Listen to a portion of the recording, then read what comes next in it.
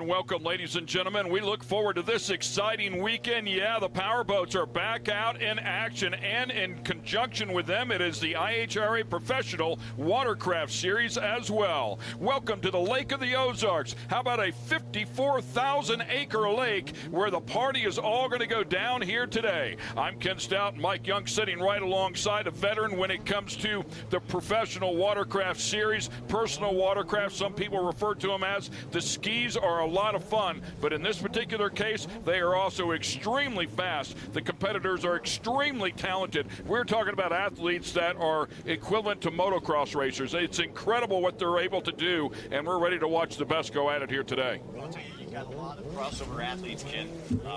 We've got 5 different classes that we're going to be running today. We're also going to be doing some qualifying in our Ski GP and our Ski GP3. That'll be going on right before the lunch break. And then we'll be running the pro endurance qualifying, amateur endurance qualifying at the end of the day. But we've got 3 motos of 4 different classes, so lots of great racing at you today.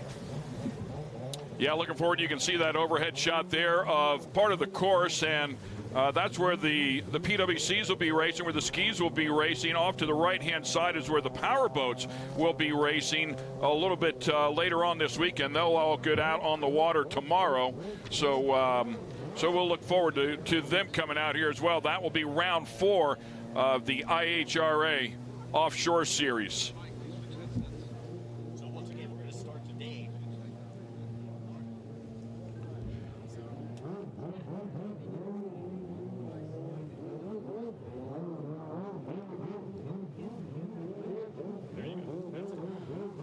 So here we go. Mike swapping headsets here. Let's see if we can. Mike, can we hear you, buddy? I think that we're There, okay. Yeah, we got our women's ski GP. That's first going to be on the docket.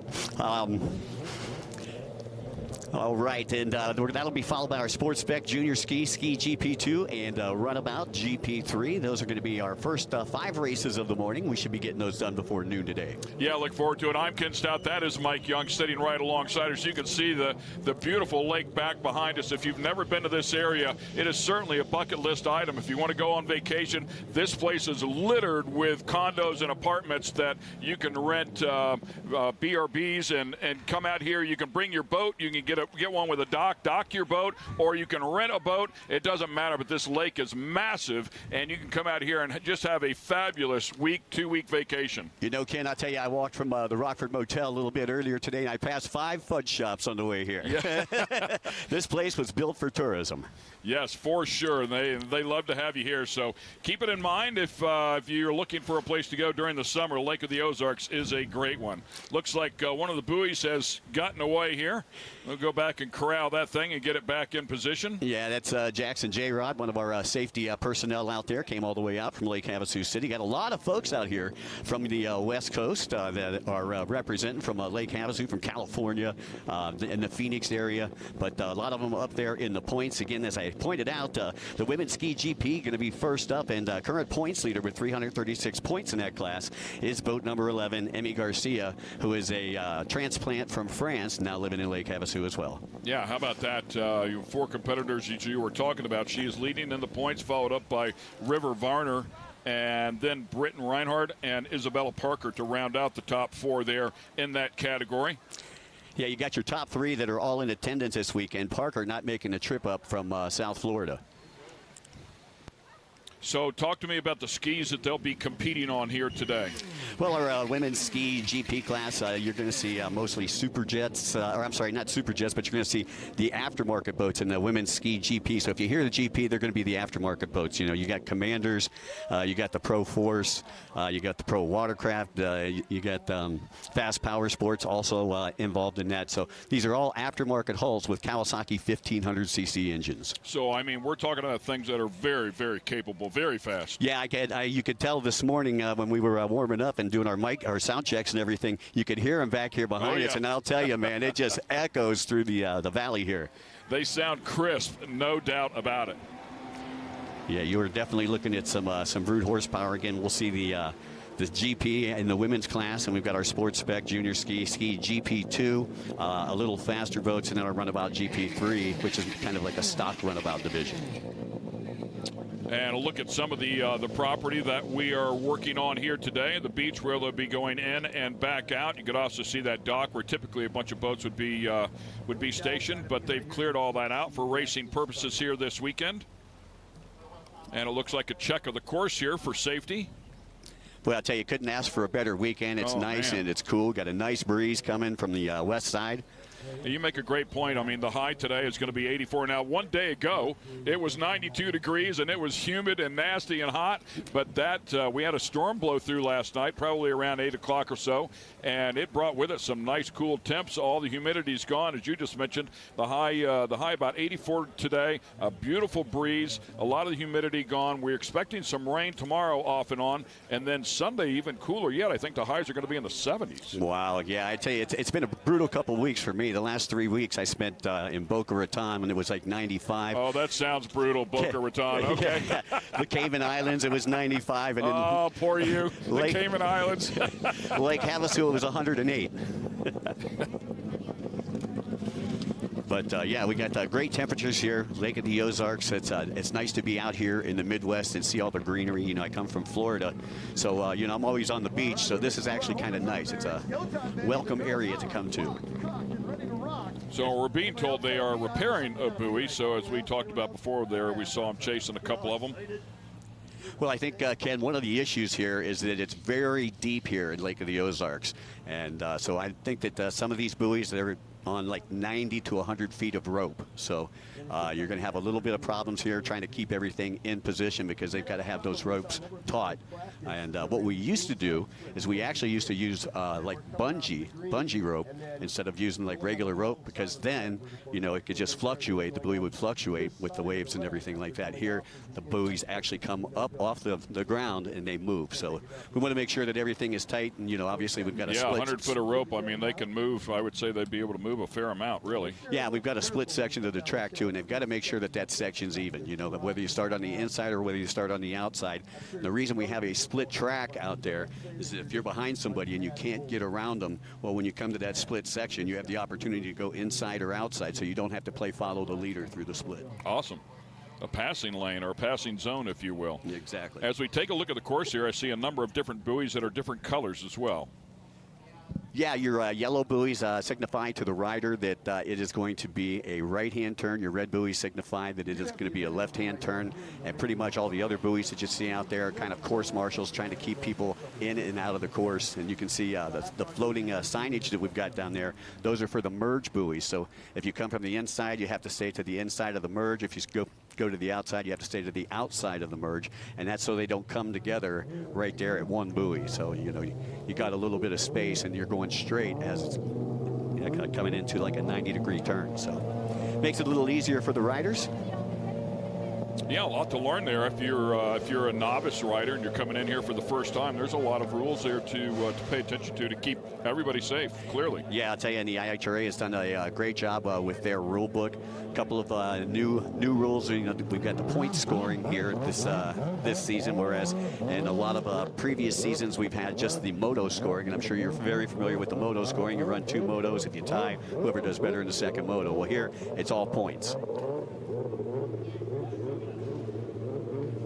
I want to congratulate Dustin Farthing as well, the IHRA president, who is also out here and very involved here in this aspect of the IHRA racing. Of course, I believe a 30-time champion, if I'm not mistaken. His 2 sons are out here competing, also champions already. So great to have somebody of his knowledge heavily involved here. Yeah, Dustin, with over 30 national and world titles, has competed internationally, representing the United States overseas at big events like the King's Cup over in Thailand.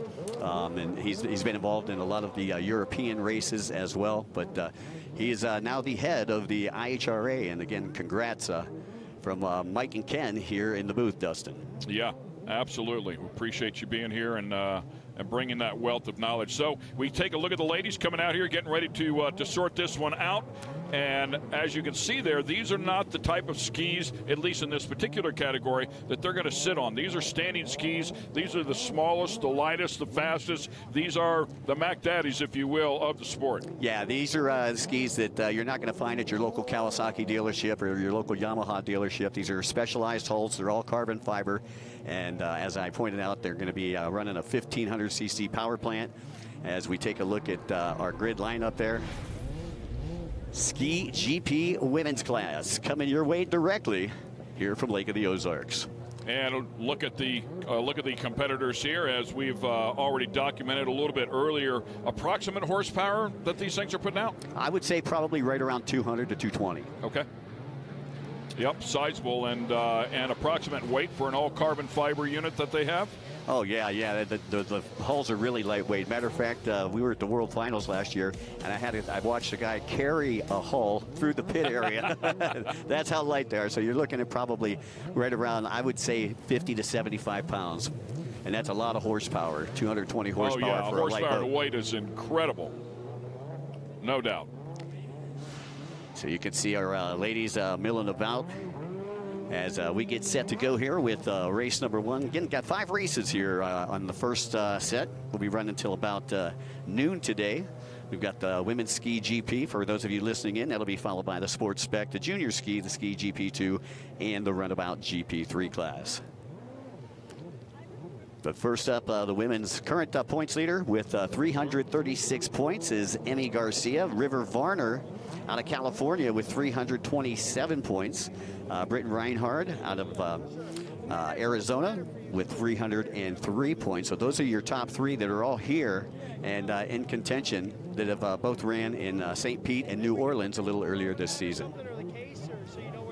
Checkered flag buoy there, and it looked like once again track personnel was still battling with one of those buoys, trying to get it tightened up. That's why the competitors are out here milling and not getting things started. It looks like we're getting closer. Yeah, Jackson J. Rod, one of our marshals out there with John McAkern heading up the marshal team out of Florida. Reaching over, clearly talking on the radio there. And he's one of the best in the business. He spends his Mondays through Fridays as a nurse out at Lake Havasu City Regional Memorial Hospital. Great to have that knowledge on hand. Yeah, right. Especially if you're going to be the safety guy. Right. You might as well be a nurse, right? But yeah, he's been a racer as well as a course official for us, and works a lot of the races overseas with us as well. So it's great to have Jackson J. Rod here with us. Nice overhead shot there as we get set to kick off race number 1 here. Now, I believe, Ken, our first 5 races were going to be 10 minutes plus a lap. Very similar to what you would see like in the outdoor nationals in motocross. It's a timed race plus 1. So again, on our first set, I know that we're going 10 plus 1 as we get set to go here. And you can see Reese joining the party down there. Reese, I believe, is going to be on boat number 144. Under throttle to hop on. There's the horn, and right up and on them. Take a look at the immediate speed out of these things. Incredible right there. And you talked about the split lane that they take advantage of already. Yeah, so you had 2 start on the inside, 2 start on the outside, and they'll come together to merge after, I believe it's 3 buoys. The green is going to be your inside split. So if you hear us refer to the inside, that means they're working the green buoys. Oh, my goodness. Look at how hard these things can corner. That is an incredible physical feat. Looked like a small mistake right there, a little bit of an early entry. Yeah, that's Emmy Garcia right there, who is, I believe, your points leader, and going to grab the hole shot here on lap number 1. And Garcia coming from that inside split just ahead of Varner. And here's where they come back to merge, as you were just talking about. Yeah, you can see inside and outside as they merge back together. It looks like it's still going to be Garcia, Varner 1 and 2 as they work their way into the cove, Ken. Yeah, now worth a mention to our fans at home, our new fans at home. They were out here practicing a little bit earlier this morning. If you wonder how they know where to go in this complex course, and they are at speed, I mean immediately. Very, very impressive at how physical this is. Yeah, there's a good look at Garcia right there. Once again, Garcia out of Lake Havasu City, Arizona, sponsored by Rick Roy Products, M-Pros, Unlimited Power Sports, as well as Fast Power Sports, Cometic Gaskets, Jet Trim, Marine One, H2O, and LG1 Designs. That whole Garcia family, we're going to see pretty much most of them racing this weekend, and they are all fast. Yeah, really nicely done. So they know it's a 10-minute moto here. I'm guessing they just go hard until they see a white flag. You know, and there's, in other words, no communication, no spotters. There's no clocking in there for them to reference. Nope, none of that. They'll be keeping an eye on our flag man down there and making sure when they see that white flag. Normally they'll throw a green flag up about halfway through. So if you do see a picture of a shot of the flag man with a green flag, that means the race is halfway complete. In this case here, it'd be 5 minutes down, 5+1 to go. Once again, Emmy Garcia doing a great job here. Got off to a great start, took the early lead, and has yet to make a mistake. Exactly what you would expect out of our points leader. And you can see Garcia moving the weight displacement around. You can see her doing switch foot. When she comes into a turn, she sets up for a turn. One foot will go in front, one foot will go in back, and then she'll set up for the other turn, and then she'll switch feet. Yeah, much like motocross racing, motorcycle racing in general, the biggest variable, the biggest weight movement is obviously the person that's controlling the ski here, and it's amazing how they manipulate that weight. Well, you've seen her going around the blue buoys. The blue buoys signifying to the racer that is the outside split. So if you hear us refer to the outside, that means they're going on the blue buoys. Inside are green, outside are blue. And I mean right at the buoy, not going any farther than they absolutely have to go. Immediate turns. It's just mind-boggling how quickly they can turn these things at speed. Well, it looks like Reese has actually moved up into the third spot with Varner sliding back to fourth. And again, taking a look down, Varner, the current second in the points. She's got about a 9, or she's behind 9 points, Emmy Garcia. So she needs to do what she can do to fight to get them also important points in this one. Again, they'll have 3 motos in which to attain points this weekend. So not necessarily an overall where they take all 3, balance that score out. They'll earn their own points for each moto. That's correct. I believe it's 60 for first, 53 for second, 48 for third, and so forth as you go down. Yeah, I love it. It's a great way to do it. And in my humble opinion, rather than being penalized for one bad moto and losing the whole day, you've got an opportunity to come back and redeem yourself. Exactly, and exactly. I think that's why most of the race promoters here in 2026 have went to a 3, even 4 moto format.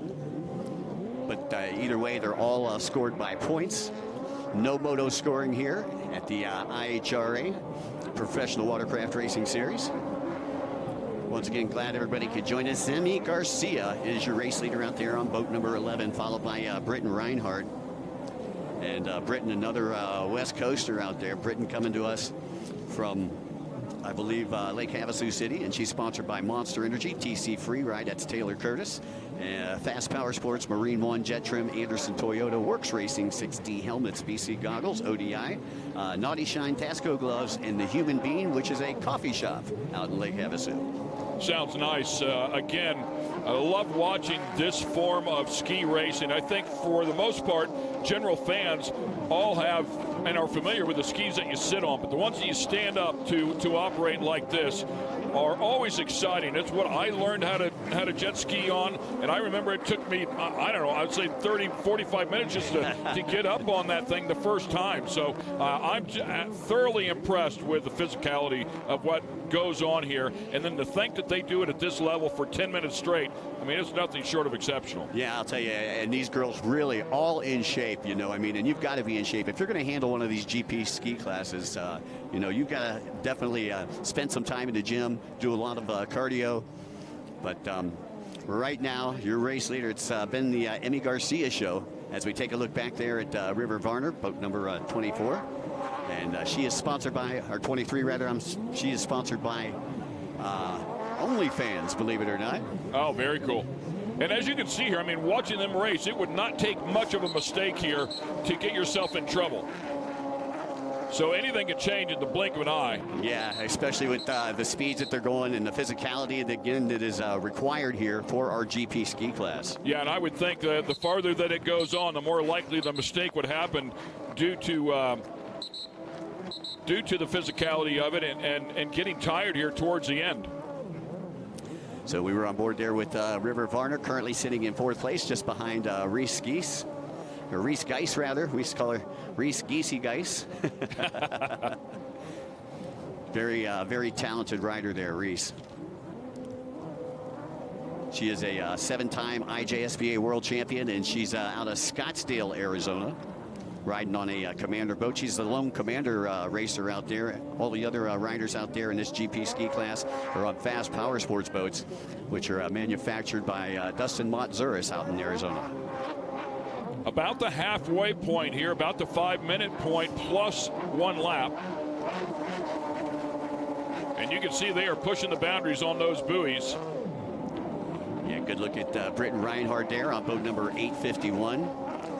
She's only 14 years old. Can you believe that? That is amazing. She's also on a fast power sports boat sponsored by TC Freeride. And speaking of TC Freeride, we'll get to see Coy Curtis a little bit later. That is Taylor Curtis's son, who has been perfect in our ski GP class. But we're just going to be having the qualifying for the ski GP1 class today. Yeah, we were talking about Emmy Garcia as well, leading the points. She's only 18 years old, but at 14 years old, to have the strength to compete on one of these things is incredible. 4 minutes and 30 seconds left, plus 1 lap. Well, as you take a look at the 851, that was Britton Reinhardt. Yeah, no changes in the running order on the last couple of laps. It's still Garcia out in front, followed by Reinhardt, Reese in 3rd, and River Varner rounding out your top 4 as we head to the latter stages of this one. Again, you're watching Moto number 1 of the women's ski GP class. That is the 14-year-old right there in front of you, doing a fabulous job. You can also see the Monster logo on the helmet, so it looks like she's impressing the right people. Yeah, Monster with a huge presence here at Lake of the Ozarks. They've really done a great job of branding here at the Lake of the Ozarks IHRA Professional Watercraft Racing Series. Yeah, we were talking about our president, Dustin Farling. I believe one of the first ever athletes for Monsters, would put it in perspective how long he's been in this business. Yeah, no doubt. You know, speaking of professional athletes, I just found out right before we went live on the air that Donald Trump has Travis Pastrana coming to the White House lawn and going to be doing a backflip tomorrow. How about that? You know, he's super involved. He's a down-to-earth guy that loves what we love. You know, IndyCar is going there, part of the 250th anniversary for our country, and IndyCar is going to have a race there in the streets of Washington. So, yeah, applaud what he's doing, man, for sure, at least in terms of taking care of motorsports. He loves motorsports. Yeah, gotta love it, gotta love it. And he's been to NASCAR races, IndyCar races. You know, he bounces around. So we appreciate, the industry here appreciates what he does. Yeah, big sports fan. Aren't they? They're doing some UFC fighting out there on the lawn as well tomorrow. So it's just good. I think Washington D.C. would be a fun place to be this weekend. If you're not in Lake of the Ozarks, you should be in D.C. Yeah, come on out here and join us as we've gotten started. The first moto of the weekend taking place right now, and it is the Ski GP Women's Division. Garcia, Reinhardt, Geis, and Varner 1 through 4 here. Again, not too much time to go here as time's starting to tick away. 10 minutes plus a lap here. Again, coming up next, for those of you who are watching the live broadcast, that will be our junior ski class. I'm sorry, our sports spec class. That'll be coming up next, followed by junior ski, ski GP2, and a runabout GP3. So again, if you want to tune in to your favorite rider, that is the running order here in the morning session. And again, our leader, Emmy Garcia, continuing to extend that lead. 1.5 minutes left to go here, plus a lap. And that is 4th place, River Varner right there. Again, riding for Fast Power Sports, and she's sponsored by Liquid IV, Bell Helmets, Ride 100%, OGO, ODI, Joey Pierce also giving her some help. Liquid IV, Liquid Molly, Gary at LM Marine. As we go back to our leader here, Emmy Garcia. And we, I believe, are just about a minute left to go, kid. Still at speed, doing a great job. Has not shown any fatigue whatsoever. Well, I'll tell you, it'd be great to be 14 and not have to worry about that anymore. I'll tell you, we've got a big hill that we're on here. We've traversed this hill about 5 or 6 times. I don't have to hit the gym tonight, that's for sure. You can see the lead there that Emmy has at age of 18. Ski number 11. 14-year-old Reinhold behind her. You can see, again, the gap right there. About a 6 to 7 second gap between first and second. As we head into the latter stages of this one, and the white flag should be coming out here momentarily.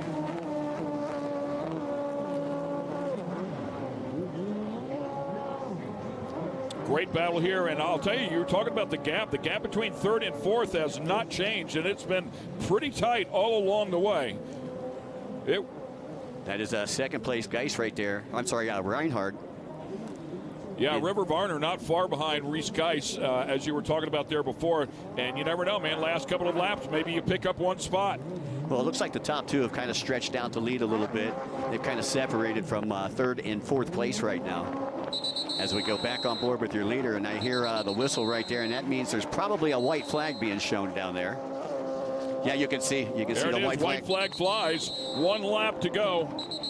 And we'll see if she can bring it home here. Emmy Garcia dominating this race from the drop of the green flag. Looking to go wire to wire again, coming into this one with a 9-point lead over River Varner. 336 total points.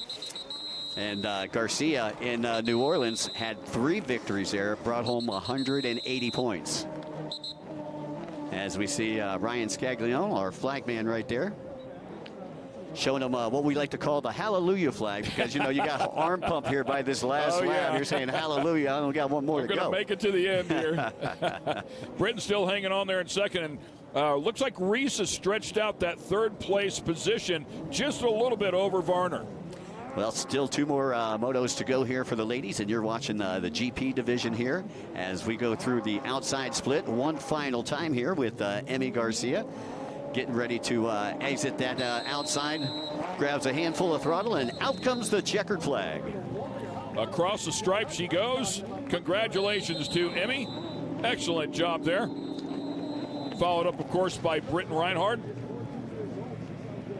And the final 2 out there still finishing up this lap. You see Reese back there in third, River in fourth. I believe that's River on the inside split, Reese on the outside split. And Britton Reinhardt coming through the stripe there in second. Congratulations to Britton, again sponsored by Monster Energy and TC Free Ride. Reese guys have come across in third, so congratulations. And River Varner, both of them finishing strong. Geis finishing on the Commander, so you had Fast Power Sports in first and second place, and Commander in third. And as far as the battle of the aftermarket manufacturers. And a look at the beach where some of the competitors and fans are watching them do what they do. Boy, I'll tell you, in real estate, it's tough to get down there on the beach this weekend. Yeah. We're expecting several thousand fans here as a part of the Lake of the Ozarks IHRA Professional Watercraft Racing Series. And tomorrow, we'll be running the powerboats. You can see some of our sport riders getting down to the starting line right now. As we take a look here at our sports spec class, down on the line, we should have boat number 93. That is Gary Burtka.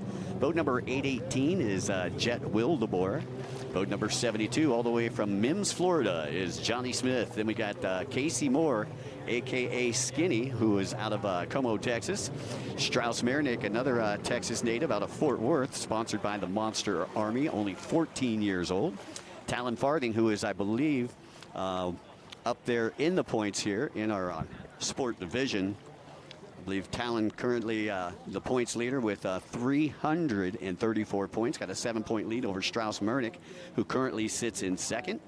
Tori Snyder going to be out there on the boat number 110. He's going to mix things up. He didn't race the first 2 races in St. Pete or New Orleans, but Tori, a very talented sport racer. And then you got Travis Branson, boat number 989, who will also be joining the party, and he's out of Terre Haute, Indiana. Who's your daddy? Getting that one back up on the trailer to get it out of the way. The nice look there at your winner. That was Garcia, your race winner You can see Garcia unstrapping the helmet there. Perfect weekend in New Orleans. Only picked up 146 points in St. Pete. Another 60 more, going to give her 386, and she will remain the points leader as they get ready for their second moto this afternoon. Yeah, excellent start to the weekend.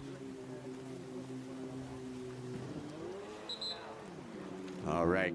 Good look at your race winner from race number 1 in the women's ski GP class. Nice looking fast power sports boats there. Also sponsored by RRP. That's Rick Roy Products, one of the former freestyle world champions for many, many years. He was actually the first one to do an aerial barrel roll in freestyle. And I'll never forget that. We were at the St. Pete Pier. He came through the pier and he did that. And let's get it over to Pam Hall, who's with our winner. Pam? Thank you so much, Ken. Emmy Garcia. I know Emmy Hall. Emmy, congratulations on your win today out here. You are the current points leader as well, so that's definitely an amazing win out here for you for your Moto 1. So out there on the course, the water looked like it was in your favor today. Yeah, it was pretty flat, but we had some boat waves, so that was good. And then the track is good. The speeds are pretty even, I think, so that was a good moto. All right, so anything you're going to do different between Moto 1 and Moto 2? We have to do the same thing again. Yeah, go out there and get that win. But once again, congratulations. You know, what a way to start out the weekend. Thank you. And there we have it, Miss Emmy Garcia right here, our #1 winner for Moto 1. Back to you guys. All right, well, we've just got that sport class already started. I'm hearing some whistles back behind us, but we're taking a look on screen here with Torrey Snyder. And I told you he was going to shake things up. Didn't race the first 2 rounds, and he comes in for this one. And he's a former sport world champion. And red flag out, so we will stop this one. Yeah, we heard the whistles. I figured that was probably the dreaded red coming out. They'll bring him back to the line, restack, repack, re-rack, and we'll restart this one all over again once we get them corralled out there. And sometimes it's tough to corral these guys, kind of like herding cats out there, Ken. Talon Farthing, the points leaders you talked about here in Sports Spec, and that is the son of Dustin Farthing. Strauss Mernick, #2 in the points. Matt Johnson, #3. Jet Wildeboer, #4. And Haley Smith to round out the top 5 inside of this category. 13 chasing points here. And as you talked about, some new competitors here already as well inside of this category this weekend. Yeah, Torrey Snyder will be out there on boat number 110. I expect to see good things out of Torrey out of Bradenton, Florida. As you see here, the lineup: 55 Strauss Mernick, Snyder on 110, 521 is Farthing, 818 Wildeboer hurt in the second race. 93 is Bertka, 111 Skinny Moore, and 989 Travis Branson. That rounds out your field here. You're watching the Lake of the Ozarks IHRA Professional Watercraft Racing Series as we get set to go down there on the shoreline. Yeah, everybody up on the skis here. As you can see, they're sitting on these skis versus standing on them. And the start process here. Yeah, start process here, Ken, a little bit different than what we would normally see. We would normally have a tower that would be out there in the water, but due to the depth, we couldn't build a tower out there in the water, so they're actually starting from a jet ski. As the starter will look down, they'll have a yellow flag. He'll point at each one of the riders, make sure that they are locked, cocked, and ready to rock and roll. Once they are, and I think that was Travis Branson who was holding his hand up looking for you. He put 2 fingers up like he wanted a little more time, and now they've shut everybody back down. Yeah, if you hold your 2 fingers up, that means you're calling for a 2-minute hold. You have 2 minutes in which to get your boat running. And it looks like they may have got some fire to that engine compartment, so we're going to go ahead with the second restart here in our sports spec class. Travis Branson on the 989. You can see the starter there. And once again, we'll have to get them back in line. Yeah, it looked like 521, 111 with a little premature acceleration there. You can see them out in front of the starting line there. That's our points leader, Talon Farley, so on the 521 anyways. Yeah. Ready to get a good start, ready to get a jump on it. Well, he's only got a 7-point lead over Mernick. Mernick doing very well in getting more points than Farthing in New Orleans, our last stop. So we've had 2 stops so far, St. Pete and New Orleans, as we take a look at Gary Bertka, who is sitting in pole position right there. Gary, 48 years fast, riding that Sea-Doo HX. He's out of Weberville, Michigan, sponsored by the Watercraft Supply, Twangled, and Star House Games. As you can see, our starter on the bottom side. There we go. And they actually have a train horn that's located right behind the starting line. So once everybody is okay, you'll hear the train horn, and that'll signify to the racers to take off. So we shouldn't see too many false starts today. And a pretty cool process there. You can see them load those jets up and make sure they're packed and under full velocity when they go full throttle there at the sound of the horn. And it looks like we will have the 110 out front here early on. Troy Snyder, as you were talking about, came out here and planning on upsetting things. Yeah, Tori doing a great job again out of Bradenton, Florida. Former sport racing world champion, national champion. He's won the King's Cup before over in Thailand. So I knew that he'd be mixing things up. Starts are so important here, as you can see inside of this this style of racing. And look at them crumb right back out, very, very close to each other. Yeah, you can see things starting to tighten up there toward the front. That's Strauss Marinick who grabbed the whole shot. I believe Strauss starting from that outside. Tori Snyder settles in second place. Talon Farthing, your points leader, in third. But Jet Wildeboer, who got injured in New Orleans, back out in the lineup. Great to see him back out there. Gary Burtka currently sitting in the fifth spot, and he is 8th in points so far this season. Good look at the 55 there, going at it. That is the 55, right? Yeah, yep. Strauss Marinick. That's your race leader, sponsored by the Monster Army and Caldwell Racing. Strauss, the son of John Caldwell. Caldwell Real Estate, another one of their sponsors. Dean's team, one of the sponsors is Dean Strong, sponsored by the Commander Yamaha Youth Program as well. Strauss still maintaining that first place.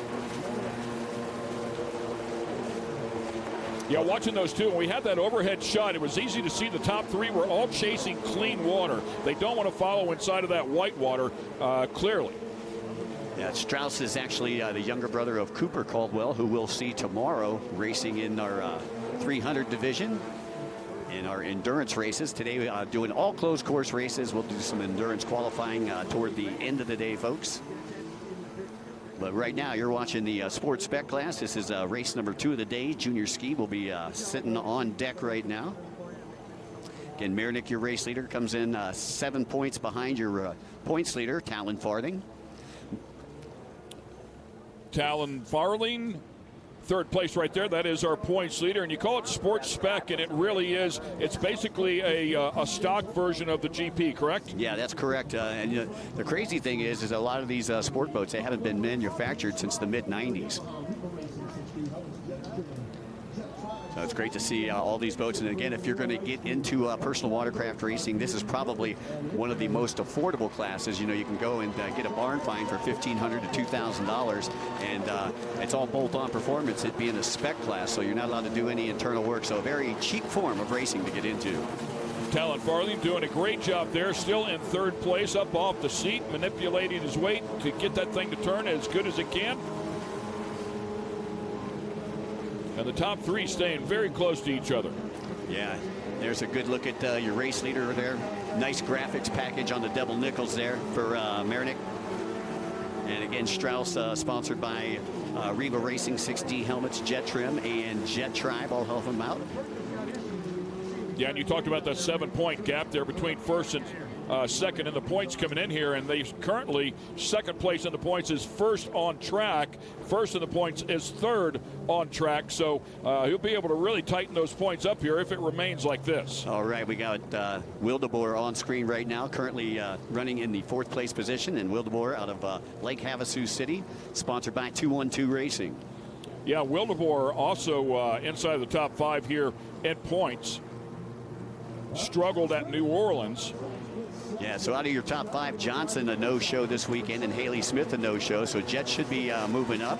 Marinick with a win here, I believe, would take the points lead unless Farthing can get up into second. If Farthing can get up into second, that would have them tied in points after 5 races so far this season.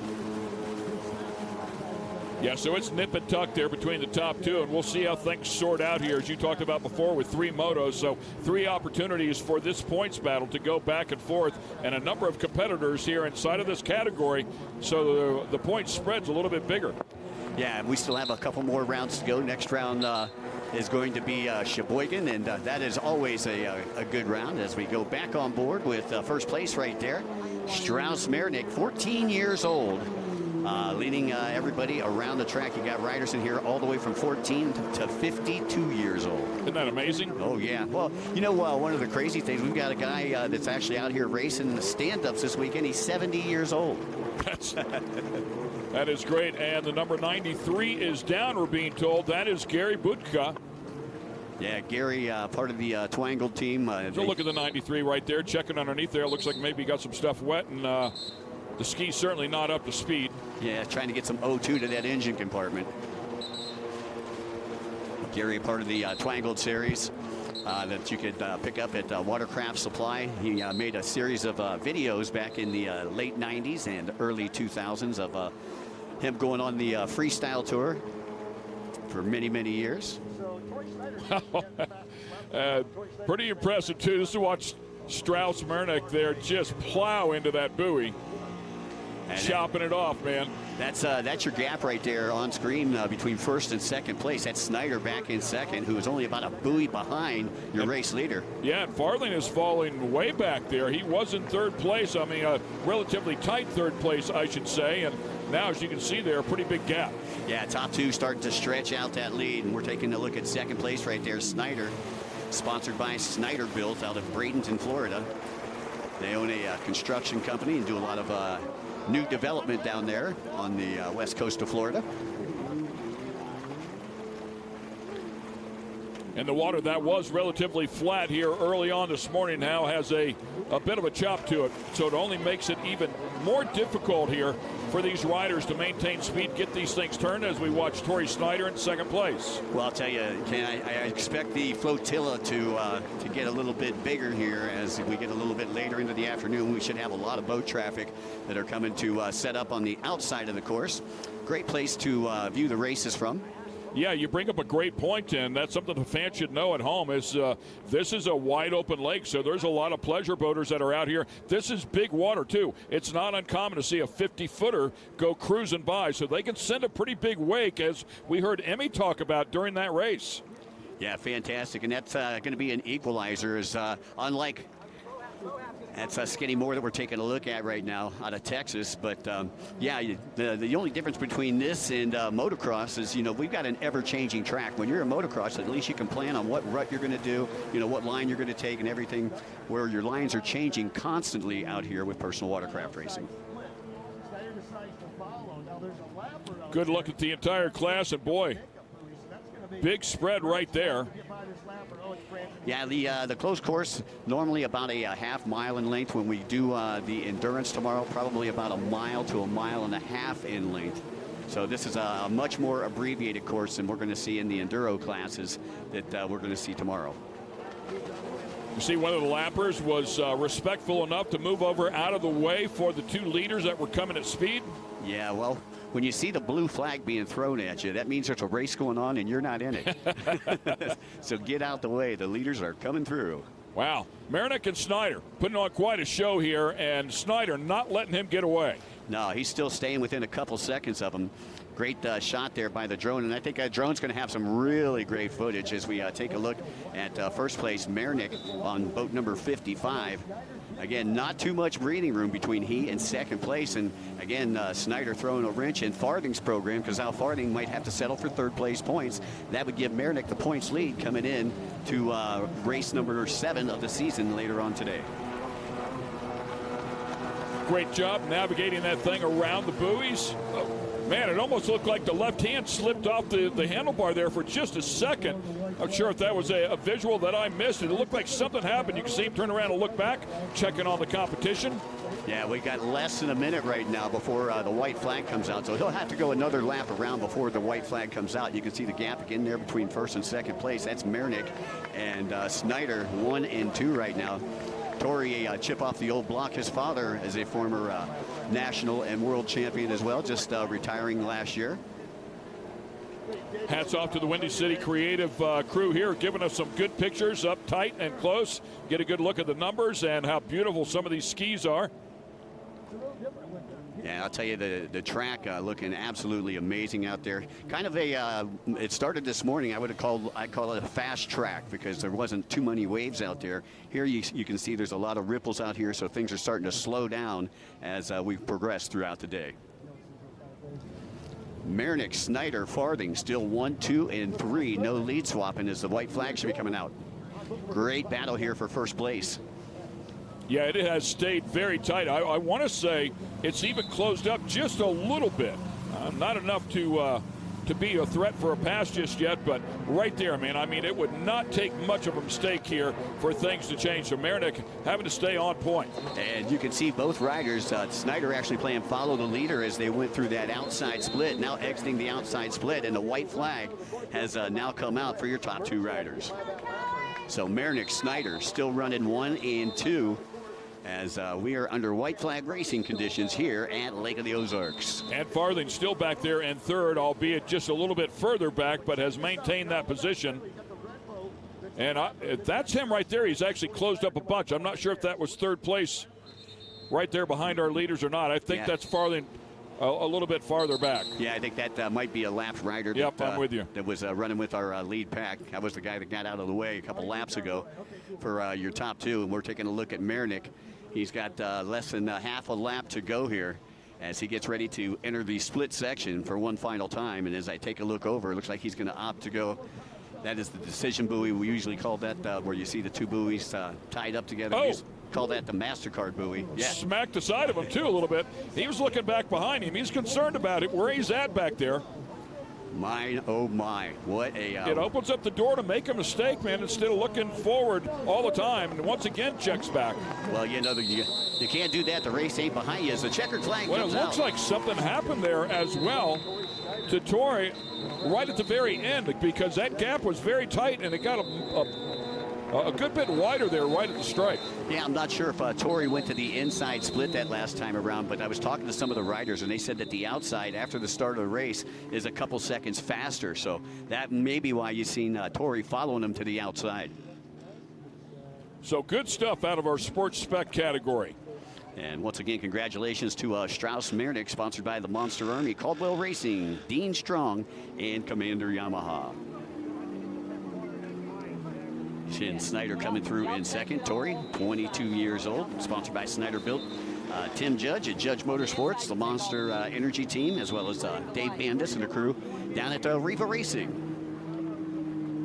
So a great job there by our sports spec riders. I believe that was Farthing that rounded out the top 3, just making his way through our start-finish line. And coming up next, we've got our junior ski class. Yeah, Jet Wilbur there in 4th place as well. Maintain that spot all along the way. Will help him out a good bit in the points. As you talked about Matt Johnson not being here, so Wilbur will be able to close that gap there. He was only 4 or 5 points back behind Matt Johnson, so he might be able to, should be able to jump up there and take over 3rd place in the points. Yeah, I tell you, Wildeboer having a real tough weekend in New Orleans. And like I said, he got injured in New Orleans, only picked up 43 points in New Orleans, but had 114 back in St. Petersburg, so that still puts him up in the top 5. And again, with Johnson not being here, this will move him up into 3rd place. So Johnson will be back in 4th. Smith will be in 5th. Keller still in 6th. Rowe in 7th. Burka in 8th. Austin Allen in 9th. And Blake Fitch rounding out your top 10. As here we are, we find ourselves at Lake of the Ozarks. Round number 3 here, folks, of your IHRA Professional Watercraft Racing Series.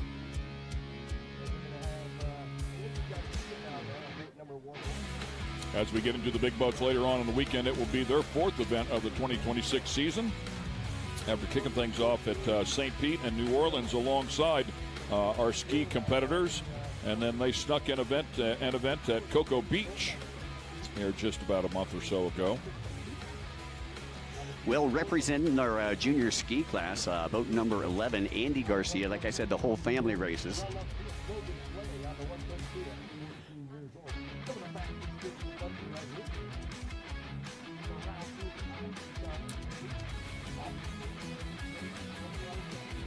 All right, we got boat number 14, Braden Dill, 33, Cash McClure. McClure finds himself in the points lead right now. with about a 30-point lead over Guyver Santucci. Santucci will be out there on boat number 24, Jay Newski. On boat number 114, 132 is going to be Fleming. Here's some highlights from our previous race as we just watched Sports Spec.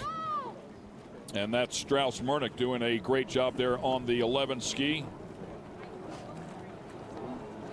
I believe what has happened here, I believe they have already started this junior ski class, because that looks like Andy Garcia. That's Emmy's brother. Yeah, Murnick was number 55, our previous winner, so my apologies there. So we'll give you the running order here in just a moment, but your race leader. Let's get it down to Pam. Thank you so much, Ken. I am here with Talon Farthing. You are the current points leader, but right now you just finished second in your moto. So, you know, that's going to play a factor in points for the weekend. But all in all, the course looked amazing out there to you. I mean, good energy. You get off of your ski and you literally went over and helped another racer take theirs out. So sportsmanship right there. Always sportsmanship. Sportsmanship will always take you a long way. It's nice to be nice to everyone else. Well, and Talon, I want to ask you one more question really quick. Going into your next moto, finishing second in this one, is there anything different you're going to change for the next moto? Just got to get a better start and got to ride better. I didn't ride my best out there, but I'll come out next one and show you what I got. Awesome. Well, congratulations on that number 2 position, and we'll see you out there later on. Thank you. All right, and there we have it, Talon. Now, Ken, back to you. Thanks a lot, Pam, and highly motivated there. Of course, he'll want to get out there and see if he can grab a win, get that points lead back as we go back into the ski junior category. Yeah, Talon and I both use the same hairdresser, by the way. Do you? You forgot the highlights. He got his highlights in. So. Yeah, right. He's looking good out here this weekend. We're back on board here with Andy Garcia. Once again, Andy sponsored by Frank and the crew over at Jet Trim out in Lake Havasu, also sponsored by Marine One. And any relation to Emmy? Yes, that is Emmy's older brother. So Emmy who won earlier today, and Andy trying to follow up here. Pressure already on from little sis. Yeah, well, actually, Andy's actually the younger brother. Emmy is 18. He's only 12. This is the 10 to 15-year-old class out there. Cash McClure, only 10 years old, comes in as the points leader.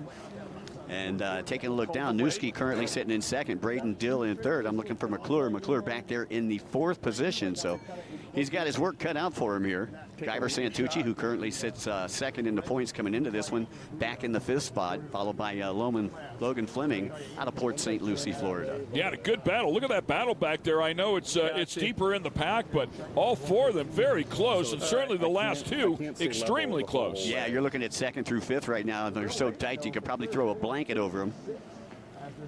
As we're looking at Newski, Dill, McClure, 2, 3, and 4 with Guyver Santucci right there as well. That's Cash McClure on boat number 33. Trying to catch Dill, who is sitting in front of him. Dill easy to pick out with the yellow numbers and yellow helmet right there. He's out of Naples, Florida. His father used to be an expert racing world champion in the sport division. As we take a look there at Braden Dill, getting out of Naples, Florida, sponsored by Wade Chapin Performance down in Sarasota, Tim Judge Motorsports, Paul Jordan and the folks over at Exotic Science, of course, Mom and Dad, always helping out. Yeah, I love that battle back there as they all scrap, and now sorting things out just a little bit, the gap growing just a little bit on everybody. Yeah, with these guys battling it out 2nd through 5th right there, you can see that's given first place Garcia a little bit of breathing room right there. Exactly what he wants. Yeah, about a 6 to 7 second advantage there for Garcia. Good look at him changing his footing there, as you were talking about earlier. Yeah, trying to work that weight displacement as they go into the turns, the right turns and the left turns. Garcia will take a look back. He'll find Dill still in 2nd place, McClure in 3rd. Nice graphics package there on the Garcia machine. And again, these are this is the younger generation. This is the future of our sport out there right now. Only 10 to 15 years of age.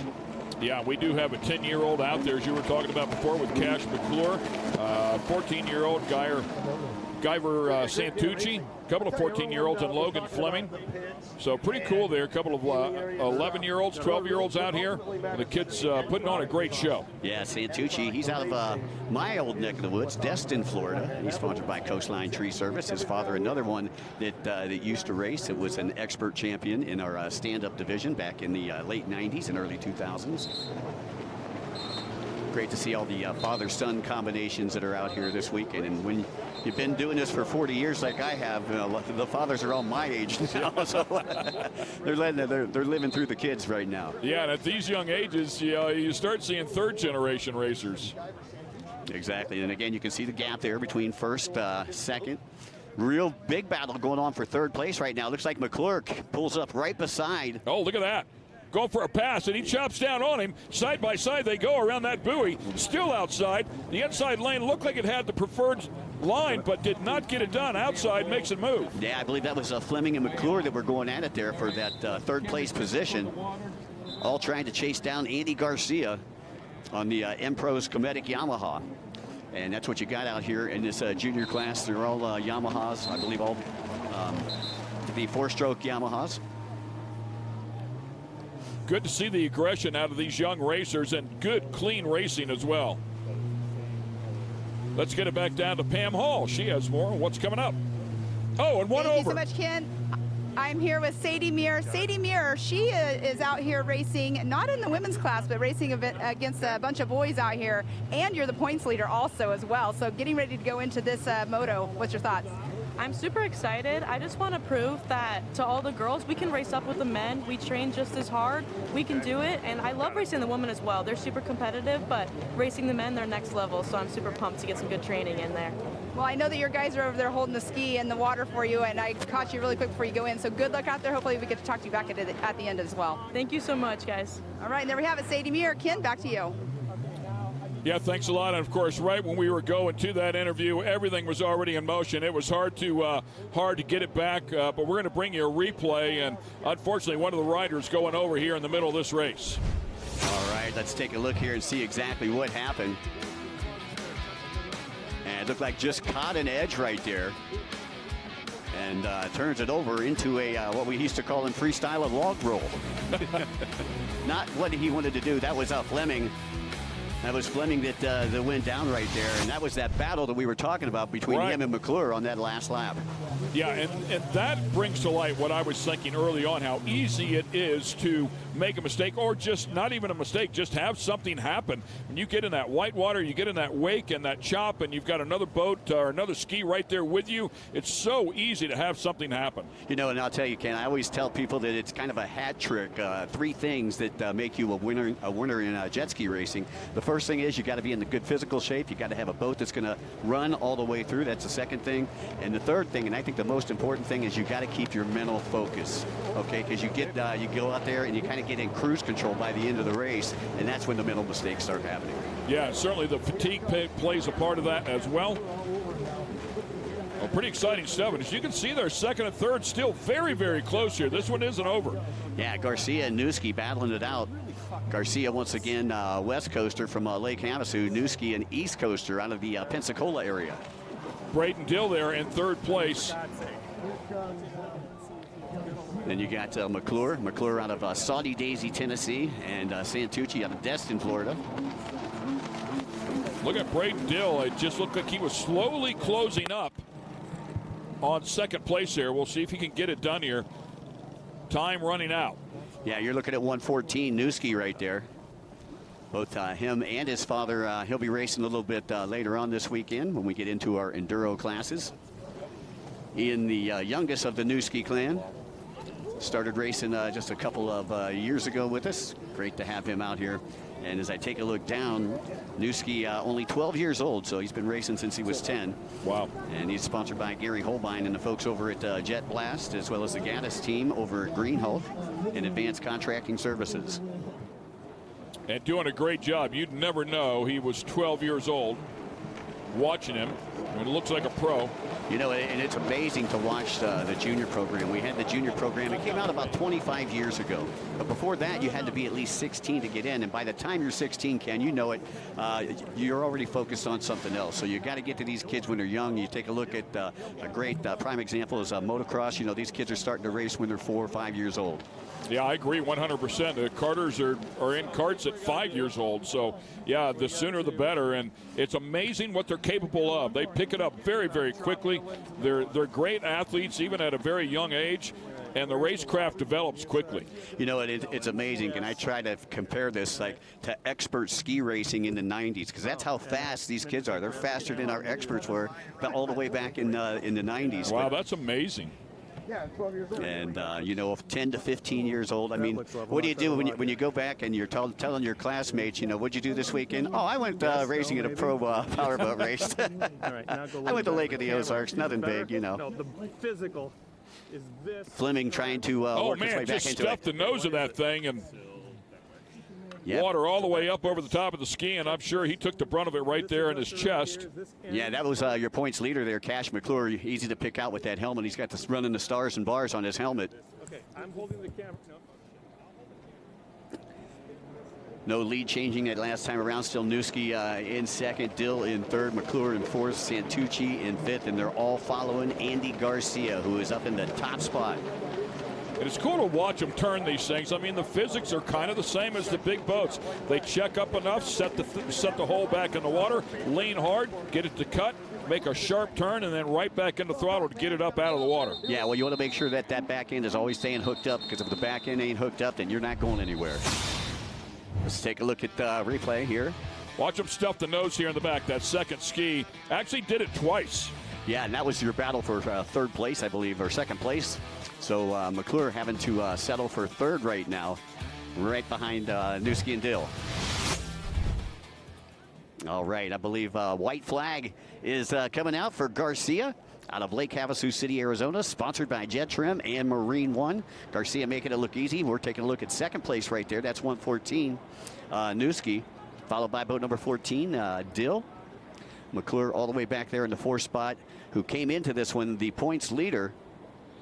Does look cool, calm, and collected, doesn't he? I mean, the pressure's right there, not far behind. It would not take much of a moment here for things to change up. Andy Garcia having a great run here on the 11 ski, and followed up by Newski and then Braden Dill.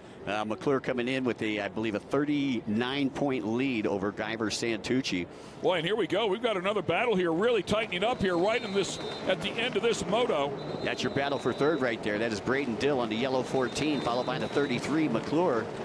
McClure had stuffed that nose, but got right back after it, closed the gap right back up. Well, and the white flag, I believe, is out for Garcia, so he'll have one more lap in which try to get past Dill. Or is that it? Time and scoring, it looks like we have white flag out, but I thought that last ski that went across the stripe there looked like they were checking up. So I'm not sure if that checkered flag was out.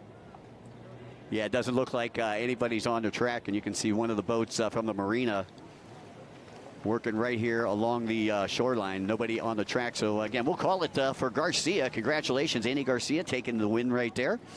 Followed by Jace Newski, sponsored by Advanced Contracting Service. Braden Dill in third. Cash McClure in fourth. Guyver Santucci rounding out your top five.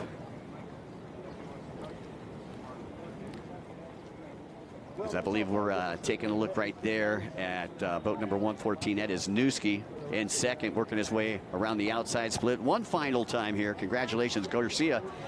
He's already in. He's already back in the pits, probably having a Starbucks. So Garcia, it looks like he's going to be the man with the bullseye on his back. Taking a look down here, Garcia with 147 points in St. Pete, but didn't race in New Orleans.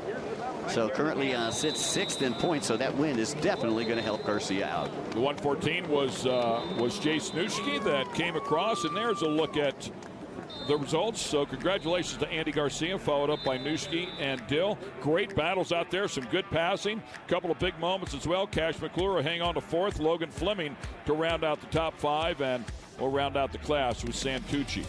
All right. So great race there, Ski GP2. We've got the Runabout GP3s, which are going to be coming up next, and I believe that'll be the last race before we go to our GP ski practice and qualifying, and Ski GP3 practice and qualifying before the lunch break. Should be taking the lunch break, I believe, right around 12:45 p.m., and I believe that is Central Standard Time here. He doesn't know he's supposed to be over here. He's just sitting at the ramp. So a couple of great races to kick things off with, Okay, I'm and going to loosen this. bring you a quick recap here of the ski junior category and how they got started. Yeah, so you could see Dill getting a great start, and being that young, they're allowed to start with both feet in the tray. But it was Garcia who would end up with the whole shot, and Garcia would not look back. He would go wire to wire in this 10 minutes plus one race in our junior class. You can see the battle there for third, fourth, and fifth. Very, very tight at this particular stage of the race, and it would only get tighter. Yeah, I tell you, nice drone shot right there. You can see the outline of the course as we go back on board there with Garcia. And Garcia just ran away with this one, came in about 20 seconds over the rest of the pack. And we've seen Fleming get upside down. Fleming was able to fight back from that sixth place position into fifth, and he was able to get past Santucci, who currently sits second in the points. So Santucci ending up in that sixth spot. As we take a look at Dill, who weighs probably about 65 pounds soaking wet. Hang on. I'm sure the ski loves that. Yeah, right? And I believe our Pam Hall will catch up with the winner here in just a couple of moments. So we'll get it down to her whenever she's ready to go.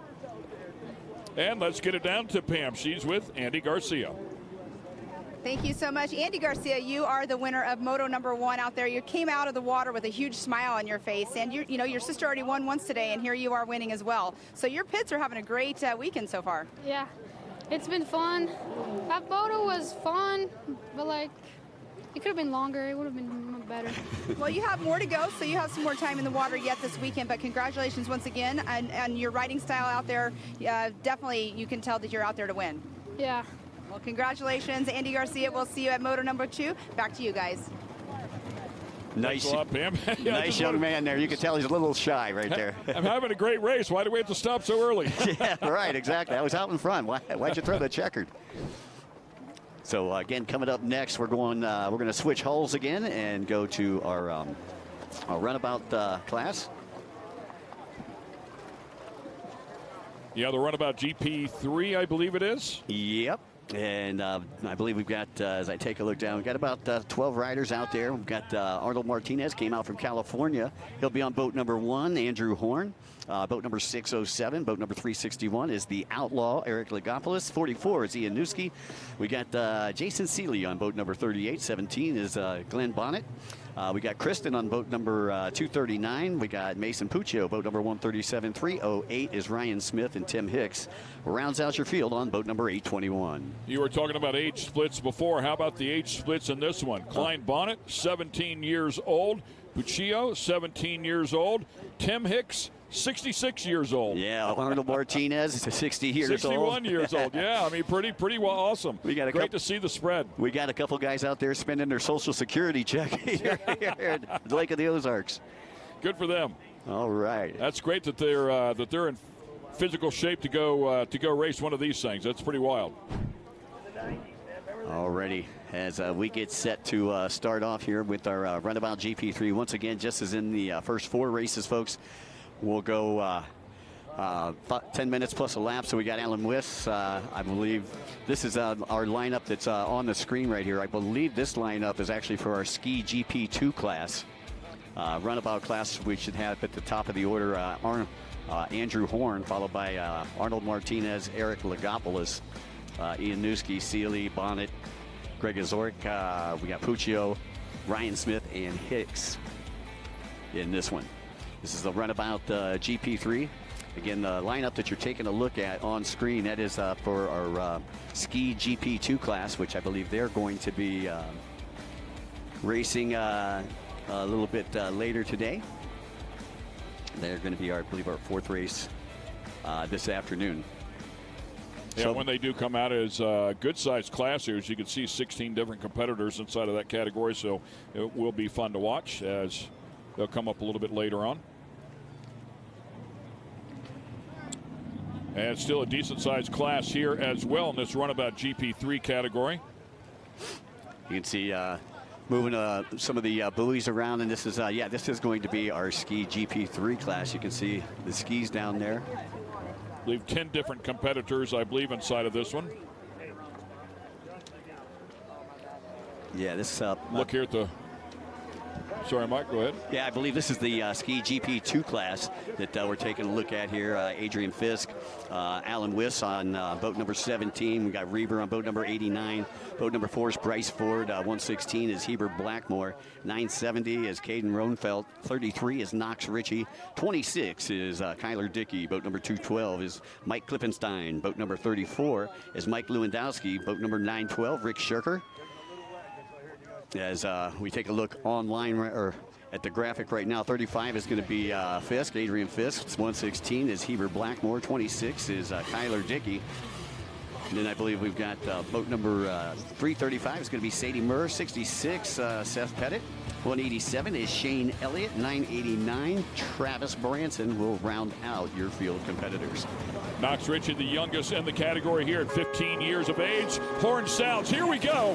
Ski GP2 under full throttle. We're racing, and we have a pile of them. 15 skis out here as they split up on lap number 1. Yeah, 7 on the inside, 8 on the Side-by-side outside. battle. Look at that going back there. Boy, I'll tell you, absolutely crazy. Nothing but pump wash in the first turn. But as I take a look out there, it looks like it's going to be boat number 17, going to be your early leader out there, Alan Wiss. Nicely done for Alan. Yeah, to get out in front of everybody here, and obviously you saw that split lane. They'll come back together here, and they'll tighten back up. And as we take a look, that's the inside-outside battle. Wiss coming from the outside. That's boat number 33 coming from that inside split. And unfortunately, we do not have a 33 here. Knox Ritchie. Oh, that is Ritchie, yeah. Yeah, Ritchie out of Tennessee. Another one of our young up-and-comers. I believe Ritchie only 15 years old. Again, nice size age gap here. I believe oldest rider in this one is Lewandowski at 59 years of age. And again, everybody looking for a little bit of clean water there, as you can see, spread out, running different lines, which sometimes benefits, sometimes hurts in comparison to the one that's behind you. As you take a look at the number 212 there as well, that is Mike Klippenstein. And side by side they go here. I'll tell you, yeah, bond rail to bond rail. This is what you like to see here. Clipper with more world titles than any other racer. I believe Mike Klippenstein with like 37 world titles. Incredible. That is a very, very successful rider at 58 years of age. Yeah, Clipper not losing a step. And he is the stepfather of the Wildeboer clan, and they'll be racing a little bit later on today.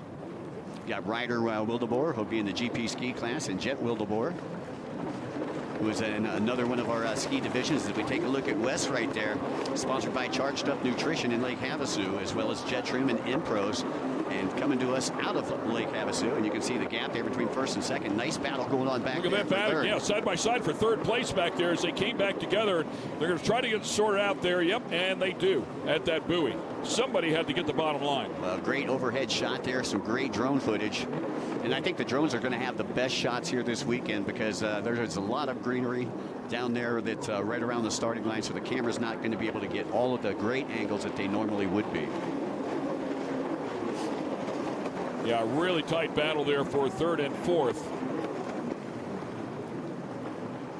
A couple more great battles a little bit deeper in the field there as well. Yeah, 15 total racers out here in this ski GP2 class. Again, a 10-minute moto plus 1 lap. As you take a look at the 212 and Clipper. Yeah, Clipper, the elder statesman out there in this one at 58 years of age. Go back to the top of the order. I believe it's still Wiss that is out there in front on boat number 17. And you got Shirker, who has moved up through the pack, who currently sits in second. Shirker, a winner in St. Pete, but not racing with us in New Orleans. Another great battle here. Around the outside, one of them off the ski, but back up and going. Look at that. Yeah, it looked like that might have been Bryce Ford, boat number 44, that came off the ski right there. Currently sitting in that 7th place position.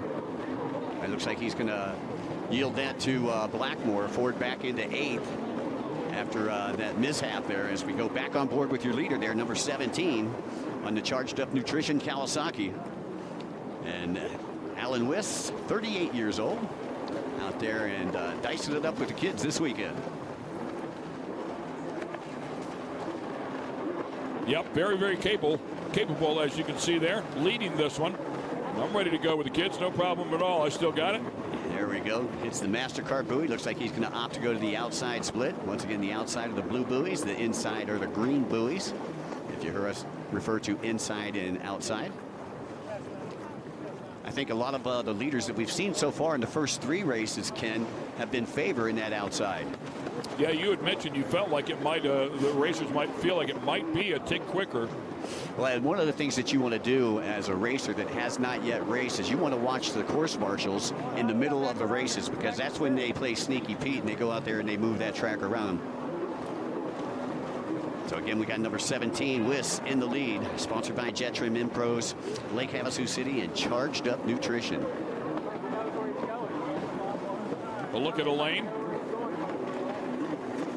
And obviously that Charged Up Nutrition's working out for him. Yes, he'll need it all here in these this 10 minutes plus 1. 38 years old. I'm just watching him. I broke a hip just watching him. Well, I've fallen over. I fell out of the chair 3 times watching him go around the buoys. So it's incredible how far they can lean these things over there, and obviously that that force to keep them standing all along the way. But it takes such physical strength to do that and then get that thing back upright. He goes to the decision buoy once again, opting to go to the outside, trying to keep that pump of that Kawasaki hooked up. As you can see there too, you're more familiar obviously, but looks like a relatively tall guy. Now you see that yellow tetrahedron that he just went around, the triangular shaped buoy. That is the penalty buoy. So he obviously thinks that he missed a buoy somewhere. Rider down. We got one down there, hands up in the air. Safety there immediate. That might be Shane Elliott, boat number 187.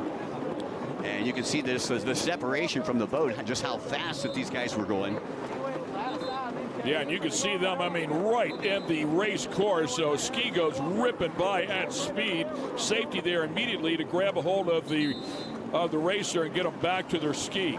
And I believe that is our resident nurse out there helping him out, Jackson J-Rod, helping him back onto his ski, and he's going to have to wipe out the cobwebs before he puts that tether back in the boat. Shane Elliott again out of Clarksville, Michigan, sponsored by One Ethanol and New View Fuels. Yeah, that is the 187 of Shane Elliott that came off of the ski and got some help immediately to get back on. So I wonder if the course marshal takes tips out there, because he was over there pretty quick. He was over there very quickly and needed to be so too.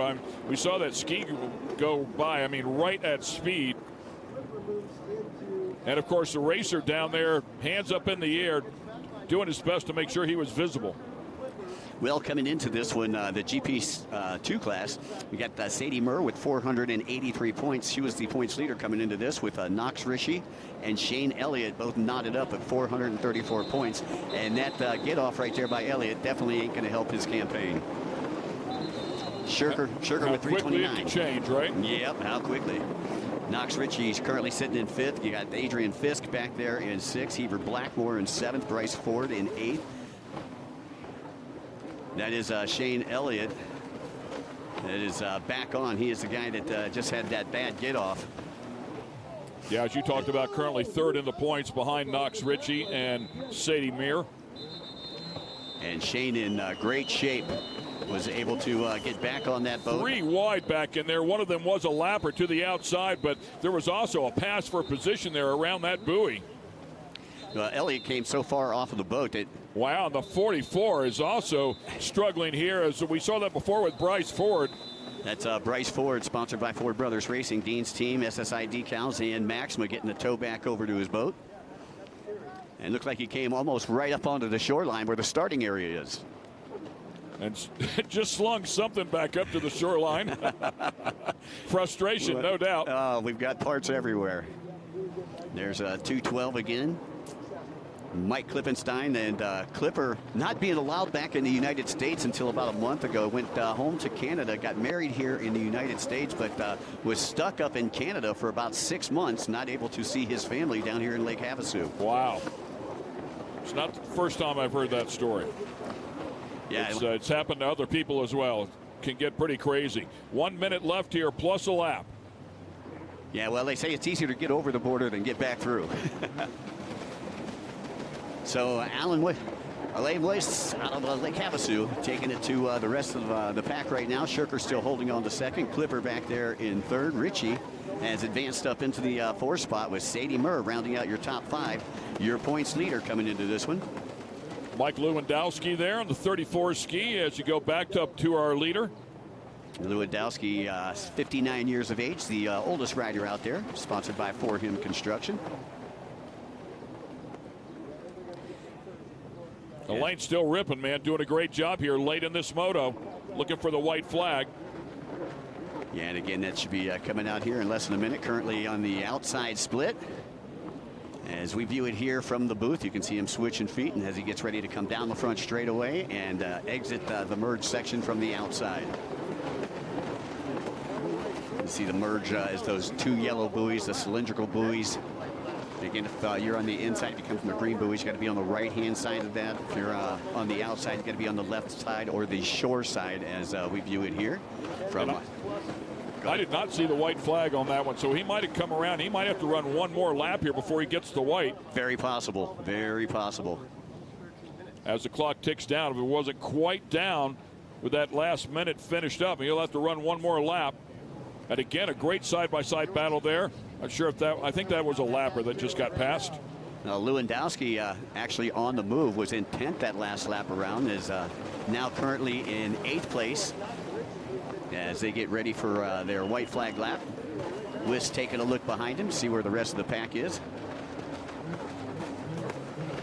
And I can see a yellow flag out. That means we've got, I believe, a rider down as we get ready to make the decision there at the decision buoy. And once again, Elaine going to the outside split. Yeah, definitely favoring the outside split as we are getting very close to the end of this one as the 66 off pace. That is Seth Pettit. Yeah, Pettit out there on the KRP Graphics and Designs Kawasaki. Not having the best of races here. And white flag is out now. They're on their final lap. Yeah, I can hear our live announcer down there, Mike Remar, shouting white flag is out. So we are on the last lap, and I'm looking for Sadie Murr out there. I believe she was in 5th place, but the points leader coming into this one. And she's out there on boat number 331. And she's got a whole bunch of sponsors. Doritos or Horitos is her biggest sponsor. Ignite Racing Fuels, Freestyle Factory, Gary at LM Marine with Liquid Molly. Boy, and there was a lot of action there. One of the skis, as you can see, just lost complete power and had to get going again. Comes right out in front of another ski, negotiates around that yellow buoy. But they were 3 wide there for a moment, and that ski lost power. Well, it looked like Richie was also able to get around Klippenstein. Klippenstein, who started out the race in 2nd place, now finds himself in 4th under the white flag racing conditions. So a lot of position changes here on this final lap. Wiss trying to stay out of trouble here and stay out front. As we look at 89, that's Ben Reber, currently sitting in 8th place position. Trying to finish this one up. Hanging on. You see going around those buoys a little bit wider, definitely off the pace. Looking back behind him. And that might have been the leader that just shot by, so he might have been looking back there to be respectful to Wiss. Well, that, and he didn't want to have to go that extra lap. So if Wiss gets past him, he doesn't have to burn that much more fuel. That is a great point. That is a great point. So Wiss saluting the crowd right there, sponsored by Monster Energy. Great job. And again, special thanks to our friends at Monster Energy. Great job branding here at Lake of the Ozarks. Round number 3 of the IHRA Professional Watercraft Racing Series all day here on Friday. 10 solid minutes of just brutal race action. Yeah, you better be in incredible shape there. And it looks like we're going to be switching hulls. As let's take a look at the replay here. Little recap, you can see Murr not getting the best of starts there. Ended up in 5th place overall. And again, the start's very key here in this GP Ski 2 class. And you can see just how close they were side by side there on the outside. And I believe that was Clipper that we were looking at. Wiss and Clipper coming out together. But it was going to be the Elaine Wiss show for the rest of the race as Clipper faded from 2nd to 4th. Yeah, that was a great shot of Sadie Meir at the very, very start. That was our points leader that you were watching. She got ready to get up there, but it would be Elaine Wiss who would dominate this one. Well, they still got 2 more to go, so Sadie still got a chance to put herself on top of the box later on tonight. Keep herself in that points lead if she can do so. So again, taking a look at Wiss right there, race winner from She Moto actually, number 1. she has a 49 points lead, 49-point gap coming in here. So a little bit of wiggle room there. She was at both rounds, St. Pete and New Orleans, and that gave her a little bit of advantage. Knox Ritchie also at both rounds. Shane Elliott, who went down, ended up in 15th, was tied for points in 3rd. And unfortunately, he'll be a solid 3rd place, I believe, when we come to the Moto number 2.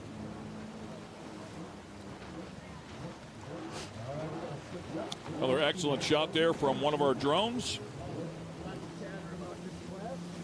Wade controlling a couple of the drones, a couple of different controllers here on the drones. I believe we have a total of 4 that are out there today. The airspace is pretty tight up here this weekend, huh? Yeah, for sure.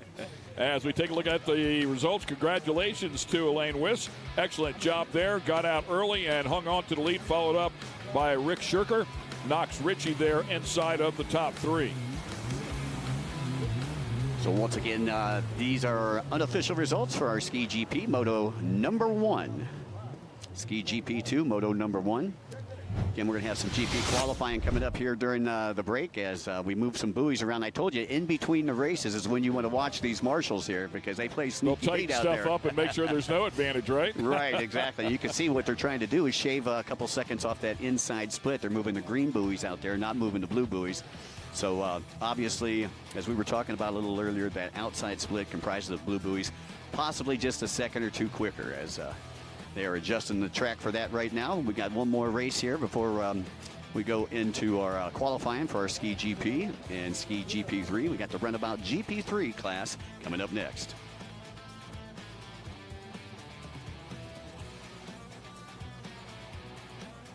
Should have 10 competitors here in our Runabout GP3 category. Points leader there. Yeah, as we take a look, points leader there would be the Outlaw, Eric Lagopoulos, who comes to us from the Sarasota, Florida area, where he spends his Mondays through Fridays. He operates a nightclub and a restaurant called the Waterfront 2. Their restaurant has been named Sarasota County's #1 prime rib for the last 20 years. Wow, 48 years of age, followed up by Jason Seeley in the points. Back there, just about 28 points back, and Ian Nuschke inside of the top 3 in this category. Yeah, then you got Mason Puccio, Massimo Casarini. Casarini, I don't believe, is here today. He's out of Brazil. Eric Nels with, I believe, 130 points. Lewis Weiler with 123. Brianna Weiler with 122. And Patrick Saranich with 115 rounds out your first 2 races. That's the way they stack up as far as points. Lagopoulos and Seeley, a lot of trash talking going on during the week between these two. They became Facebook friends after the St. Pete race, and it's been nothing but trash talk I'm hearing from Seeley back in the pits later on last night. That was a lot of fun with those two. And at 60 points to win, I mean, this one can change very, very quickly with just a 28-point spread. 60 points to win and, times 3s. Well, so 180 points up for grabs here. The reason Lagopoulos only had 146 points in St. Pete, he got called for a false start. And, you're supposed to hold your lanyard over your head. Well, he didn't hold his lanyard over his head. He went ahead and had 2 lanyards, stuck one in so the boat was running. Oh, and busted. They busted him, yeah, so he got DQ'd in the final moto of the day. Wow. So, yeah, the little back. That's why his nickname is the Outlaw. Actually earned that nickname back in the World Cup Tour back in the early 90s. He actually went out there and raced another guy's boat. He put the other guy's wetsuit on, put the guy's helmet on, went out there and raced for him, and then we caught him at the end of the race. So he got DQ'd from the IJSVA for 1 year. So he earned his nickname, the Outlaw. Not afraid to push the limits. So once again, this is the Runabout GP3 class. Andy Horn, he'll be out there in 607. Boat number 1 is Arnold Martinez. 361 is Lagopoulos. You got 114 is Ian Nuschke. On the deuce, Jason Seeley. Then we got Klein Bonnet. And let's go down to Pam. She has our winner. Thanks, guys. Here with Alan Weiss out here at the #1 spot here over here unloading the boat. So you get off the boat and you go in here and you drag it up to the finish line here. But all in all, what a great race. Yeah, I think it was fun. I always had the second one behind me. Yeah, I had a good battle with Clipper first lap. That was good. Yeah. Lots of riders. That was a lot of riders in that Moto 100%, and lots of action out there as well. But going into Moto 2 later on today, any changes? No, I keep everything as it is. As it is in that #1 spot. Yeah, I hope so. We'll see. Well, good luck out there, and congratulations once again for your Moto 1 win. Thank you so much. All right, back to you guys. Thanks a lot, Pam. And yeah, you can tell, I mean, he is winded. It is very, very difficult to push one of these things at speed for 10 solid minutes. And looks like we are racing here once again with the Runabout GP3. All righty, we'll see who grabs the whole shot here. I believe we had 4 on the inside, 5 on the outside, 9 total riders in this one. And it looks like possibly 361. That is the outlaw, Eric Lagopoulos, picking up where he left off. He was perfect in New Orleans, picking up 180 points. The points leader coming into this one by about 49 points. And these machines are a good bit bigger than what we saw a little bit earlier. No, I got to wonder if Seeley started from the inside, because this is where they'll come together at the merge. That's Lagopoulos that was starting from the inside. And look at him looking over there. Look at the momentum, drives right by. I believe that was Seeley that grabbed the whole shot there.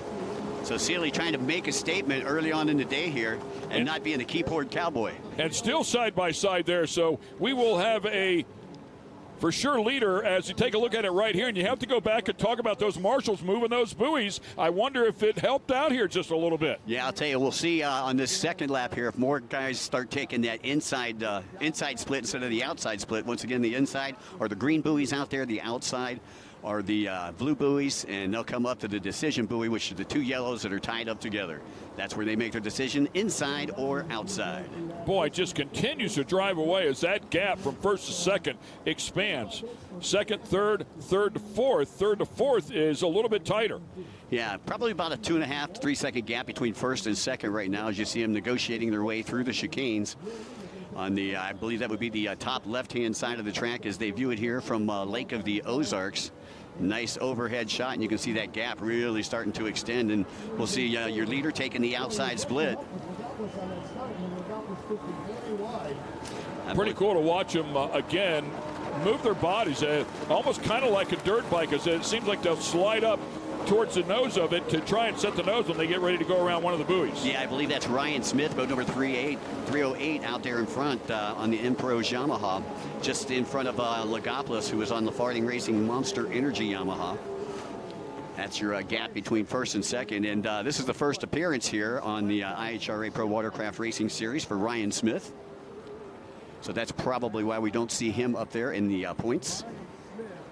The 308 of Ryan Smith, yeah, as you were talking about, keeping an eye on him right there. Smith out of Salina, Kansas, home of 321 Kawasaki.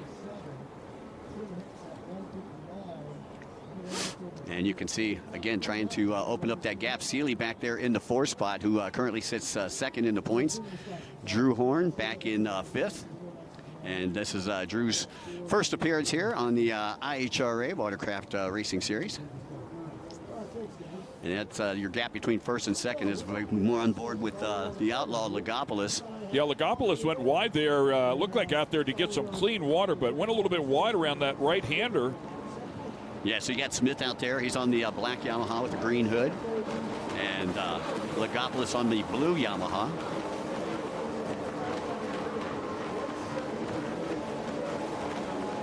Pretty impressive how tight they can get these skis to turn, even though they're not standing up on these things like the smaller ones.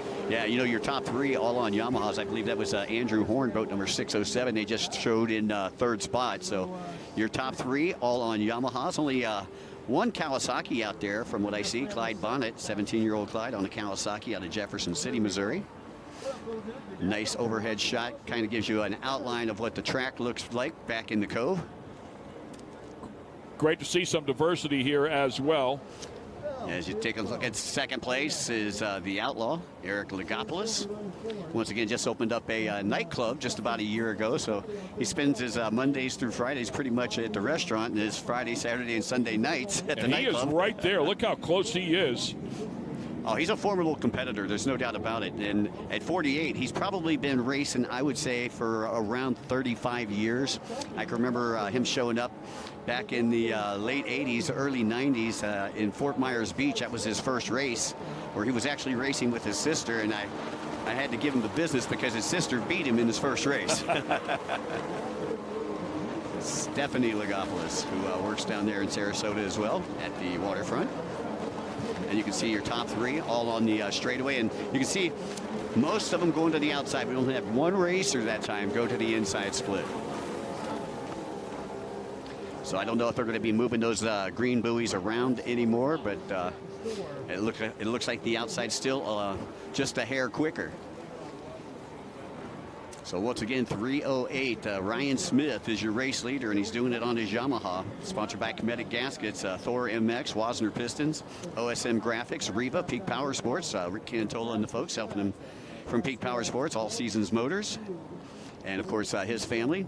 Got Tim Hicks back there in the third spot, Seeley in fourth, Drew Horn rounding out your top five.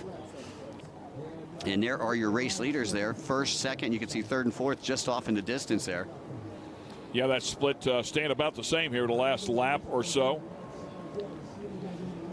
Once again, Smith on that outside split. And I'm just wondering if Ligopoulos, yeah, I think that was Ligopoulos, also went to the outside. And I don't see anybody on that inside split right now. So again, everybody favoring that outside split, even though there were some buoy moving around going on in between races. Yeah, they're picking away at it. We'll see if they get it where they want it by the end of the day here, and with the rest of the weekend to go. A lot of racing yet to do here. Yeah, this will be the final race before we go qualifying with our ski GP and our GP3 ski. That'll go on till just about 1 o'clock, and then we'll be taking a lunch break, come back after the lunch break around 1:30. Back on board with boat number 308, Smith. And Smith riding steady Eddie out there, getting out of Salina, Kansas. Yeah, got that early lead. It would appear as though he really had to fight for it there in that opening lap out of Ligopoulos. But Ligopoulos with that early start, but where they ran that split lane when they came back together, it was Smith that had the lead. You know, and Ligopoulos is a very smart rider, so he knows that he's got about a 49-point lead coming into this one. And instead of taking himself out for the weekend, you know, he just said, okay, well, I'll settle for second in this one, and then I'll just keep riding strong for the next two next two motos. Sometimes you just take what you can get, right? That's it. That's your race leader right there, boat number 308. 48-year-old Ryan Smith, sponsored by Impros. And Smith not a threat in the point, so yeah, why get up there and really risk it? Yeah, no sense in that. Ligopoulos, 48 years old, and during those 48 years, you know, even though he was named the outlaw several years ago, he is a very smart racer. Again, like I say, been racing for over 3 decades. Very good kid, both on and off the track. But he's a squirrel, I'm not going to lie. Those are the ones that make racing fun for sure, as you take a look at Ligopoulos. Oh, you know, that's the fun thing. That's what's kept me in this for 4 decades, are the characters that we travel around with, and we poke it out our way around the United States and beyond. And just a good time to be able to chew the same sand at the same beach. You know, it's nothing like having about 1,000 of your best friends come out to Lake of the Ozarks and hang out. Last night was pretty wild. I imagine tonight it's going to be even wilder with the powerboats joining the party. Yep. Yep, the pits are full. Everybody is in race mode for sure, as again we keep an eye on second place here. Yeah, parking really at a premium here at Lake of the Ozarks this weekend. As we take a look at Ligopoulos carving it up like a Thanksgiving Day turkey out there. Yeah, great looking sled, great looking graphics on it. I said sled, sorry, ski. Yeah, no snow yet. No snow yet. But I imagine in December they get a little bit up here. So you still got Smith running in front of Ligopoulos. Time starting to dwindle down. We got about just over 1:20 left to go. You're watching Moto number 1, runabout GP3, and again, this will be the final moto before we go GP and GP3 qualifying. And let's check in with Pam. Thank you so much. I'm here with Coy Curtis. Now, Coy Curtis, we're sitting here. The loading ramp here is packed with all of the racers that you're getting ready to go out and compete with. But going into your moto for the day, what are your thoughts? Yeah, we got qualifying right now. So yeah, basically we're just gonna try to repeat what we've been doing the last weekend. So yeah, one goal is to win, and yeah, that's what we're thinking of. Well, let's talk about this too. You are the points leader in your class. You've never been out here to this lake to race, and it's going to be a little bit different for you. Yeah, for sure. We did a little bit of testing yesterday, and it was weird. It felt like the water was like dragging the boat. So we made a few changes yesterday, and we'll see how it is. All right, well, good luck out there. Hopefully we see you come out in that number 1 position and hold that points position strong. Yeah, let's go. And there we have it, Coy Curtis. And Mike explained some of the changes that they might be able to make to get that ski up out of the water, create a little less drag. Well, I think what they're doing is they'll probably switch the intake grate, the ride plate, the pump could be a problem. They can move the sponsons up, down. They can adjust the sponsons for the handling of the boat. So that's probably what Taylor's working on. Taylor Curtis, who is Coy's father, runs TC Freeride, and he is a former freeride world champion, and he really knows what he's doing when it comes to spinning wrenches on Yamahas. Yeah, that's awesome, and it sounds like a number of changes that they can make to get these things to react differently. That's for sure, and if you're going to have somebody look under your hood, and it's a Yamaha, Taylor Curtis is your guy. And Coy, so far, undefeated in 2026 here in IHRA Racing. White flag coming up here, so this one just about over. And there it is. Yeah, you can see Ryan down there with the white flag, and that is Smith off in the distance on boat number 308. Again, Smith sponsored by Impros, Cometic Gaskets, Thor MX, Wasner Pistons, and OSM Graphics. Lagopoulos still there in second place, being smart about this one. And he's riding for Farthing Racing as well as Monster Energy and Factory Yamaha. I know Dave Bamdas down at Riva Motorsports also helping Lagopoulos out for many, many years. As you see him disappear beyond the point out there. Yeah, he's going to extend that points lead. I got to say, those second, third, fourth, all pretty tight there.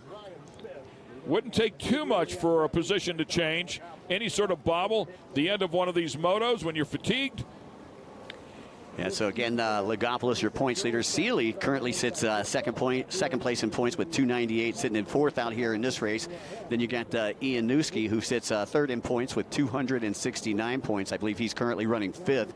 Hicks back there in third. This is his first appearance here on IHRA Pro Watercraft Racing Series. Seeley Quick glance back there to see where second place was. He is not under any serious pressure here. Just needs to finish up this lap cleanly, and he should get it. Yeah, one final time through that outside split as he gets ready to exit. Grabs a handful of throttle, working right to left in front of you. As the checkered flag comes out from Ryan Scaglione, our flagman back there, and Lagopoulos going to end up in second. Yeah, good moto for him, a good points day. Yeah, he'll pick up 53 points here in this first moto. Yeah, and anybody that's a threat to him in points is all behind him. So, yep, solid day as you see the rest of the class come across the stripe. Yeah, we're going to get to see them out here again today to run about GP3. Their second moto should be coming up right around 3 p.m. today for those of you who are listening in on the live broadcast. And that is Central Standard Time. It's a 45-minute window. So congratulations to Smith on a great run here. Get some great competition. As we take a look at our runabout GP3 class working their way back to the pit area. Again, coming up next, for those of you who are listening in, we've got Ski GP qualifying. And what they do is they let them get out there and practice. And basically what they do is they take their fastest lap time, and then that's how they'll line up in moto number 1 for their first moto tomorrow morning. Hicks finishing up third here as you take a look at the results. Ryan Smith, Eric Lagopoulos, Tim Hicks, Jason Seeley, and Drew Horn in the top 5.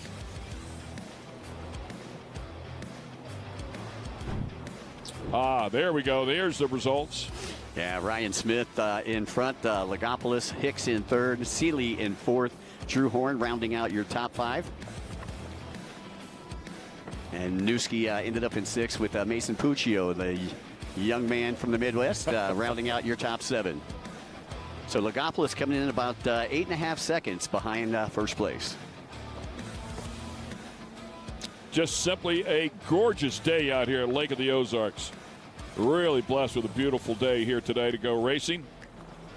Yeah, one of the things I like about taking a look at this is no white caps. Right. Because normally when there's white caps, that means it's windy. And when we have a lot of paperwork up here, wind is not our friend. So you got to wonder if they're going to do any course adjusting here before we go qualifying. Again, the GP class qualifying should be coming up next, folks. And I see him tinkering around with that green buoy right there in front of us already. Again, and that's what we were talking about, trying to shorten up the inside split right there. Outside right now, probably about a second and a half faster, so they're trying to just make it a little more even. And the issue they're having out there is it's so deep. And once again, let's go down to the shoreline with Pam. Hey, thanks, guys. I'm down here with Eric Logopoulos. We have to hold hands here because he's in the water still, and the water's a little rough. But Eric, number 2 position just now. Yeah, you know, it's good. The one split's a little quicker, and we had the fastest qualifying time by a couple seconds, and we're forced into the inside split, and we came out in second and just stayed there. But we look forward to 2 more motos, and hopefully we'll get a couple wins and win this overall. Well, I mean, awesome, too. I mean, the water's a little bit rough out there right this moment because your guys' race coming in, but all in all, the water conditions for you during the race. Yeah, it was pretty flat. You know, tough to pass. Everyone's really good that's out there. So just put in the best laps we could and get some wins in the next one. Awesome. Well, good job out there. Congratulations on that number 2 position. Hopefully we see you up there in that top spot later on. Thank you. You will. All right. And there we have it. Eric Logopoulos right there. Not short on confidence, and rightfully so. Leading the points, does a nice job there today. I think played it really smart, did exactly what he needed to do. Well, you know, and he was talking about having to start from that inside split, and he qualified on the outside split. The inside just being just a little bit slower, and that probably held him back from grabbing that hole shot over Smith in race number 1. Now, the interesting thing is going to be this. Smith has the opportunity to pick inside or outside, and then everybody's gate pick will go off of his gate pick. So if he picks the outside, then Lagopoulos will be forced once again to the inside. But if they continue to change that course just a little bit, maybe the outside isn't everything it used to be. Right, exactly. Keep your eyes on them marshals, like I say. They get paid the big bucks. Change things around just a little bit. So good overhead shot there of the cove. You can see we're almost in a cove there where we're racing to stay out of some of the big water as the pleasure boats can go by. And, of course, the big boats will be racing a little bit later on coming into tomorrow. Yeah, and you can see the marina just to the left-hand side of where we're starting. We're starting right around the point, right where you see the Marshall with the white water right there. Nice marina, nice restaurant there at the marina. If you want a place to come down and grab yourself some lunch, great place to watch a little bit of racing, man. I'll tell you what, I'm not sure the name of the restaurant yet, but I'm going to find out for tomorrow. There's a lot of restaurants right down that row as you follow that shoreline or that road, as you can see up there about mid-screen.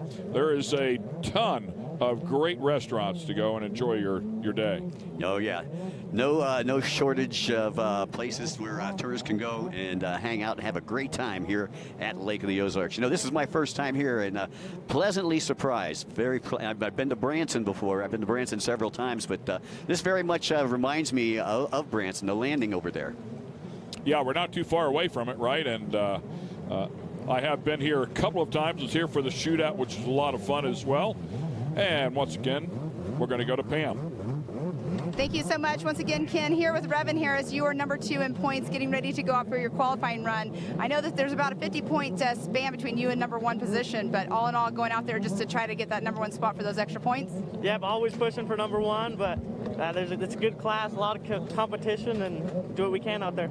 All right, so, I mean, going out there for this moto, I know that you're in a hurry to get out there right this moment, but what are you going to do out there to try to get that number 1 spot? This is just qualifying, so I just need to go out there and just put my laps together and hope for the best, you know, do all I can do, and the times will tell. All right, well, good luck out there. Hopefully you see you up there in the number 1 spot there for the moto. Thank you. All right, there we have it from Revan Harris. Yeah, some good audio down there. Just what these things sound like that are back behind us. They are snappy for sure. Alrighty, so once again, the big boys with the big toys that make a lot of noise are coming up next.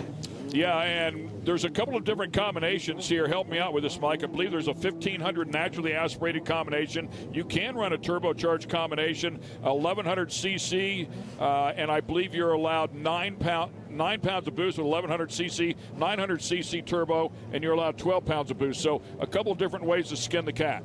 Yeah, there's definitely a couple different setups, and you'll see a couple people with those different setups. We'll have maybe 1 or 2 Yamaha 1050s out there, but for the most part, you're going to see a 1500 cc power plant, and then you're going to have the hulls are going to be from Commander, from Fast Power Sports, from Proforce, a bunch of different aftermarket manufacturers will be starring in this one. Give me an idea of the budget for a winning capable ski. This class right here, you're probably looking anywhere from $25,000 to $35,000. Dude, that's very affordable in the world of racing. Yes, that is very affordable. Mm-hmm. But the problem is you got to have 2 or 3 of them. Yeah. Well, that's racing. You don't get to buy one of anything. If you like to buy stuff, racing is where you want to go, because you can't go anywhere with one. You need at least 3. Right, exactly. And then you got to buy the trailer, and then you got to buy the truck to pull the trailer, and then you got to get the motor home. But a great way, to come out and have a lot of fun with your family. As we've seen here, a number of different categories. So there's a class pretty much for everybody. Load them all up in the trailer and come out and have some fun. Great physicality for everybody to stay in shape, work hard, and have a good time. And that is what it's all about. Again, as I take a look down here, we got 2, 4, 6, 8, 10, 12, 14. I believe we got 17 riders. 17 riders, actually 15 riders, my bad. 15 riders in this one right here, Ski GP class. And once again, what they do is they'll take them around the track, and then they'll let them loose after a couple of laps around the track, and then it'll be up to the racer on which one he wants to qualify. Normally you're going to try to run a couple of different fast laps, so you got a couple different opportunities, but there's a couple different strategies here, Ken. Like what I would do is I would let the whole pack go in front of me, and then that way you've got clean water in the back of the pack. So let them go, get about a half lap lead on you, and then you've got nothing but clean water. But if you try to stay up there with all the leaders and everything like that, that's where the issues are going to happen. And this session is it 30 minutes and 15 minutes for these guys, minutes. and 15 for the GP Ski 3 classes.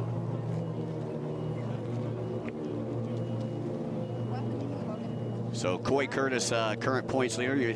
We had Pam down there talking to Coy just a little bit earlier. Coy again running on the Monster Energy TC Freeride machine.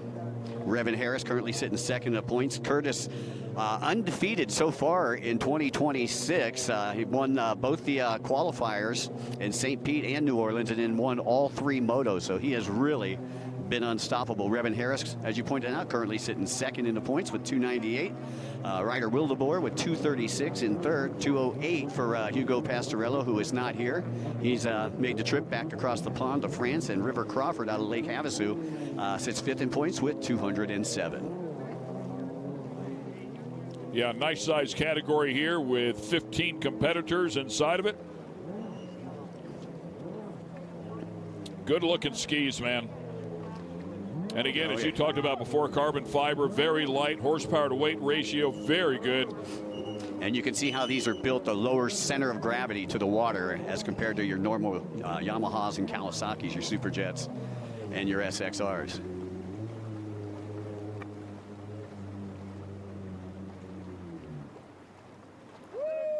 Yeah, I'm with you, man. I think I would let the pack blast off rather than mixing up and jumping in the fray right off the bat, and see if you can't give a little bit of gap and stay in some clean water. And it looks like our rider's getting some last-minute instruction down there from Jackson J-Rod. And John McAkern, our lead marshal down there. And here we go, the roar of the big bore. They sound good. Now you've seen Shirker kind of hanging back right there. Shirker doing very well in St. Pete. Picked up 173 points in St. Pete. Man, I'll tell you what, They stir up a lot of water. When all of them take off, they stir up a lot of water. I wonder if you can get clean water if you wait. It might be better to try and get out front. Well, that's it. That's why you can see Ryder Wildeboer right there, right behind the marshal. He's not going to let anybody get past him. He's going to wait till that marshal pulls off, and then he's going to have nothing but clean water in front of him. So it's whether you're first out there or you're last out there, that's where you're going to find the cleanest water. You don't want to be messed up in the middle of the pack, because it'll chop up out there. It's more, and it's not surf, it's more like a washing machine, because you got a lot of reverb coming, from the shoreline. So it's hard to like when you're racing in the surf, you can at least, kind of time everything. Here, and the water's just going back and forth and back and forth. And like I say, if you're trying to qualify and you're in like 6th or 7th spot right now, you can just see how nasty that would be. So once again, a couple different folks trying to get up there toward the top. And it looks like boat number 88, Jake Pierce, trying to stay right there with his friend from Lake Havasu, Ryder Wildeboer. River Crawford right there as well in the 177. All three of them from Lake Havasu City. That's used to racing each other. Yep. And they hang out at Body Beach. That's where all the folks practice when they're out there in Lake Havasu. I'm not allowed at any place called Body Beach. I heard that. And you can see number 3 there, Pierce actually cut the course right there just so he could get up right there beside Wildeboer. And you can see he's using a different line right there, trying to stay out of the pump wash that's being dispersed by the marshal. See Wildeboer having to cross over that pump wash right there, and Pierce right there with him. Those guys are antsy, man. They want to go. Oh yeah, and there we go. It looks like the marshal's pulling off well, not yet. He's going to take him around, I believe, one more time. But I believe they take him one time around the inside, one time around the outside, and one time with the penalty buoy. You can see as they work their way around the point and through the chicanes on the top left-hand side of the track.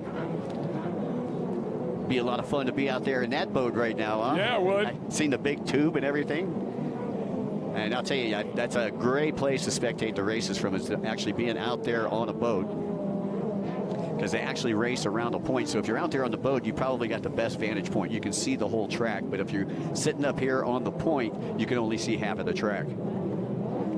That pace ski doing a good job as well, man. Well, they get more laps than anybody out there, being the marshals. Jake Pierce there on the number 88, looking for some water, clean water as well. And now you can hear they've turned them loose. Yeah. Big RPMs now. Look at him chop the track off, and he went right to the front. So you're allowed to do something like that? Well, you're not supposed to, but he found the clean water, and that was the cleanest water, so he just stole it away from his friend is what he did. Oh, he didn't go around the penalty buoy. He's like, I know where that's at. So he just made a right-hand turn and took off. Well, he says, I'm smart enough, I'm not going to get any penalties. There you go. One of the two. As we take a look at Wildeboer, definitely one of our faster riders out here in our ski GP class. Wildeboer coming in 3rd place with 236 points. A very clean rider from Lake Havasu. The son-in-law of Mike Klippenstein, who we seen took a 4th place a little bit earlier today in our GP2 ski. Well, look at them. I mean, navigate. I mean, they are literally scrubbing the buoys. They don't want to give up an inch of water. Oh, yeah, they're hugging them tight, because if you leave the door open, somebody will gladly shut it for you. Just screaming. Yeah, this normally wakes everybody up. You hear this and you're out on the road right now, and it makes you just want to come and you want to be a spectator, because, hey, what's going on back there, man? That sounds like a lot of fun. The 1500s, especially the naturally aspirated ones, really sound incredible. The full song here. Harley Ritchie, another one of the very fast riders out there. Devin Farding, who we'll see in the endurance racing as well, doing a little cross training here. He's actually in the top 100 of the of Peloton. Oh, wow. Yeah, so he's very fit.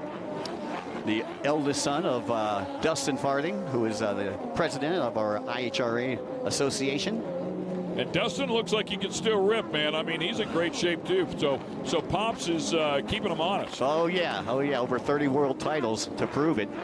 I think he had to add an addition onto his house just for his trophies and his kids' trophies. I bet.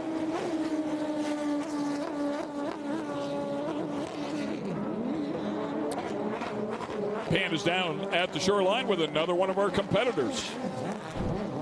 So much. Gary Holbein, you're getting ready to go out for your moto for the day, and you're sitting here patiently waiting. I mean, when you're sitting here waiting for your moto, what's going through your brain? Well, mostly it's trying to analyze the course, make sure everything is good, trying to analyze the conditions, make sure it's not too rough for the ski. You know, there's all sorts of things that we would need to change up depending on different conditions. So we just are trying to make sure that ski's all set to go, all the crew is set to go. It's just, that's a lot of it. Well, and it comes down to the riding, right? Yes. Or the driving of your ski. So Yes. getting out there on the water, that's what it's going to be. Absolutely, because you do have to change your technique too for different conditions as well. So that's what we're trying to make sure, just trying to be patient and wait for all these pro riders to finish up, because they are hauling out there. Yeah, we can definitely hear them over here where we're at. We can't really see much of it, but good luck out there. You're running currently in third in points right now, so going into the weekend. Yes, yeah, we're currently running third into the weekend. Had a bit of a rough weekend at New Orleans, but had a good run at St. Pete. So we're hoping to do a lot better this weekend. We've been working really hard in the gym and going out and tuning, and we hope that we have a really good weekend. All right, well, good luck out there. Hopefully we catch you at the end as well. Thank you all. And there we have it, Gary Holbein. Nice young man from Fairhope, Alabama. His father was actually my first race director. Looks like we got a replay coming up of Jake Pierce. And Jake looks like he just caught an edge right there. Oh, man, just stuffed. He hit a wake or hit a wave, if you will, stuffed the nose of that thing, ripped him right off. Yeah, almost looked like a turn sub from freestyle there, but lost his boat. But he is back up and in qualifying. So far, your fastest qualifier here in the GP1 ski class is Coy Curtis, and Coy put in a 1:03 and change that last lap around. Ryder Wildeboer currently sitting in second in qualifying. That is a 888 who we just saw there, Ryder Wildeboer.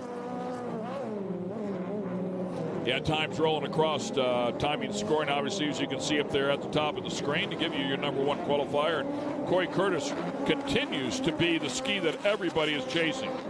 Yeah, 1:03.131, a 1:03.633 for Wildeboer. For Pierce, a 1:04.442, and that's who we just seen that went down. So he's back up, and he's going to shake out the cobwebs, try to get him a better time. Revin Harris sits second in the points with a 1:04.603, and Harley Ritchie qualifying in fifth so far with a 1:06.071. So Jeremy Poper just a little bit ago, the number 10 ski. Shirker back there qualifying in 10th right now, sitting fourth in the points with 329 points.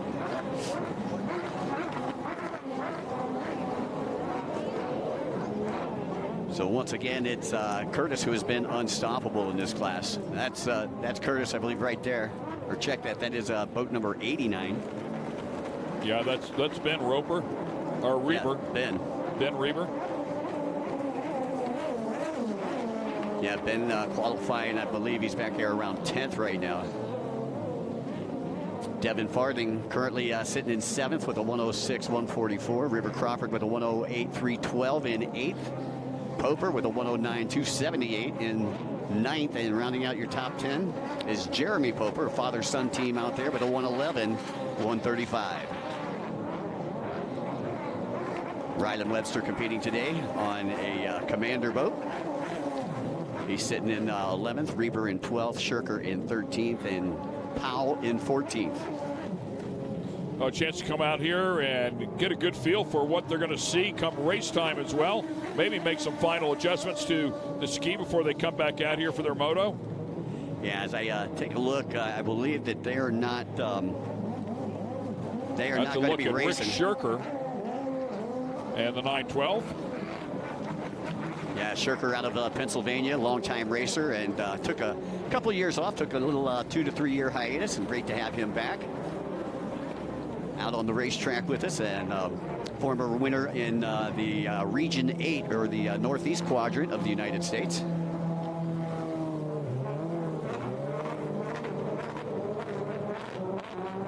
So we're watching our GP qualifying right now, or their practice session. They're putting in lap times out there. Fastest lap time will get to choose pole position, whether they want to go inside or outside for tomorrow's first moto. Again, we won't see the GPs back out here until tomorrow in the men's class.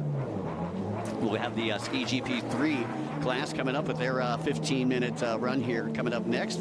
That'll be followed by a lunch break, and then we'll come back with the second set of motos right around 1:30 of closed course, and the order in that is going to be the women's Ski GP, Sports Spec, Junior Ski, Ski GP2, and Runabout GP3, same as the order was in Moto number 1. That was Jake Pierce that we saw a little bit before on the number 88. The 177 is Crawford. So the first moto here for the GP skis actually slated for 3 p.m. currently, and I believe that is going to be 15 minutes plus a lap, so they'll bump it up a little bit, let them stay out there on the course a little bit longer. So again, even better physical conditions. So the quickest sleds, fastest sleds, and that are the most difficult to drive require so much more strength, and then you got to stay out there a little bit longer. It is a pro class. Yeah, you ain't going to see too many of these guys sponsored by a fast food chain, that's for sure. Yeah. We'll take the sponsorship. They might not be eating the product, but right. They'll take the money. So you still got Curtis with the fastest lap time on boat number 155. And there is Curtis there on your screen. Easy to pick out with the green numbers and the green helmet. And he is sponsored by Monster Energy as well as TC Freeride. Yeah, nice line there. You can see him open up the exit of that turn there to carry as much speed as possible and then set up for that right-hander. Nice arc around the red buoy there as well. I mean, just beautiful to watch these pros do what they do, their racecraft, the lines that they have. And you can see the flotilla starting to build up along the outside of the track. A lot more boats showing up the later we get on into the afternoon here. Current time on deck, it's just about 12:45. Probably going to be, after this next race, we'll probably take a short pause to feed the crew before we come back at 1:30 this afternoon. And once again, glad everybody could join us here for the Lake of the Ozarks IHRA Professional Watercraft Racing Series. You're watching the Ski GP1 qualifying.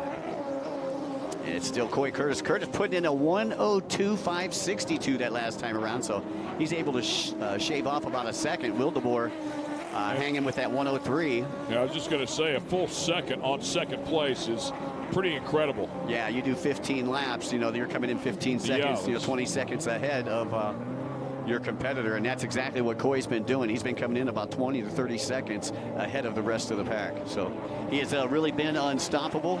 And again, his dad is his mechanic, you know, and as I said, Taylor Curtis really knows how to spin the wrenches the right way on them Yamahas. 5th and 6th separated by just a couple tenths of a second. Shirker has moved up in front of Reber for that 12th qualifying position.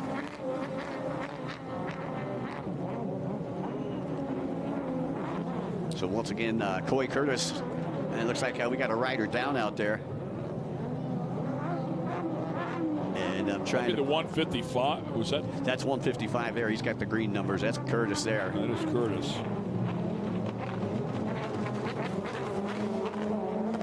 Might have been the 115, Harley Ritchie. Yeah, that possibly. Matter of fact, I'm pretty sure that's who it was, because he has, he's like, oh, he's got the Harley colors, and that was an orange boat, orange numbers. So that might have been Ritchie that went down, but doesn't stop that kid right there, Coy Curtis. Number 1 qualifier so far, and a safe margin on there as well. We talked about the 88 a couple of times here with Jake Pierce, and yeah, it looked like Pierce was just kind of cleaning out those goggles right there. Might have got a little we haven't water. talked about that too much. I mean, but the vision here too is everything, and you know it's constantly hampered, especially if you're back a couple of skis and you're dealing with whitewater. Yeah, exactly. It's not like motocross where you have the tear-offs and everything like that when you come over, you know, the big double. Whereas here, you know, a lot of times if a racer gets steamed up inside, what they'll do is they'll just take their goggles and put them around their arm and keep them with them, or they'll just shed them completely, and the marshal will get them and get them back to them. But the last thing you want is to be in second place and not have any goggles, because that pump wash being dispersed by that guy in front of you, well, I'll just say it hurts. As we take a look at, I believe that was Crawford there on boat number 177.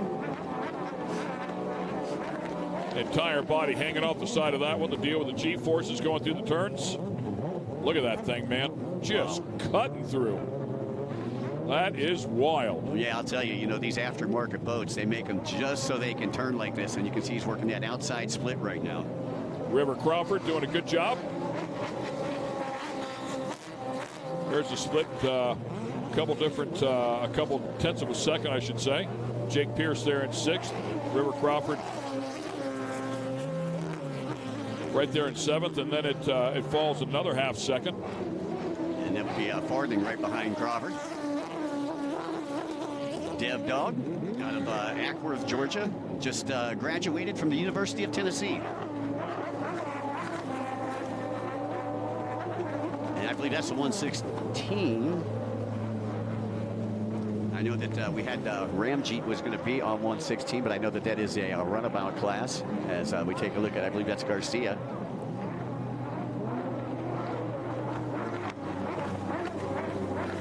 Oh, I'm sorry, that's Lucas, yeah. Lucas Severa. Lucas Severa, he hangs out with the Garcias in Lake Havasu. You've seen the Garcias both taking wins a little earlier today in Moto 1. I believe in the women's ski GP, it was Emmy Garcia, and in the junior ski, it was Andy Garcia who took the win. Young man did a really nice job there in his moto. Getting towards the end of this qualifying session here. Still got Curtis with a 102.514 out in front of our Ryder Wildemore with a 103.633. Revin Harris with a 103.862. Harley Ritchie with a 104.223, and Pierce with a 104.442. Those are your top 5 here in GP ski qualifying. Again, they're qualifying now. They'll be back out for their first appearance, I believe, right about 3 o'clock for their first moto, 15 minutes plus a lap, and that's going to be going on at 3. Great looking ski, love the design. That is the number 100 of Revin Harris. And there goes Crawford again on 177. Once again, just practicing and qualifying here in the GP ski class in case you're just dialing us in. You see the double yellows there. That is the decision buoy or the MasterCard buoy where they decide whether they're going to go inside or outside.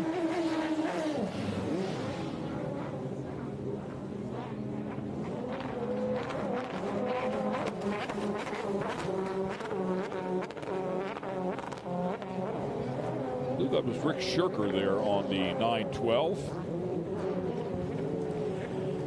Once again, great to have Shirker back out on the water after a couple-year hiatus, and I'll tell you, he's not lost a step whatsoever. I believe still sitting 4th in the points, right behind Shane Elliott.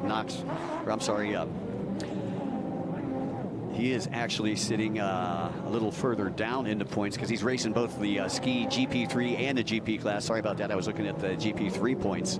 Curtis, again, your points leader, perfect with 360 points so far for the season.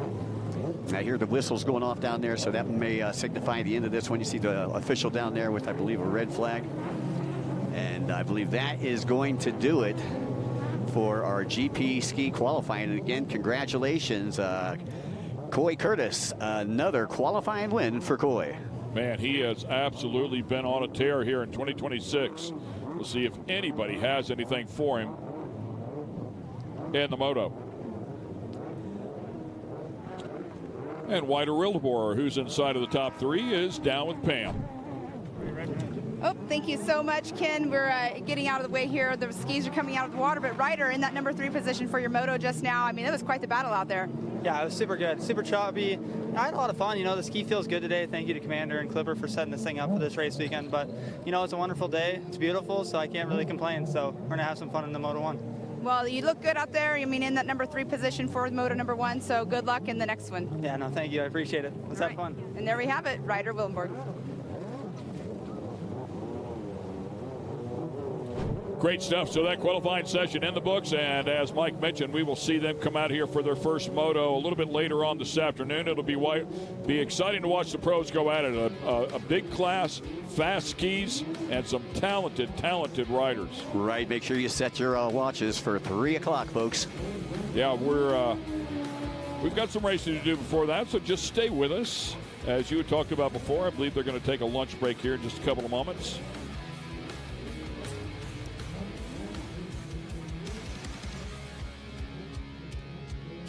So a beautiful overhead shot there on a gorgeous day here at Lake of the Ozarks. We're going to take a quick break, and we'll be back here in just a couple of moments. Stay with us. Wait, telling me I was all hype. They just mad that I'm him, and they got to deal with it. If you don't like it, you can...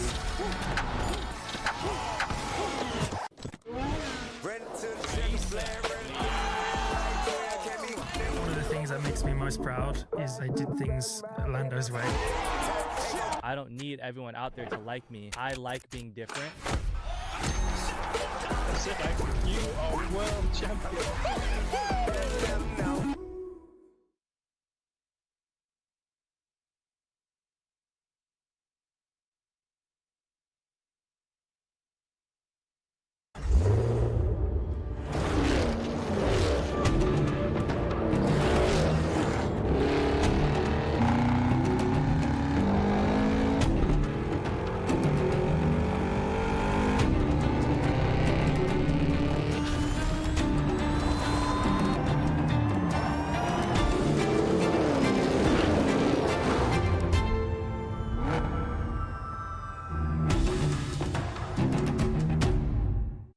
Race fans have a home on Speed Sport 1. Feel the roar of IHRA Outlaw Nitro Series.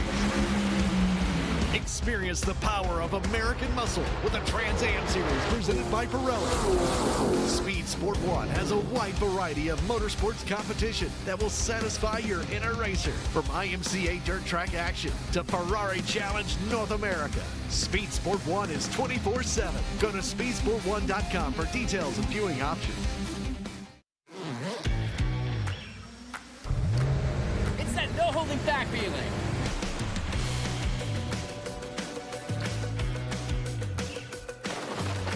That it doesn't get any better feeling. That winning the weekend feeling.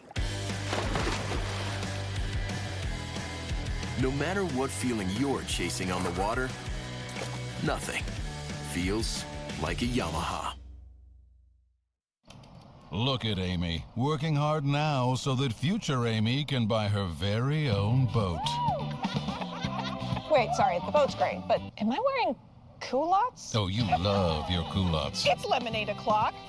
What did I just say? Cheers o'clock. Ew. Here's to protecting your boat and RV 24/7 as part of your home and auto bundle. So I, like, hang out with my insurance guy? Oh, yeah. You two have a podcast and everything. Awesome. Get racing news, analysis, highlights, and more 24 hours a day, 7 days a week at speedsport.com. Get it all. NASCAR, IndyCar, Formula One, World of Outlaws, Trans Am, IHRA, and more. Speed Sport has been America's trusted source of racing news since 1934. Speedsport.com is America's motorsports authority. Check it out today. Retribution! Oh yeah, we want retribution! Oh yeah, we want retribution! Yeah, we ran out of patience. Boil up with the cold hard hatred. I can feel the vibration. Feet in the streets, it's a new sensation.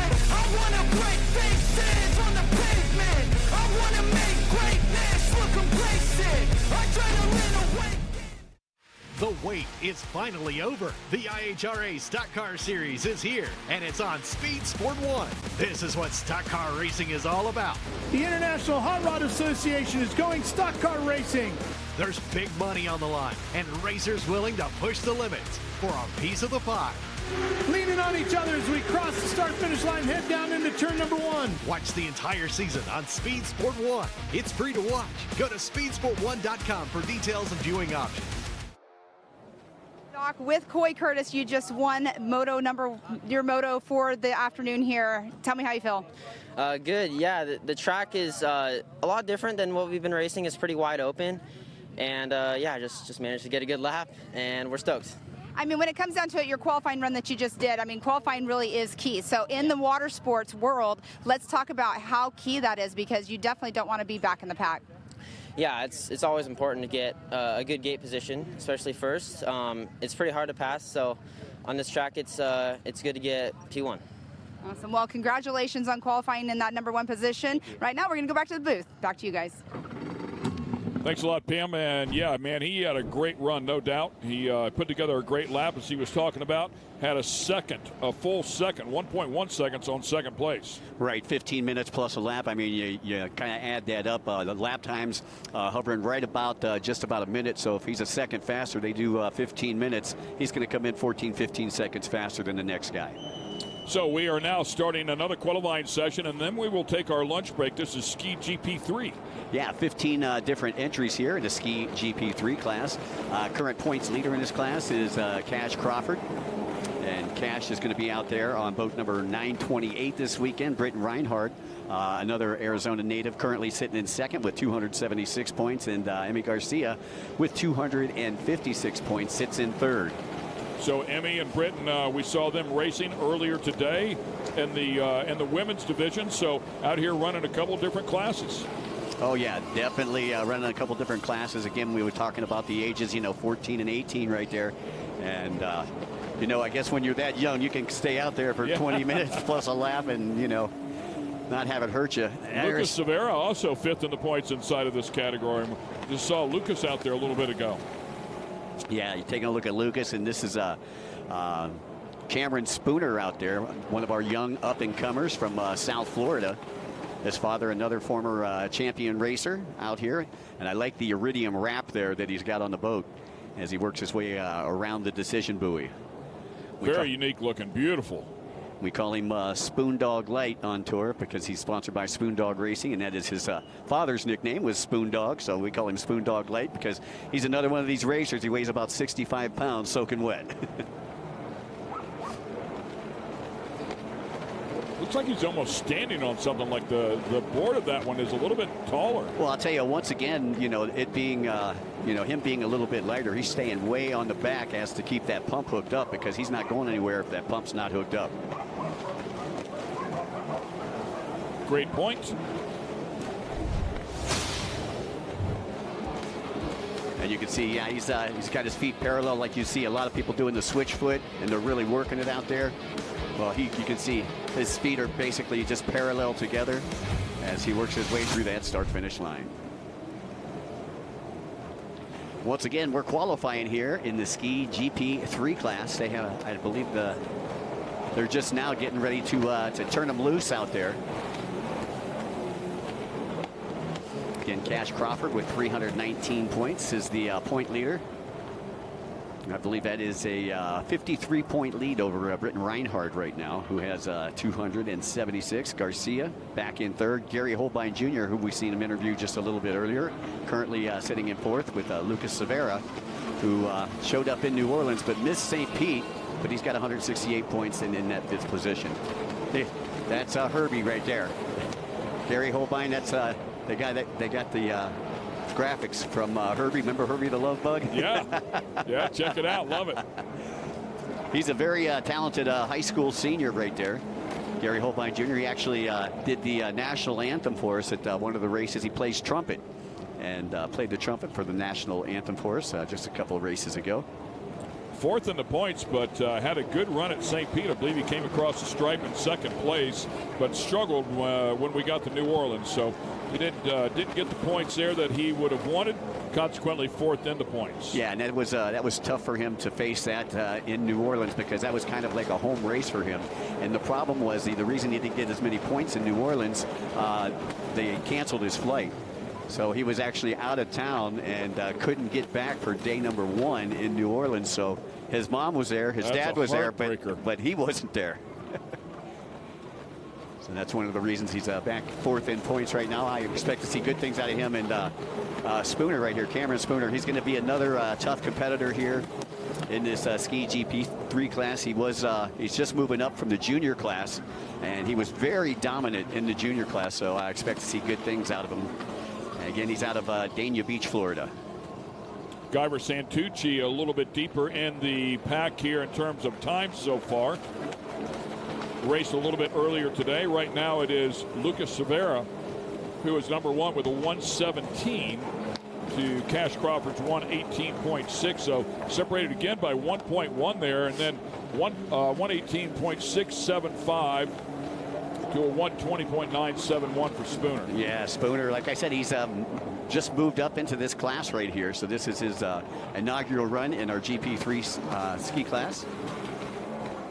Gary Holbein Jr. turned it in a 122.424 that last time around. Good enough for 5th place in qualifying so far. Knox Ritchie out of Tennessee putting in a 123.582, but I bet he's going to get a better time than that. Knox Ritchie, he's another one of these phenoms. He could step on anything with a motor and just go out there and race it. This guy is something else. Very talented. Again, out of Tennessee.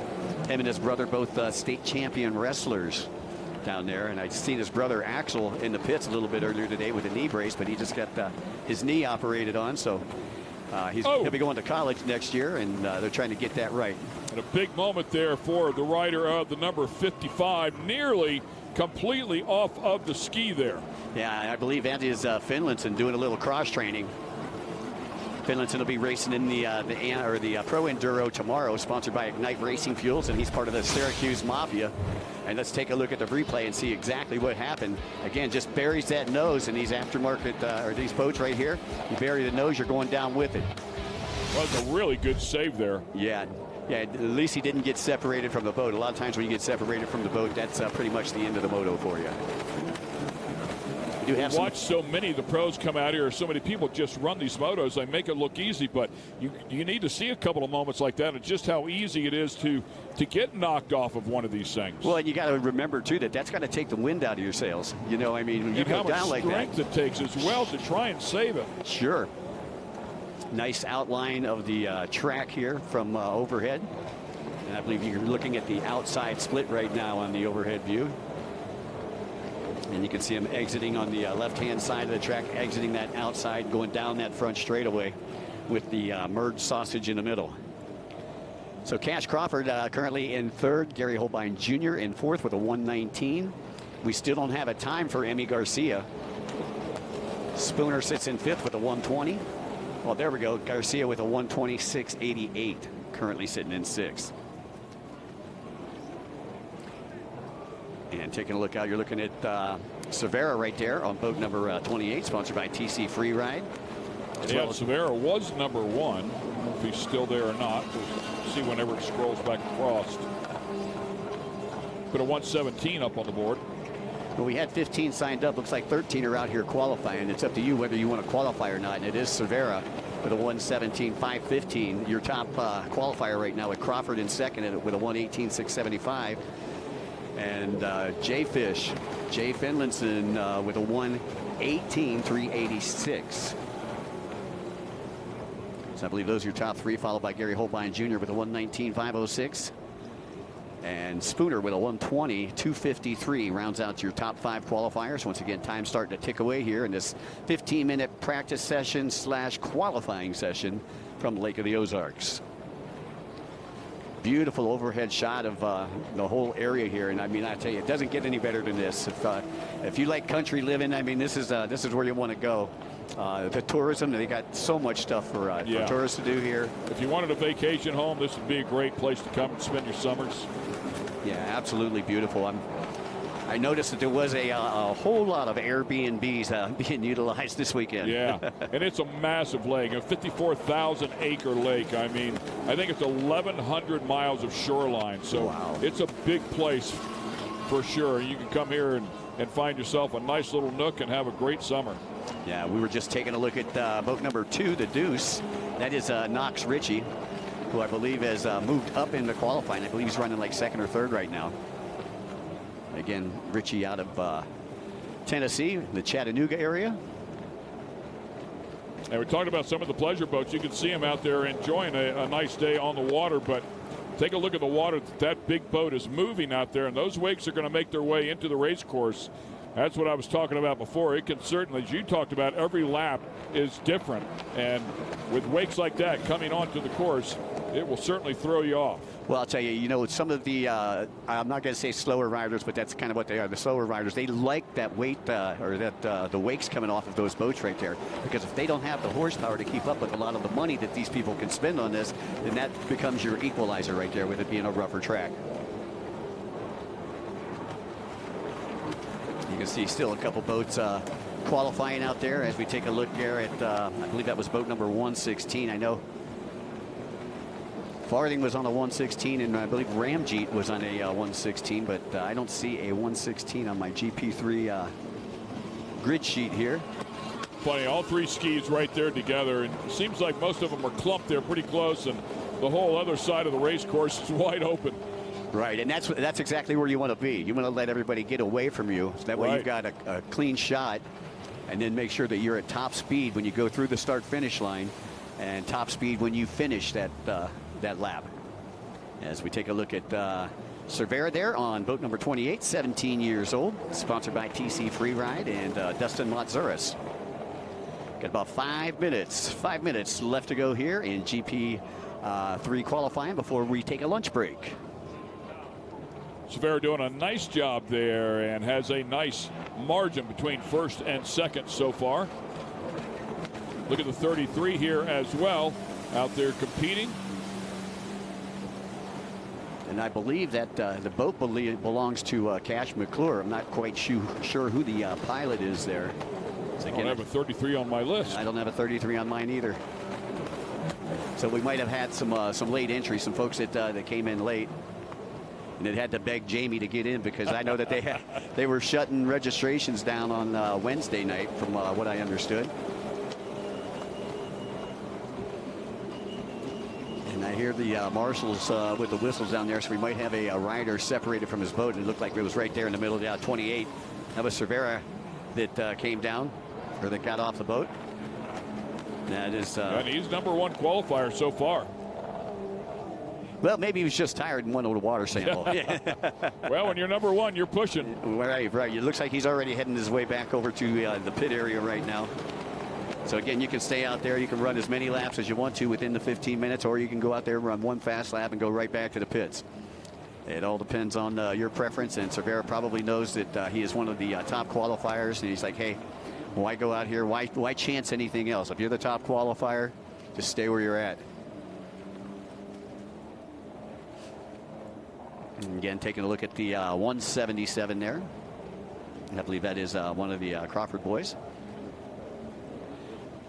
Cash Crawford. I believe he's currently 5th. Yeah, we got him down here as boat number 928, so 928 is now 177. We'll fix that right now. And I believe this was the same thing that Cash did when we were back at St. Pete. He was signed up with another boat.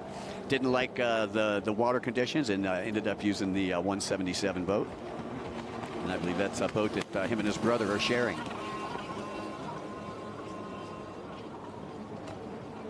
So again, time starting to tick away here as we go through our final couple of laps of practice here. 15 minutes. This is the final practice session of the day. And this is our ski GP3 class. As we take a look at Finlandson, sponsored by Ignite Racing Fuels and Riva Racing. Him and Cameron Powell, part of the Syracuse Mafia. They're from Syracuse, Indiana.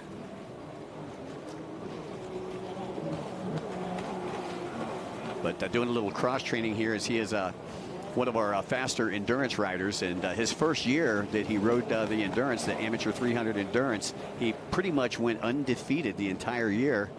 Now has moved up and he's racing in the pro endurance class. As we take a look at 116, and I believe that is Vanjie Ramjeet. We don't have him on our sheets here, but I believe that's Vanjie Ramjeet. That is his number. I know Farthing is 116 in the GP ski class. The GP1, that is Devin Farthing.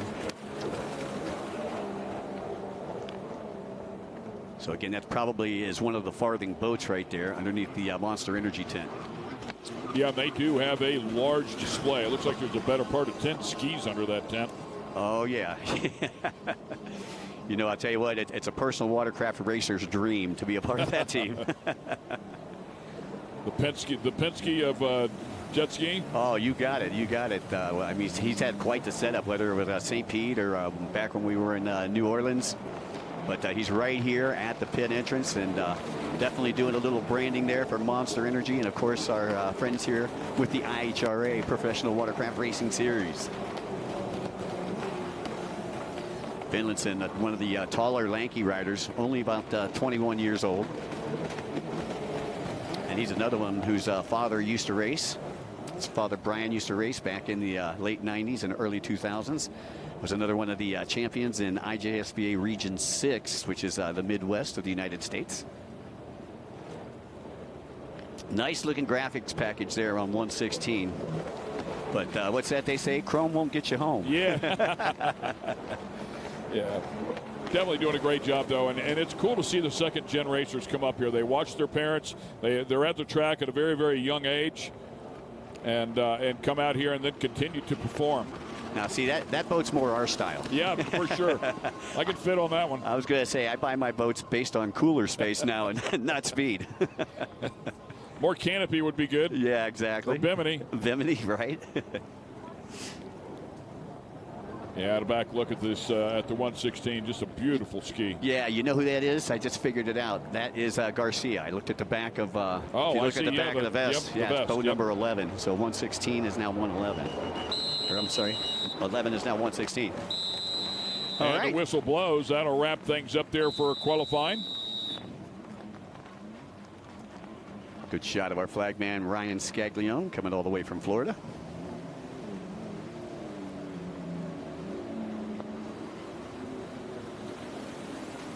But once again, another nice overhead shot of the race site here at Lake of the Ozarks. You're watching the IHRA Professional Watercraft Racing Series, and this is round number 3 for the watercraft. The pirate boat. Yeehaw. Everybody having a good time out there. Yep. Gotta love it. He's even got the sword. You know, he looks the part. I love it. Yep, he's got it all, man. The hat, the shirt. Now that would be that was going to say that would be a good gig to be one of the boat captains here. You know, to come out and yeah, dress like a pirate every day and take a bunch of tourists out. 100%. My kind of job. Yeah, there's worse jobs than cruising around on that all day, isn't there? Right. So the pirate flags are at full mast here in the Lake of the Ozarks. Ah, that guy's been out here a little while. Yeah, he's been in Florida. The Calypso out, cruising around. Just another one of the items that you can do if you come here and spend a few days. Pam Hall once again is down at the shoreline with another competitor. Thank you so much, Ken. Here with Lucas Severa, our #1 qualifier, and here you are with a huge smile on your face. Great job out there. Yeah, thank you. It was definitely fun going back-to-back ski GP and then GP3. Got second in ski GP and then first in ski GP3, so we're starting off the weekend good. Well, I have to ask you, I mean, going back-to-back like that, I mean, I know in motos you get arm pump, and you're probably doing this as well. Yeah, definitely the full motos, I get arm pumped. This, I was trying to conserve some energy, but yeah, it was super fun, and yeah, we're stoked. Well, congratulations once again being a #1 qualifier here in the GP3, so congratulations. Yeah, thank you. And there we have it, Lucas Severa right here. He's going to go get his ski out of the water, and I'm going to go ahead and send it back up to you guys. Congratulations to Lucas. We'll see if he can make it pay off and double up there with a win after he qualified #1 in that category. We're going to take a quick break here. We're also going to take a lunch break. So relax and stay with us. We're going to put some programming up here. We'll take you back and show you some highlights or some races from earlier in the year. And once we get back out on the water here, we'll pick up the action live. Stay with us. A lot of great racing action yet to go here today with the IHRA Professional Watercraft Series.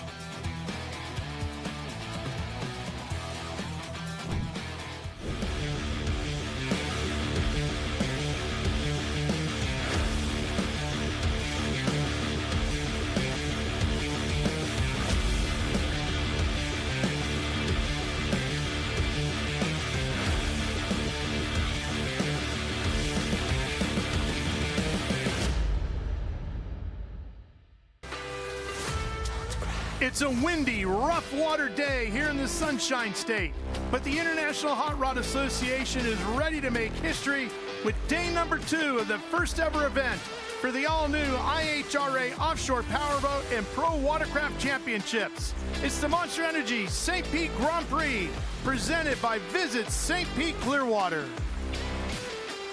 Well, hi, everybody. I'm Ralph Shaheen. Welcome to St. Petersburg, Florida. Yeah, we are in the Sunshine State, but we're going to be the windy state here today in Florida over on the Gulf Coast.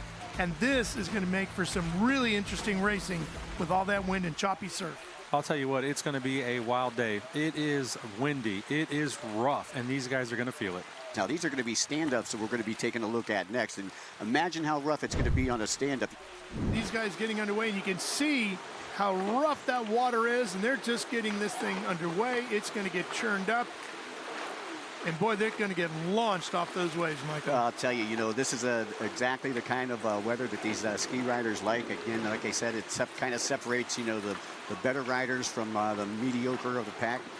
Britton Reinhardt, again, a big winner yesterday on boat number 851. She will be the one to watch.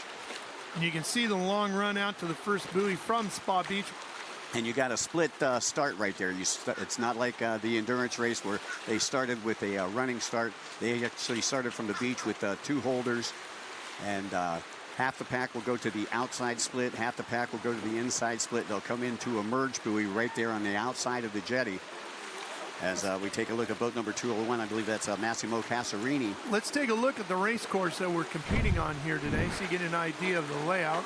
Love this, how our folks at Defy just lay this out over the water. It's exactly what it looks like from above. And you can see the split. Here's where they come out of Spa Beach over to that first buoy, which is a lot further out than you think it is. That's quite a long run there. Yeah, definitely a long run. Then you got your split section, but everybody on the pier has got a good place to view the races. You can see the pier there in black all the way out into Tampa Bay. That's a look at our pro watercraft race course here at the Monster Energy St. Pete Grand Prix.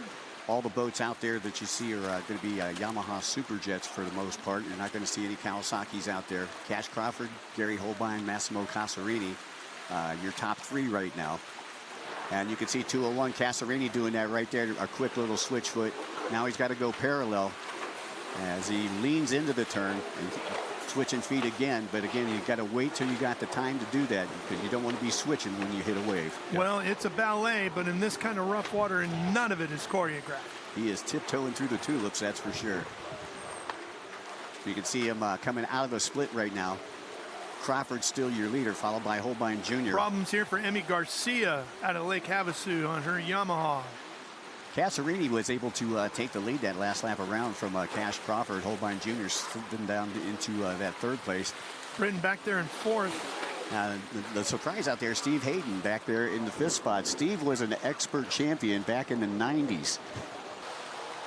Cash Crawford still your race leader. Let's take a look at this replay right here. That's Kylie Meyer out of Jacksonville, Florida. Young lady. I believe she's only 17 years old. She's not thirsty anymore. No. But she's used to the saltwater being from Jacksonville. Oh, yeah, no doubt about it. She's from the Glidwell racing team, does very good here in all the regional circuits, and has really come a long way in a short time. And when you're out there for 15 minutes, you're bound to, sub it at least once, especially in these conditions right here. And you can see how careful Cash Crawford is being going around these waves. Stephen Hayden right here running in 5th. Good to see Steve coming from Naples, sponsored by Cloud9. Yeah, Chris was incredible. Fight on here. Emmy Garcia is in 6th. I believe this is that fight for 5th. Oh, no. Submarined. Is that Hayden? Yeah. Just submarined it? I believe it was. Man, they recovered quickly from that, though. Hayden and Reinhardt, I believe that's who's battling right there. So that's for 4th then with Britton. There's the 11. That's Emmy right there. Back out to Cash Crawford.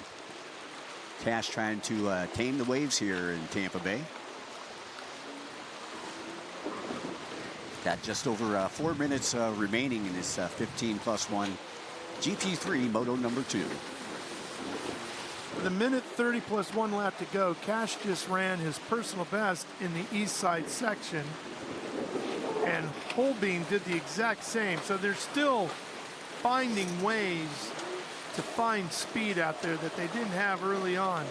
Late in this race, as tired as they have to be physically, they're still pushing as hard as they can. Massimo Casarini also in that east section. The race course broken down into 4 sectors, the north side, east side, the split lanes, and the beach side. And Cash just goes personal best through the split lanes at 12 flat .2. Yeah, fastest lap time that we've seen out there so far in this class has been actually Massimo Casarini with a 2:26.674. He's currently sitting in third. Cash Crawford with the second fastest time, a 2:29.830. So we're down now to less than a minute to go, 30 seconds plus 1 lap, and the clock goes to zeros when they come by the finish line scaffolding area. Cash will get the white first for 1 lap to go, and then the checkers after that. There's the white flag coming out right there off the scaffold. As Crawford comes through the Monster Energy start-finish line. Uh-oh, looks like we got a rider goes down there for a water sample real quick. I don't think that bit of a bobble is going to give Holbein too much of an opportunity. But if Cash is getting real tired, we'll see what happens here on this final lap. That looks like him down there. And you can see him getting a handful of throttle there. Look how far back he's standing in the tray there. Yeah, definitely want to stand far back. And again, like I say, his legs are parallel. He's not really using that switch foot. And jello too by now. I would imagine so. Go around the jetty. He's got 2 more sweepers before he hits that front straightaway. Got a double red right here that he's going to go around into a double yellow that's closest to our pier on the north side of the pier. Quick look over the shoulder, make sure you're not getting chased to the line. There's Spa Beach. There's the checker flag. Here comes Cash. And he's going to take the win in Ski GP3 with the IHRA Pro Watercraft Championship here at the Monster Energy St. Pete Grand Prix. And there goes Holbein behind him to take second. And he finished up, well, he closed up on him really good. Taking a look at your top riders. First place, Cash Crawford. Second place was Gary Holbein Jr. Third place, Massimo Casarini. Britton Reinhardt took 4th. Emmy Garcia 5th. Steve Hayden in 6th. Kylie Meyer in 7th. Brad Adams was out. Stay tuned. More racing action coming your way with the IHRA Offshore Powerboats from St. Pete after this.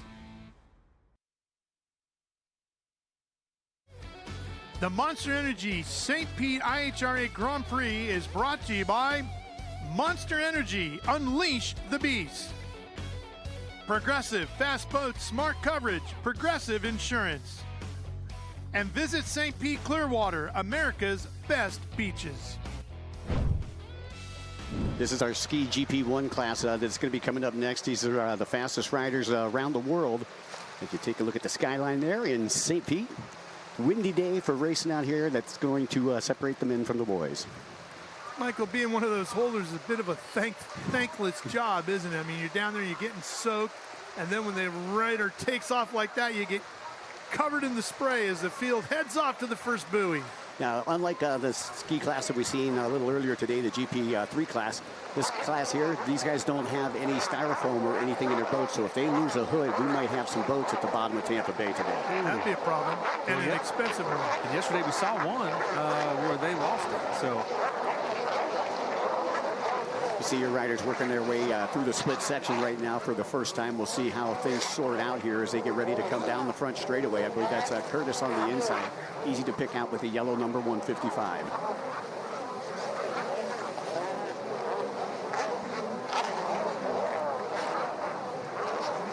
And they'll work their way toward Spa Beach for the first time here in the third moto. That is David Cabrera out of Miramar, Florida. We call him Speedy. Yeah, he's one of the best tuners in the game. He is. Everybody wants those Cabrera tunes, but there is your leader coming through the Monster Energy start-finish line right now. That is Coy Curtis. And Coy picking up where he left off on the first 2 motos. 15 minutes plus a lap here in this third and final moto, and you can see the rest of the crew in a good outline of the track here in St. Petersburg. Back out to your race leader there, Revin Harris. And Revan looking for a 2-2-1 finish here for the weekend. That still would not give him enough points to take the overall if Coy stays in second. But Coy has slid back to third right now. Matsuris has moved up into second in these rough water conditions. And Matsuris originally from South Africa, so he knows a little bit about rough water. Yeah, and Revan is on one of those aftermarket. Here's exactly what you were talking about earlier. Yeah, that was Wildeboer that went down, and you don't see that too often. He is a very talented rider. Back to the front of the field, and there's Revan. And we get a closer look at Revan's boat, one of those aftermarket machines. You can see how much thinner that boat is compared to what you're used to seeing at your local power sports dealer that you buy and ride on your local lake or ocean. And there's a look at Coy Curtis, who has won the first 2 motos, knows exactly where he needs to be to take the overall. He's got Quentin Bosch right behind him, pressing him. As you can see, there's your leaders right there going at it. It looks like that was Harris. Yeah. That was, I believe Harris that went down. That was a Motz that went by, so I believe Dustin Matsuris has went into the lead. Yeah, it looks like Dustin Matsuris, longtime racer in pro watercraft competition, has moved himself up to the top spot on boat 50. Yeah, that's actually the boat that he manufactures. So, and Matsuris, this is his first time that he has come out. Uh-oh, and he's down now. And look at this, another battle. Here comes Curtis. Curtis comes flying up now. Coy Curtis on the 155. Here's a look at it. Here's Harris. He gets out of it. Matsuris comes by just when he thinks everything's getting smoother, only for a little bit till Coy Curtis comes along to challenge. Yeah, so some great racing here, and I knew that this weather right here and this wind, the conditions that we have out here would definitely play a factor. Matsuris turning in the fastest lap time so far here in the GP1 class, the 2:04.710. Turned a personal best in the east side sector of the racetrack. Course broken down into 4 sectors, north side, east side, split lanes, and the B side, he was a 4:54.9 through that east side sector. Curtis, Harris, Bosch, Ritchie, and Prado all turned personal best, however, in the split lanes. And Harris, who's on a charge, does the same on the beach side. And Matsuris now, his personal best of a 5:31.5 as he continues to lead as he thunders through the split lanes. But Revan Harris has reclaimed that lead. Coy Curtis back into second. I'm wondering what happened to Matsuris. He's back down to 5th. Yeah, he must be having a mechanical problem or falling off the boat, because he's fallen right out of the top 10. That's a tough break for the Motts right there, boat number 50. But a great break there for Revan Harris. Revan Harris needs all the points he can get. Again, he's got 2 seconds, and he's looking at a first right here if things stay as they are. You can see at home just how rough it is out here on Tampa Bay today. Winds picked up overnight, and we have gusts up to 35 miles per hour here today. Boat number 11, Harley Ritchie, up into that 4th spot, just in front of Pastorello, who is in 5th. Davey Prado out of Brazil in the 6th spot. Nice overhead shot. You can see Spa Beach. The bleachers set up. A little windy out there today, so not a lot of people in the bleachers. Coy Curtis still maintaining that 2nd place position, or we were just under 4 minutes ago. You got Rick Shirker.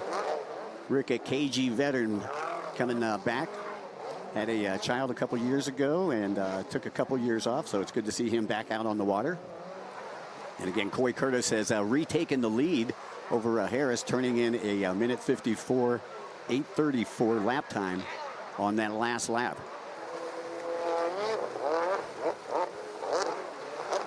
That's boat number 88. That is Hugo Pastorello out of France. As we take a look, Pastorello has moved up into that 4th spot, just behind Quentin Bosch out of Belgium on boat number 98. Fastest lap time turned in so far was Coy Curtis, a minute 54, 8:34. That last lap he turned in a 2 minute 8:18. As time starts to tick away here in the Ski GP Moto number 3, Coy is looking to pull a hat trick and win all 3 motos. Clock about to go to zeros, and we'll see the 1 to go, white flag. So we have gone to zeros across the board on the clock. Coy comes past our scaffolding. He should get the white flag and have to hang on for one more lap. Nice look at the point here in St. Petersburg. There's Revan Harris. Revan still holding on to second place. And a 2.22 would give him a second overall on the box tonight.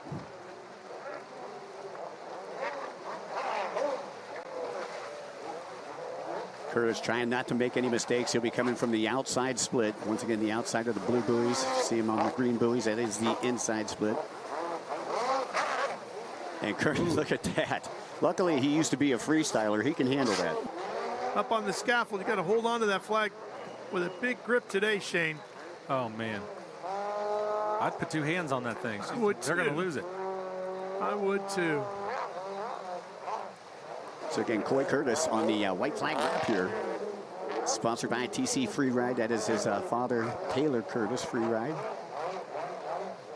Former world champion in free ride, and obviously he comes from good stock. Subs it again. Coming to the checkered flag. Here comes Coy Curtis. And I'll tell you what, getting a champagne bath after a day of doing this is going to feel like nothing. Feel like a trickle compared to what he's been dealing with here. And you can see once again the top two going to that outside split. As you pointed out, Shane, that outside very popular after the first lap. You can see Coy look behind him. He can hear Revan behind him. Yeah, he's wanting to try to lock this up. He didn't want to get a last-minute pass. Well, he was about 7 seconds behind on the as they came past the white, so he's closed it up a little bit more. There he comes. Well, you can see him. Here comes the white. Was out for everybody else. Now they're going to change hands. He's got the checker ready to go. Yeah, Curtis should be coming down. There we go. There it is. Coy Curtis takes the win in Ski GP. The IHRA Pro Watercraft here at the Monster Energy St. Pete Grand Prix. Well, congratulations, Revan Harris coming through in that second place position, and the top two are pretty much separated from the rest of the pack. You got Hugo Pastorello. We're waiting on him to come through in third place right now. He was on the number 88 Kawasaki. Let's take a look at the results one more time. Coy Curtis, Revan Harris, Hugo Pastorello, Quentin Bosch, Davi Prado, rounding out the top 5. We'll be right back for more action from St. Petersburg, Florida. Back to the racing action here in St. Petersburg, Florida. That was a wet and wild ride. I'm telling you, these guys have got to be tired. Problems for many. One boat getting sunk there. I mean, it's just many of the races submarining at different points around the course. And who could survive, get to the finish line first here today. Coy Curtis on that 155 had his issues, but got it all together at the end and hung on to take the win. Let's meet the winner of our last race with the Pro Watercraft. Here's Taylor. I'm down here. Coy's walking up right now. What an incredible finish. We call that a clean sweep. You took that win in all 3 motos. How does it feel? Oh, it feels so good. I've been working for this moment my whole life pretty much, and it just feels good to finally get it done. That last moto was so freaking gnarly. I've never rode in conditions that rough before. I was literally looking up at waves and stuff. It was absolutely insane. I got to thank you to my sponsors, Monster Energy, TC Free Ride, Fast Power Sports, Marine One, FL Visual, Anderson Power Sports, 60 Helmets, and IHRA for putting on this event. I'm super stoked. Well, as we get ready to go racing here with our next Pro Watercraft event, Michael Young, what are we seeing here? What's up next? Well, we've got the Pro Enduro 300 class. As you can see, our riders working their way out to where the staging area is going to be, and it's probably close to a mile almost offshore to where they're starting right now. We should have 18 people in the gate. Here's a look at our race course. You see the split lanes. See where the racers are headed out now. They're on this section of the course right here, making their way out to the farthest point out. One of the different things I see here, Ralph, with this course is a lot of these riders are used to running like a big box or a big rectangle. Here you got some turns. You see all these chicanes here. That's an inside and outside split. It will be utilized after the first lap. Great shot there from our drone. Here we go. Underway. There we go. We're green. We're racing. Clean and green, and it looked like boat number 333 getting a tough start there on the outside. That was Jose Acosta from Pinned Up Performance. There's 44, Camden Powell out of Syracuse, Indiana, sponsored by Speed Ignite Racing Fuels, and I think is that Edgeworthy right there? Yeah, that's Edgeworthy. Woo! Boy, look at him fly that thing. And that's a big boat to be putting that far up in the air, but he's got competition bar to bar, deck to deck as they get to that first big buoy. Yeah, that's Devin Farding. It looks like he grabbed the whole shot. He's got Torrey Snyder flanked to his left right now. So Farding with the whole shot here. Devin, a senior at the University of Tennessee. Yeah, and Edgeworthy had to lift a little bit to make that corner, but he's back in it. Once again, we talked about them Sea-Doos not being able to corner as well because they're a lot lighter. And these Yamahas able to corner just a little bit better because they're a little bit heavier, got a deeper V bottom hull. Yeah. And once again, as they come around here, they don't hit that split section on the first lap. They'll start hitting that on lap number 2.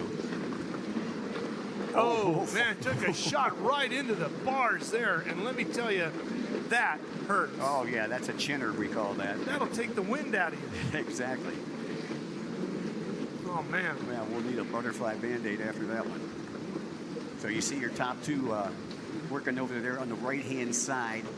Left-hand side is, they view it here from Spa Beach, but you still got Farding out in front, 110. That's Snyder back there in second. Snyder again from nearby Bradenton, Florida, just down the street. And Farding making his home in Ackworth, Georgia. As you take a look there, boat number 6, let's take a look at this again, and let's look at that. Oh, right boom. there. Stuck it. Boy. But he was able to hold on to it, you know, and that speaks volumes. And we talked about him yesterday being in the top 1 percentile of the Peloton challenge. Yeah.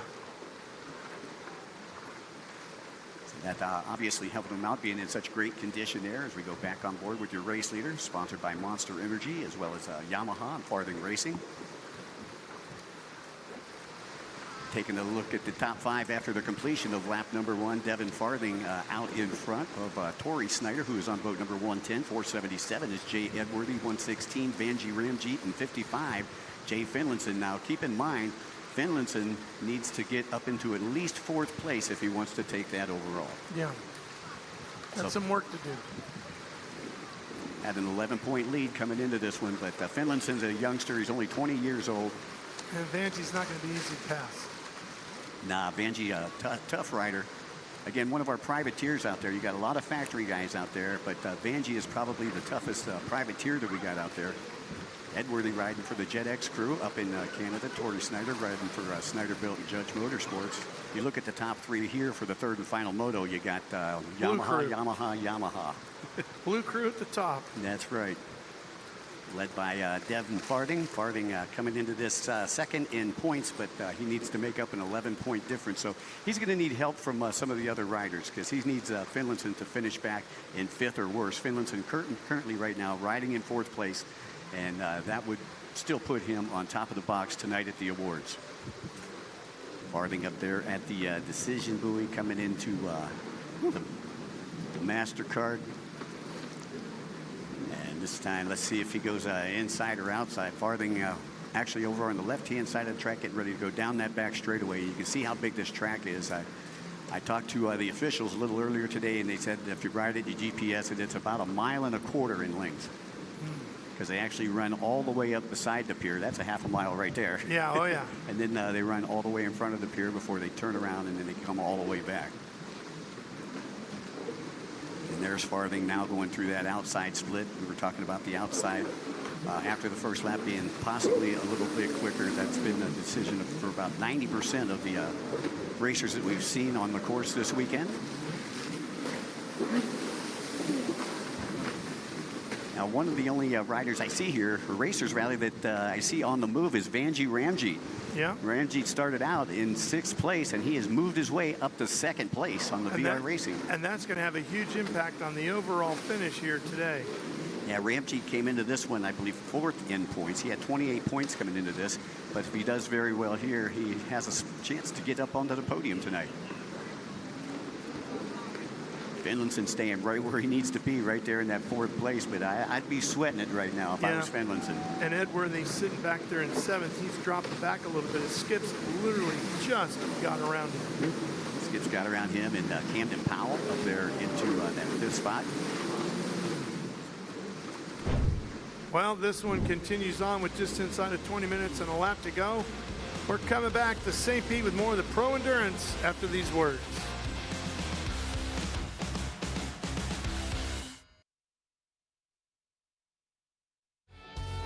The IHRA Monster Energy St. Pete Grand Prix is brought to you by Monster Energy, Unleash the Beast.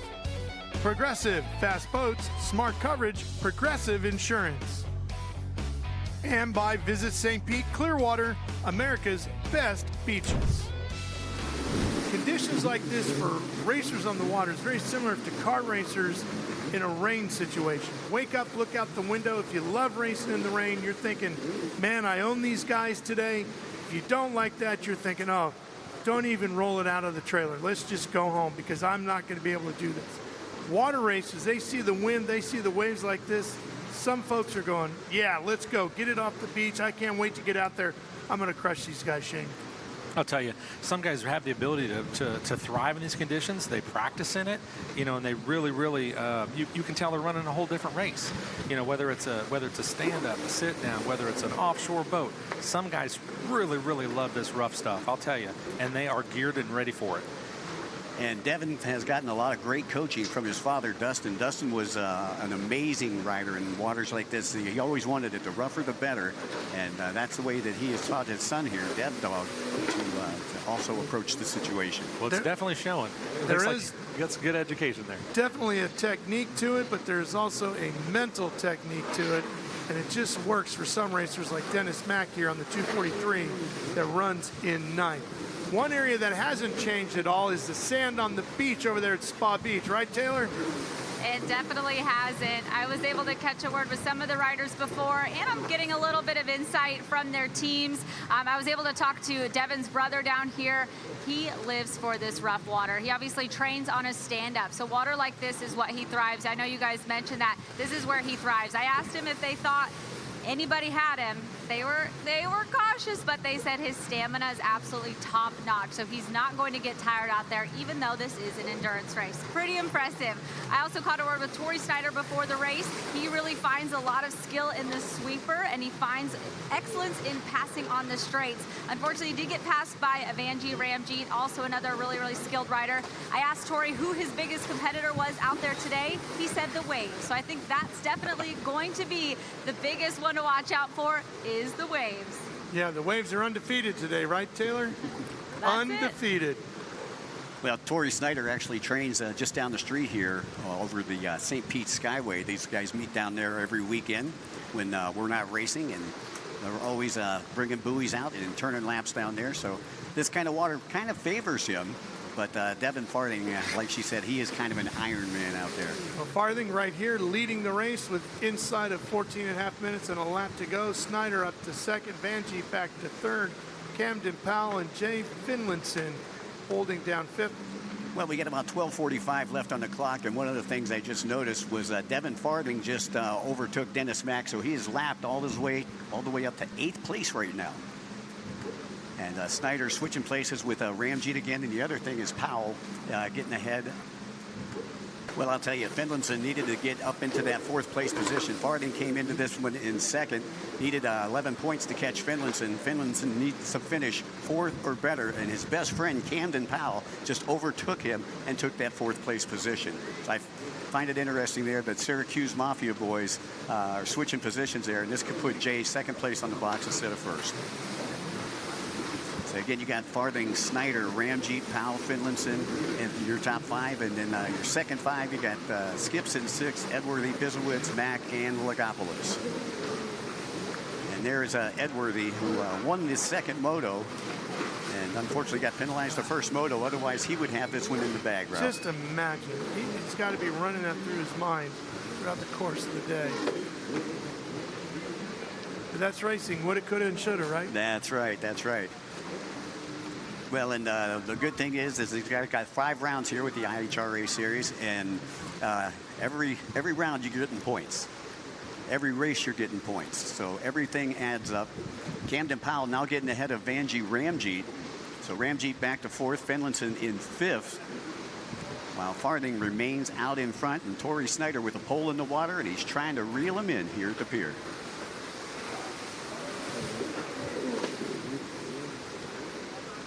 Last lap around for Devin Farthing. And then 2:39, 3:57 for Torrey Snyder. Fastest guy on the track right now, though, is Camden Powell. Camden turning in a 2:35, 2:74 that last lap, so he has moved himself into the top 3, Shane. Yeah, I'll tell you what, he looks like he's really making a run for it.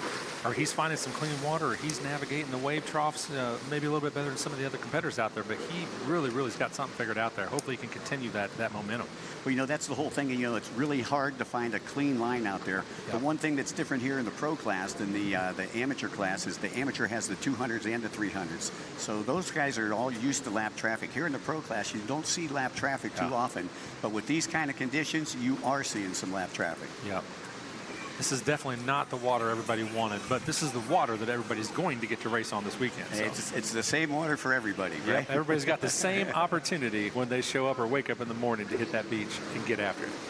All right, about 7:15 left on the ticker, and Devin Farthing still in command, looking to go wire to wire here. He's got Camden Powell in his rearview mirror. Torrey Snyder sliding back a position. Ramjeet still running in 4th, Finlinson in 5th. Again, Ramjeet running the fastest lap times right now with a 2:29.679. Yeah, he's blistering.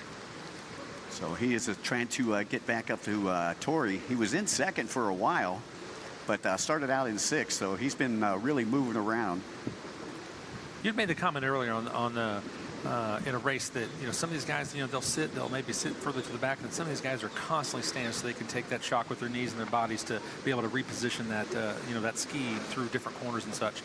Do you see this level, this class, do you see these guys that sitting down much, or are they really just always on edge? Well, what they're going to do in this type of conditions right here, they're going to use their legs, okay? They're going to stand up most of the time, but if they see some calm water, they're going to sit down real quick. They're going to give their knees a little bit of break, and they're going to pop right back up when the surf hits them again. Right on. Yeah, this has got to just take a toll on these riders' bodies.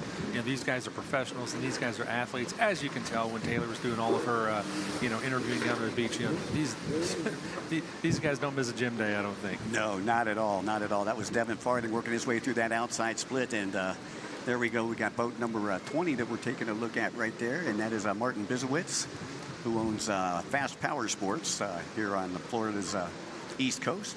Boat number 20. Yep, as we were talking earlier, everybody's taking the left side of the S's and running the outside. They're running that blue set. And take a look right there at Jay Edworthy. Edworthy, as I take a look, still running in 7th place. Looked like he had a good start. He was up there during the start, but he has slid back on that Sea-Doo. And as far as the battle of the manufacturers, you got Yamaha on 1st, 2nd, 3rd, 4th, 5th, 6th.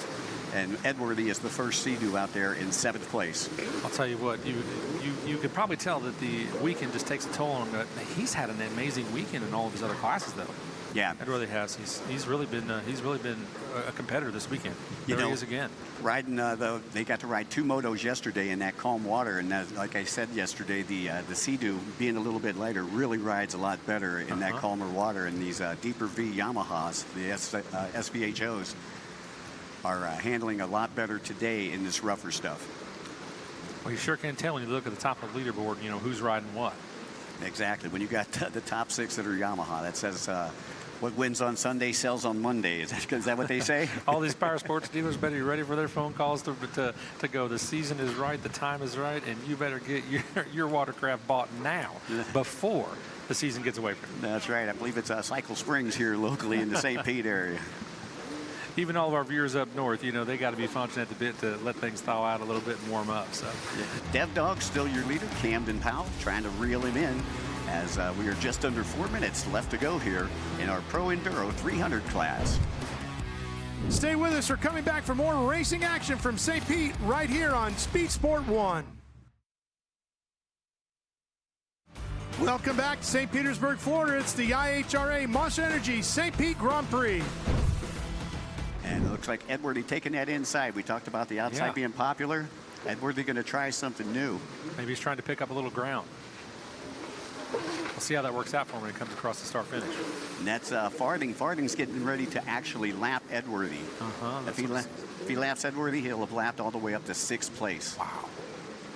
In the pro class, that's amazing. Yeah, that's one heck of a ride right there. No doubt about it on that Farthing Racing Monster Energy Yamaha. I'll tell you what, that kid, he has got it, and he is going places, isn't he? He sure is. He sure is. He's already got 4 world titles under his belt. Wow. And that's crazy. I believe he just turned 22. Oh, there's my beach camo right there, guys. Yeah, you gotta love it. That must be a big thing down in Argentina, because that's Leo Morelli out of Argentina. I saw him pull into the pits yesterday. I thought that was a good-looking watercraft. I'll tell you, the biggest challenge for Farthing is growing up in Georgia and attending the University of Tennessee. That doesn't play out very well if you're in the SEC. Well, does he go back home with Tennessee orange on? Man, carefully.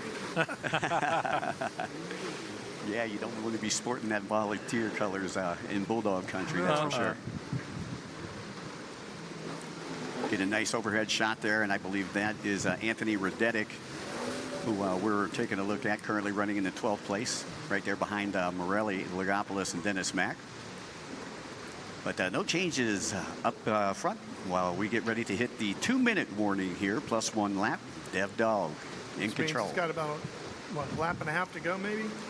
Yeah, I would say probably about a lap and a half to go. I'm trying to see where he's at on the track right here. Just went past the yellow, so I believe he is on the back side of the track. So by the time he gets back around, it's probably going to be right about a minute left, so he might have 2 more laps to go. As last lap time was about a 2:38.627. Fastest lap time that we've seen here, a 2:30.638.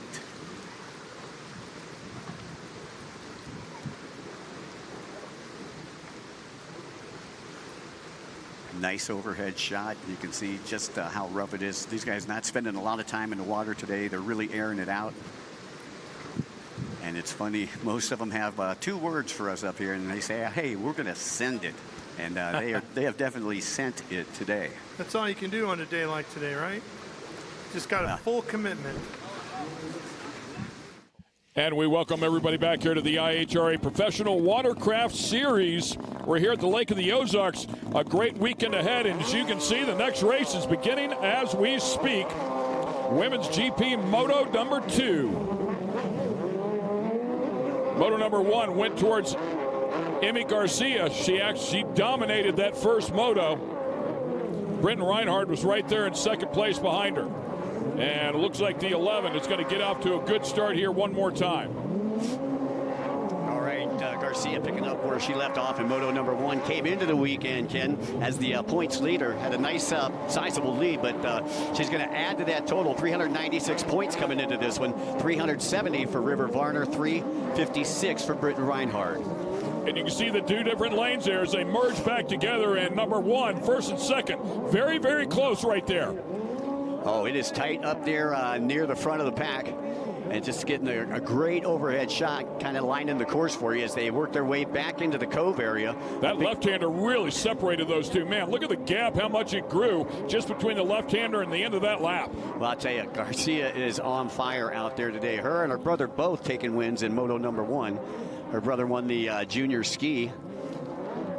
Such an advantage if you can get out front. I mean, even if you have somebody very close behind you in that straightaway, when you come into that buoy, the second person, by the time they see the buoy with the white water in front of them, the wash and the spray, they're a little bit off. You hesitate just that little bit, and boom, there's that gap you need. Yeah, Garcia out there on boat number 11. Again, she's out of Lake Havasu City, 18 years old, sponsored by Fast Power Sports as well as Ripperoy Products, Impros, Jet Trim, Marine One, and H2O LG1 Designs. Yeah, and hats off to Britton in that first moto. She's only 14 years of age. She's once again in 2nd place and doing a great job. Yeah, Reese still in 3rd, River in 4th, and that's how they finished in Moto number 1. That's exactly how they finished. Garcia again adding to that points total, now with a 26-point lead over 2nd place. with a couple little spiders here running across the table. We need some insect repellent here to the booth. They've been our friends here today. There are 4 or 5 of them running across the table. It's always an interesting moment. But Emmy out here doing a great job. Yeah, once again, Emmy taking it to the rest of the pack out here. Great job. Again, folks, you're watching the Lake of the Ozarks IHRA Professional Watercraft Racing Series. This is Moto number 2 here for the Women's Ski GP. Looking at the afternoon lineup for all of you who are going to be watching throughout the afternoon. The second race is going to be a sports spec. Then it's going to be junior ski and ski GP2, runabout GP3. And then we've got the big boys coming up. The ski GP Moto number 1, which we just seen qualifying right before the lunch break. And look at the 2 laps here. The inside lap, the outside lap. It's a great display of it right there. Emmy gone, man. Well, she is checked out. I did notice that I seen 2 people on that in the inside split in the green buoys right there. Yes. Now, all morning, everybody was taking that outside, so obviously there was some course adjustments over the lunch break. Yeah, and I think the big reason for that outside is you can see it's a momentum lap to the outside. You just carry so much more momentum versus a stop and start around the tighter buoys on the inside. I think that is probably the advantage there. Whatever the difference is now, we'll have to pay attention to that here in the afternoon sessions. All right, Garcia opted to go to that outside. And yeah, just as you pointed out, Ken, the outside is normally built to be a little bit more wide open, a little bit more sweeping, where the inside's a little more tighter, a little more technical. But shorter, right? So but it's that's shorter, the difference. Yep. Maybe they're making it rip, man. Doing a good job. 8 minutes left in this one, plus 1 lap. Yeah, I'll tell you, the marshals spend a lot of time to make sure that that's absolutely even, because nobody wants to be cheated out there while they come out here and race. Garcia, Reinhard, Geis, and Varner, 1 through 4 right now. And you can see the biggest gap, the largest gap there is between first and second place. As Amy, like us on Monday, she is checking out of this one.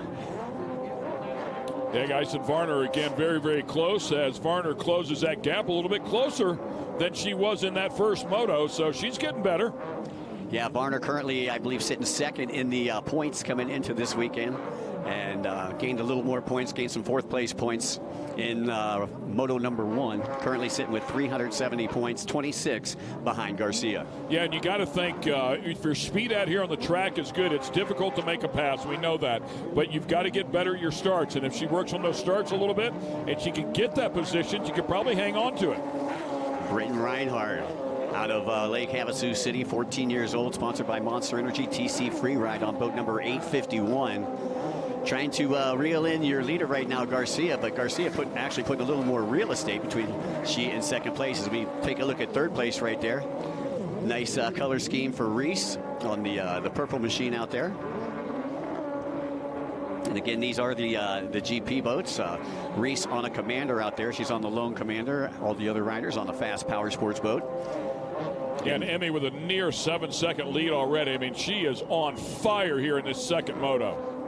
Doing a great job and working her way toward the split section up the top left-hand side of the track as we view it here from the Lake of the Ozarks. And that is your decision buoy, inside or outside.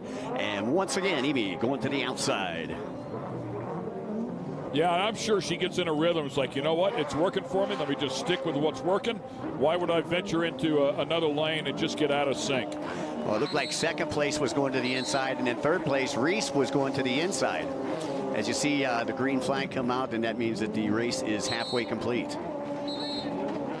So when you see Ryan down there waving the green flag, that signifies to the riders that I believe that is 6 minutes down and 6 minutes to go here in the afternoon session. Yeah, so a little bit longer moto than the 10-minute moto this morning. Right, yeah, added a couple minutes. And we've got just over 5.5 minutes left to go as we go back on board with Amy, and she is riding on the rail right now. Really nice job out of her, as we talked about before, came in here as a points leader. Finished up second at St. Pete. She did not win at St. Pete. She did win at New Orleans. River Varner grabbed the win there at St. Pete for the season opener, and that's what has River second in the points. Yeah, I believe Amy actually suffered a mechanical issue in St. Pete, and that was one of the reasons she only got 156 points in that one. Varner with 173 points in St. Pete. But but then Garcia was perfect in New Orleans. So she's going to be tough to catch up to. This is round number 3, 5 total rounds here with the IHRA Professional Watercraft Racing Series.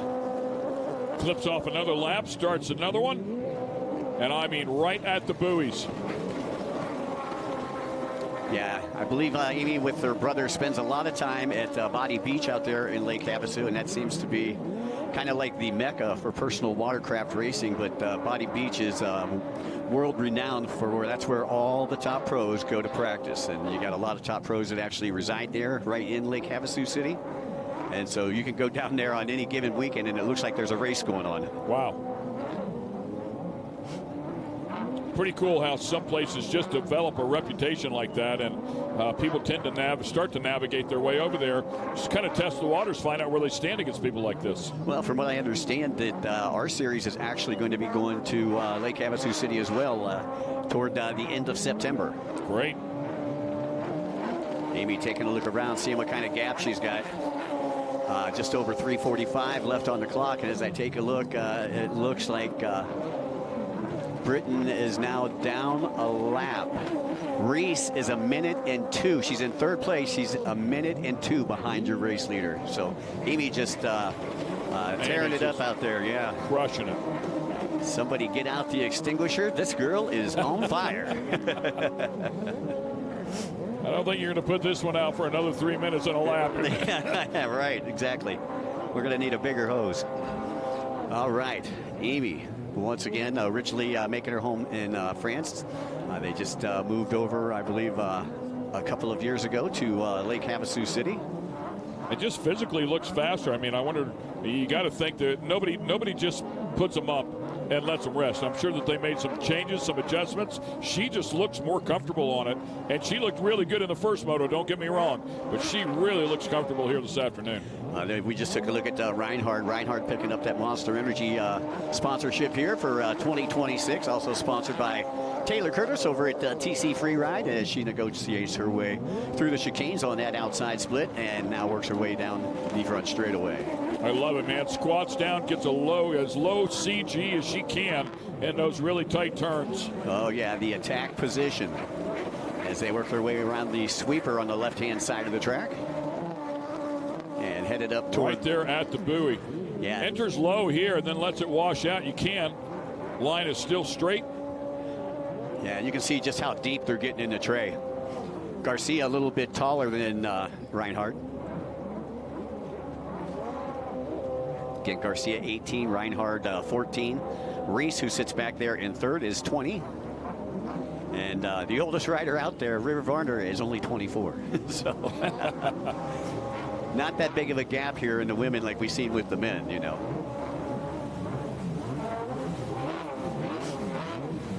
Says Britain is about 10 seconds back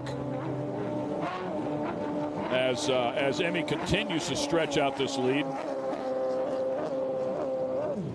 Are there anybody on the shoreline? Do they have crew members on the shoreline to communicate to them at all? Like, you've got a good lead here, just keep doing what you're doing, no reason to push any harder? Yeah, a lot of times what they'll do is they'll stay right down there at the starting line. So the rider will look over where they started, and that's where their pit crew will be. And a lot of times, just like motocross, they'll write something down on a pit board so they can take a look at it as they come by. Or they'll put their arms wide open. That means you got a big lead. You know, if they got their arms real close to each other, that means you better get on it. Yeah, some sort of communication, because you want to let somebody like Emmy know, okay, you've got a big lead here. You can keep doing what you're doing, but no need to push any harder. Right, yeah, you don't want to blow the motor. You still got another moto to go. And these motors aren't cheap. And I don't know if there's any place here at Lake of the Ozarks where you can get parts for these motors. I would think there's another one sitting in the trailer for Emmy. Or at least I would hope so. Oh, yeah. Yeah, they've got a couple of the number 11s in their trailer.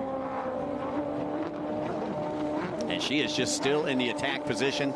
Notice how the elbows are up over the handle pole. Yeah, and look at her arms, man. I mean, talk about somebody that's in shape. I mean, and clearly you have to be to hang on to one of these things for 10 minutes, 12 minutes, 15 minutes. Yeah, she's doing an amazing job. As you see her working her way through the sweeper on the bottom left-hand side of the track. Garcia now with over a 10.5-second lead over Britt Reinhardt. we'll have the white flag coming up on the next lap here for Emmy. Yep, clock is down to zeros, as you can see up there.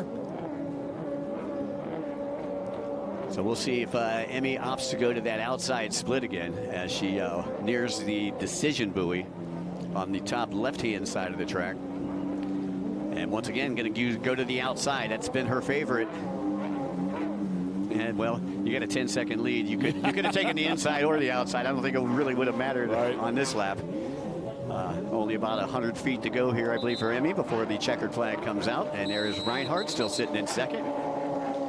There's the white flag for Emmy. I'm sorry, checkered flag will be coming up this next time around from Ryan. And here she comes.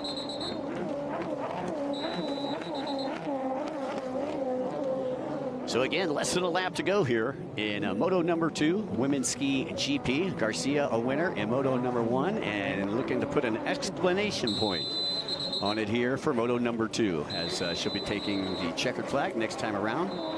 Yep, took the lead at the drop of the green flag as soon as the horn went off, man, up there in the tray. Did a great job accelerating, took the early point. It was really close when they merged back together. They were separated by just a few feet, but she was out front, had the clean water, was able to negotiate that left-hander after the stripe, and was able to put a bigger gap on Britain, and has managed to stretch it out ever since. And one final time through the outside split for your race leader, Emmy Garcia, out of Lake Havasu City, Arizona, sponsored by Rick Roy Products, Jet Trim Marine One, and LG One Designs. As there we go down the front straightaway for the final time, and she will take the win here in the women's ski GP class. 2 for 2 so far, Ken. Yeah, I mean, absolute perfection there for her in this moto here. I didn't see one mistake. I got to agree with you. Nicely done. Emmy Garcia doing a great job. And then once again, how about the 14-year-old Britain Reinhardt doing a great job, finishing second in the second moto, first and second moto, I should say. Reese Geis hanging on there for third place once again, and River Varner getting closer and closer to Reese. So we'll see in the third moto. Maybe that will be the magic for a podium finish. All right, same finish as moto number 1 here in this one, and that is going to do it for the Women's Ski GP, at least for our second session here. Coming up next, we are going to have our sports spec riders out there as we take a look. That's their final results. Garcia taking the top spot, Reinhardt in second, 141. Geis in third, and Varner rounding out your top 4.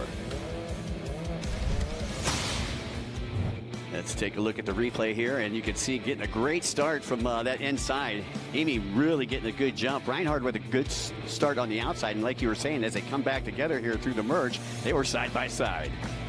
Yeah, good look at it here. As you can see, they picked their choice.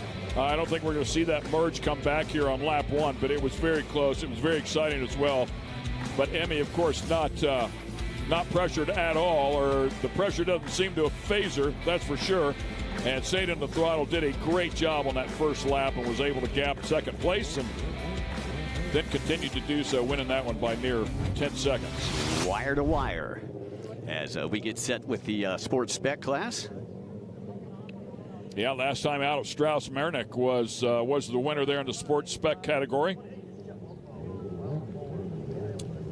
Britain Reinhardt making her way over to the shoreline, and we'll get our Pam Hall over there to talk to the young lady of 14 years of age. Good stuff. Okay, let's go down to Pam Hall. Thank you so much. Britain Reinhardt here. You got number 2 today by 11 seconds. You're in that 11 seconds out of the top position. Yeah. But you're right here at the finish line. I mean, that was definitely tough. Yeah, it was. The conditions are making it super hard, and now with it being flat, we train in rough water, and the skis are set up for rough water too, but we got to make do with what we have. But I want to congratulate Emmy. She deserves that. She rode really fast, and I'm really proud of her. Well, and you're running, earlier you were out here and you were running in a different ski, and then you're back here in your number 851. But all in all, the weekend has been very good so far. Yeah, definitely. I'm stoked for Saturday and Sunday. All right, well, congratulations once again. The Britain Reinhardt right here at our number 2 position for our qualifying run. And Mike, I love it, seeing this next race about to start here, but I love the way she speaks. Very respectful to her competition, excited to be out here, ready to deal with whatever adversities they have to deal with. It just is what it is. And it looks like the 411 right there struggling to get off of the starting line. Yeah, tough break there. Bad start there for the 411. But Emmy, very mature for a 14-year-old. Very mature, yes. Very nicely done. Being raised properly in the racing world, and it will deliver for the rest of her life. That's what I love about this. Well, you know, you don't see too many 14-year-olds that are that calm in front of the camera as well. Yep, excellent job. So congrats to her parents and everybody that's surrounding her, and congrats on back-to-back second-place finishes as we kick off this race here, the Sports Spec Moto number 2. And that is Talon Farding there on the red, white, and blue machine. Takes a look over his shoulder. Again, Strauss Marinick, a winner in Moto number 1. Yeah, Talon, if memory serves, finished up 3rd here in the first moto, but did an interview with him and was very confident that he was going to get a better start here and get out front. It looks like he's done exactly that. So I was looking, I believe that maybe the 55 that is right behind him. I was looking for Marinick won this thing in the first moto, so yeah, that might be. Look at him getting out of that white water to stay in the clean water. And we're going to go back to Pam Hall as you watch this race here and talk to our winner. Thank you once again, Ken. I'm here with Emmy Garcia, now back-to-back on your motos today. How are you feeling for that? I'm feeling great. Like, not really tired because it's not really rough today, but hopefully the wind can pick up tomorrow, so we have a better waves. So let's talk about that, because people are talking about this being a flat lake. You guys train in rough water, so difference in the driving style. So we don't really train in rough water. Like, it's kind of flat where we train, but the last 2 races that we had was pretty rough, so it's different. But the ski handle good, so that's all matters. That's all that matters, and you're in the number 1 spot twice today, so it's got to be a good feeling. Yes, it's a really good feeling. Hopefully I can keep it for tomorrow. Awesome. Well, congratulations once again. We have Emmy Garcia right here, our number 1 in Moto 1 and Moto 2. And congratulations to her. Nicely done. We'll find out if she can make it a hat trick here in that 3rd and final moto as we come back out here to the Sports Spec race. And it was a great view once again of the high line and the low line and how they merge back. And you can see there in 2nd place, that is Strauss Marinick, our winner in Moto number 1, was trying to find some clean water. Now following in the white water a little bit more as that gap's grown just a little bit. Jet Wildeboer has advanced up into the 3rd spot, just in front of Tori Snyder and Skinny Moore. And glad to see Jet back out there, as he had a arm injury back in New Orleans. Had to make a trip to the hospital. So people are on a jet ski out there jumping the wakes too out in the distance. So everybody having some fun here. But you can see the boats gathered around to watch the racers go at it here. Yeah, lots of boat traffic here at Lake of the Ozarks. As we go back on board here with Farding, and you can see Farding taking a look over his shoulder. And as you pointed out in that exit interview a little earlier today after Moto number 1, seemed very confident for Motos 2 and 3. Yeah, he was highly motivated, was not happy with his race. Felt like he could do a good bit better, and so far is delivering on that. Look at that. Side by side they went, and once again at that merge area. Look at that. Is that Marinick that just went into the lead? That is the Yep. Yeah, that was Farthing that just lost the spot. Wow. Wow. You can literally hear the people screaming on the shoreline. Yeah, and that's that inside line and outside line and how they merged back together, and it delivered. Well, Farding came into the weekend with a 7-point advantage and then taking a 3rd in the first moto. Marinick taking a 1st. Marinick is your new points leader here in the Sports Spec class, and he's trying to add 60 more to his total. Yeah, and it looks like he took that lead and stretched it out already very quickly. Great job there by Marinick, able to get around Talon Farding on that last lap. Jet Wildeboer still holding on to 3rd, followed by Bradenton's Tori Snyder and Texas's Skinny Moore. That's Casey Moore, who raced for many, many years back in the 90s and early 2000s. And great to have her back out on the track, as she hasn't been out here racing for probably about 7 to 8 years. Man, Marinick just driving away from Farthing. I mean, I wondered even if Farthing might have a mechanical of some sort, but 3rd place is not really closed up on him, so maybe not. But Marinick absolutely driving away. Well, I'll tell you, Marinick has a lot of people in his corner. Monster Army, Caldwell Racing, Dean's team, as well as Commander Yamaha Racing Team, Revo Racing, 6D helmets. I know that MTI Boats is even helping them. And it looked like maybe a ski was down right there by that buoy. You could see safety in there helping them out. But Marinick right on point, drove it right to the buoy anyways to get around it. So not real sure what had happened there, but there were a couple of skis right by that buoy. Possibly a buoy getting loose or something. Yeah. It looks like the marshals Maybe. are playing You can traffic. still see traffic something cop. there. So, yeah, that might have been exactly what it was.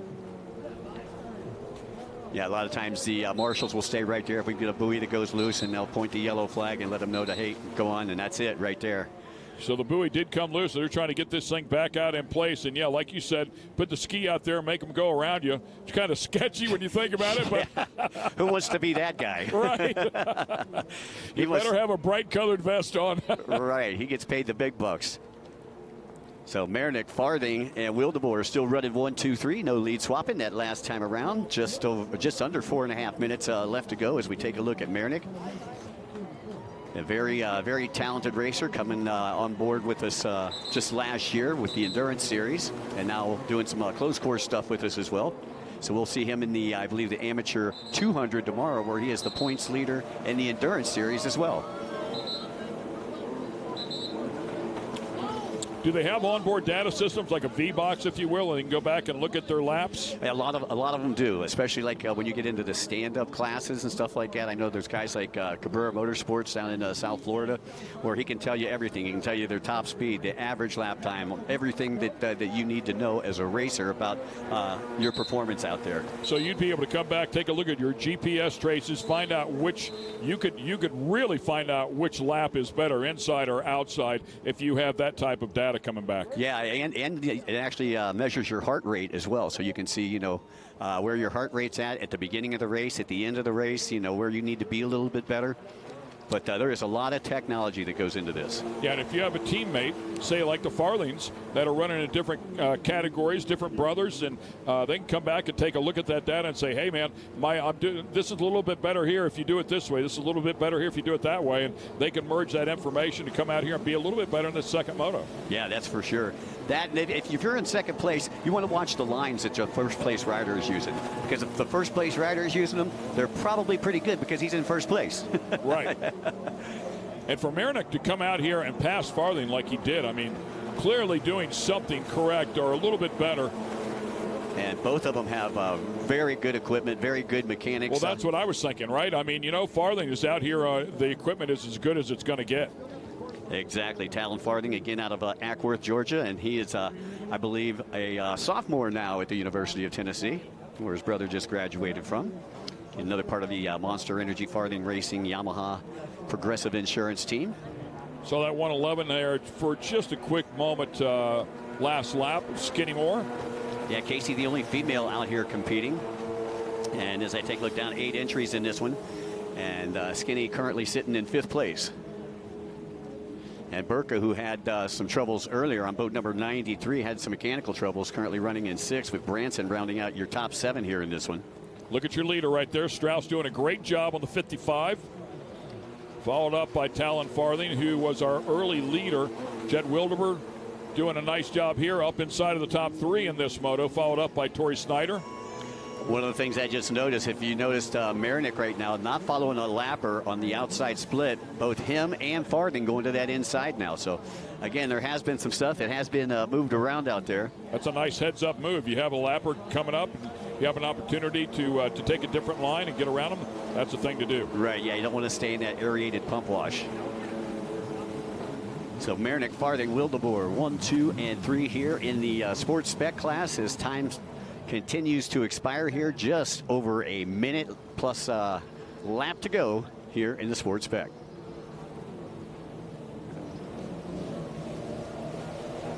Down to 1 minute to go and 1 lap as you watch the clock up there in the left-hand corner of the screen continue to tick down. That is your leader dealing with a lapper right there. Had to get right up behind him, then went down to the inside. The lapper doing a nice job of moving to the outside, I would say, as well, being respectful. Yeah, that was Branson that just went a lap down to Marinick. And it looks like Marinick working his way through the inside split. He's going to get to that, to the flagman before we get the white flag, so he's actually probably going to have 2 more laps to go. And that's exactly, I think, what we saw in the previous moto. It was a different class, but missed that buoy, went to the inside. Yeah, so now he's going to have to take the yellow tetrahedron, that's the triangular buoy that is on the far right-hand side of the track. If you don't take that buoy, then he's going to be down a lap. And that could open up the door for Talon Farthing if he's close enough to maybe jump back up there in the lead. We'll see how this works out. We're going to watch this miss buoy here one more time. and then they'll be coming to the white flag lap at the end of this one. Let's watch it. Just turned in a little bit too soon, and to the inside of the buoy he went and looked back. He's like, yep, I did. Yeah, so I think he knows that he's got to hit the penalty buoy now, which is over on the opposite side of the track, and he's got to make it up on this lap. You can't make it up on whatever lap you want to make it up on. It's got to be this lap right here. So it'd be interesting to see if he heads out there toward that yellow buoy. There's second place Farthing.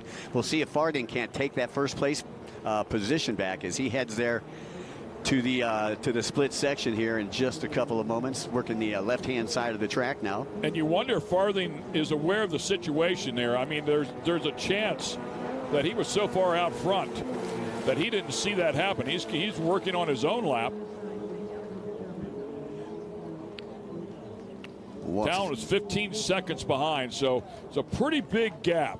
Okay, well, Talon going to the inside. It looked like Marinick came from the outside. The white flag should be coming out. Out. All right, so Ryan throwing the white flag out, less than a lap to go for Marinick. Marinick was able to go out, hit the penalty buoy, come back before Farthing could get there. So Farthing right now having to settle for second place. Hole shotted, lost the lead to Marinick about halfway through this one, and Marinick hasn't looked back.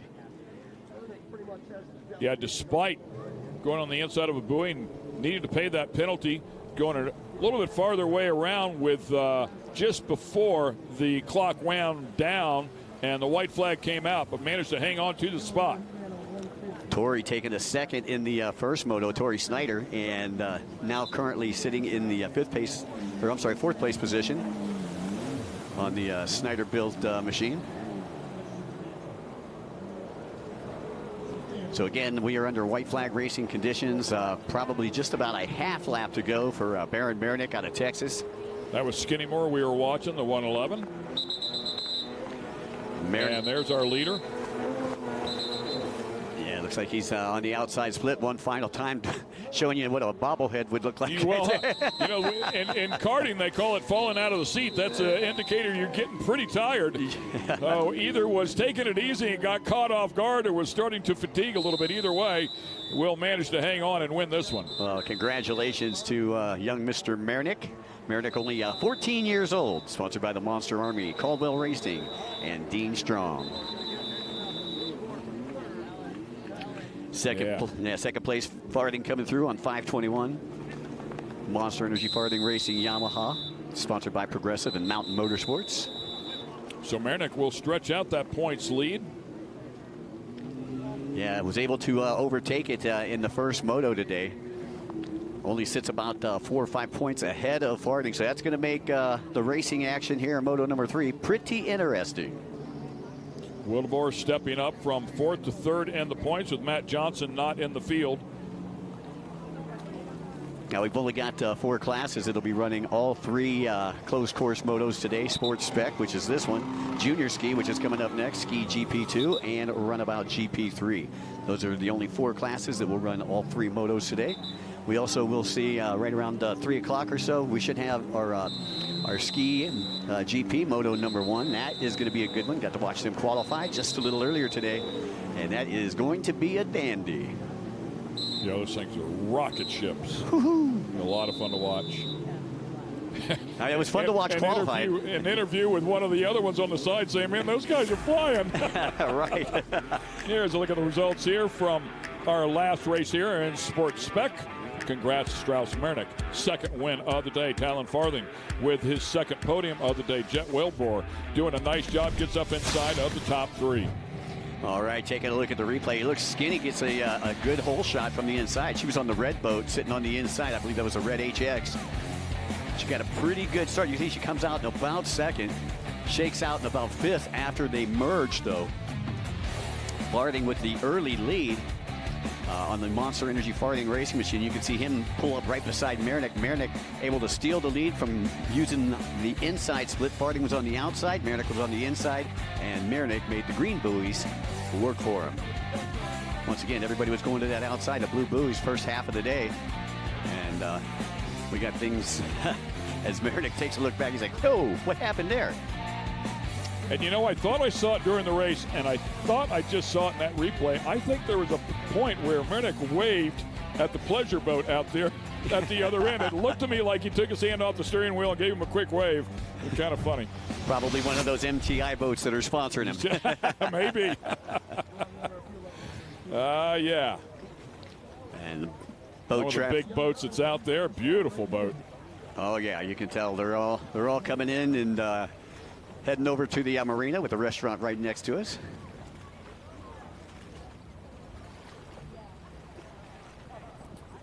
We welcome a new podium finisher up. Let's go down to Pam and talk to him. Here with the Jet Willenborg. Here we are at the finish line here. Well, not the finish line, but the loading dock in that number 3 position for Moto 2 for the day. How is it feeling? It's feeling good out there. Had a bunch of boat problems on the way here. Blew up a drive shaft and stuff, but we figured it out, and we're just out there having fun. The boat's not as fast, but I'm out there trying to make the best as I can. You know, that's all you can do, right, is go out there and do, like you just said, the best as you can, the water conditions and everything else. But good job on that number 3 position. Thank you. All right, we're going to go right here to Talon. Now, Talon in that number 2 spot, but I got a little tidbit. Different ski from Moto 1 to Moto 2. Yeah, there was a crack in the engine. The motor almost blew up, so we had to go get my backup ski, but you got to get it done sometimes with whatever you can get. Yes, exactly right there. I mean, to get out there back on the water and out in the race for Moto 2, 100%. But in that number 2 position, you were out there in that number 1 in the lead and then kind of fell back to second. Yeah, so I think maybe the steering cable broke on my ski. The steering was a little bit loose and I slid out when he got me, but the guy that got me is a really good rider, so props to him. Well, good job, though, getting in that number 2 position. I mean, is this the ski you're going to use the rest of the weekend? Yeah, it is. Yeah. All right. Well, good job, though, on that number 2 spot. We'll see you back out there tomorrow. Thank you so much.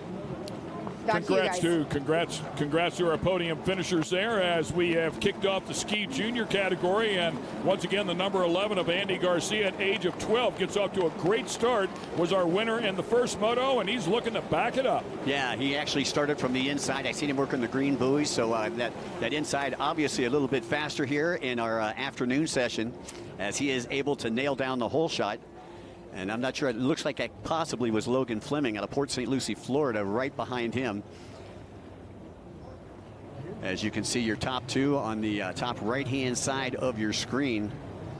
And Garcia already starting to pull away. You could just see him pulling on second place right there. Yeah, big lead there. Great start for him.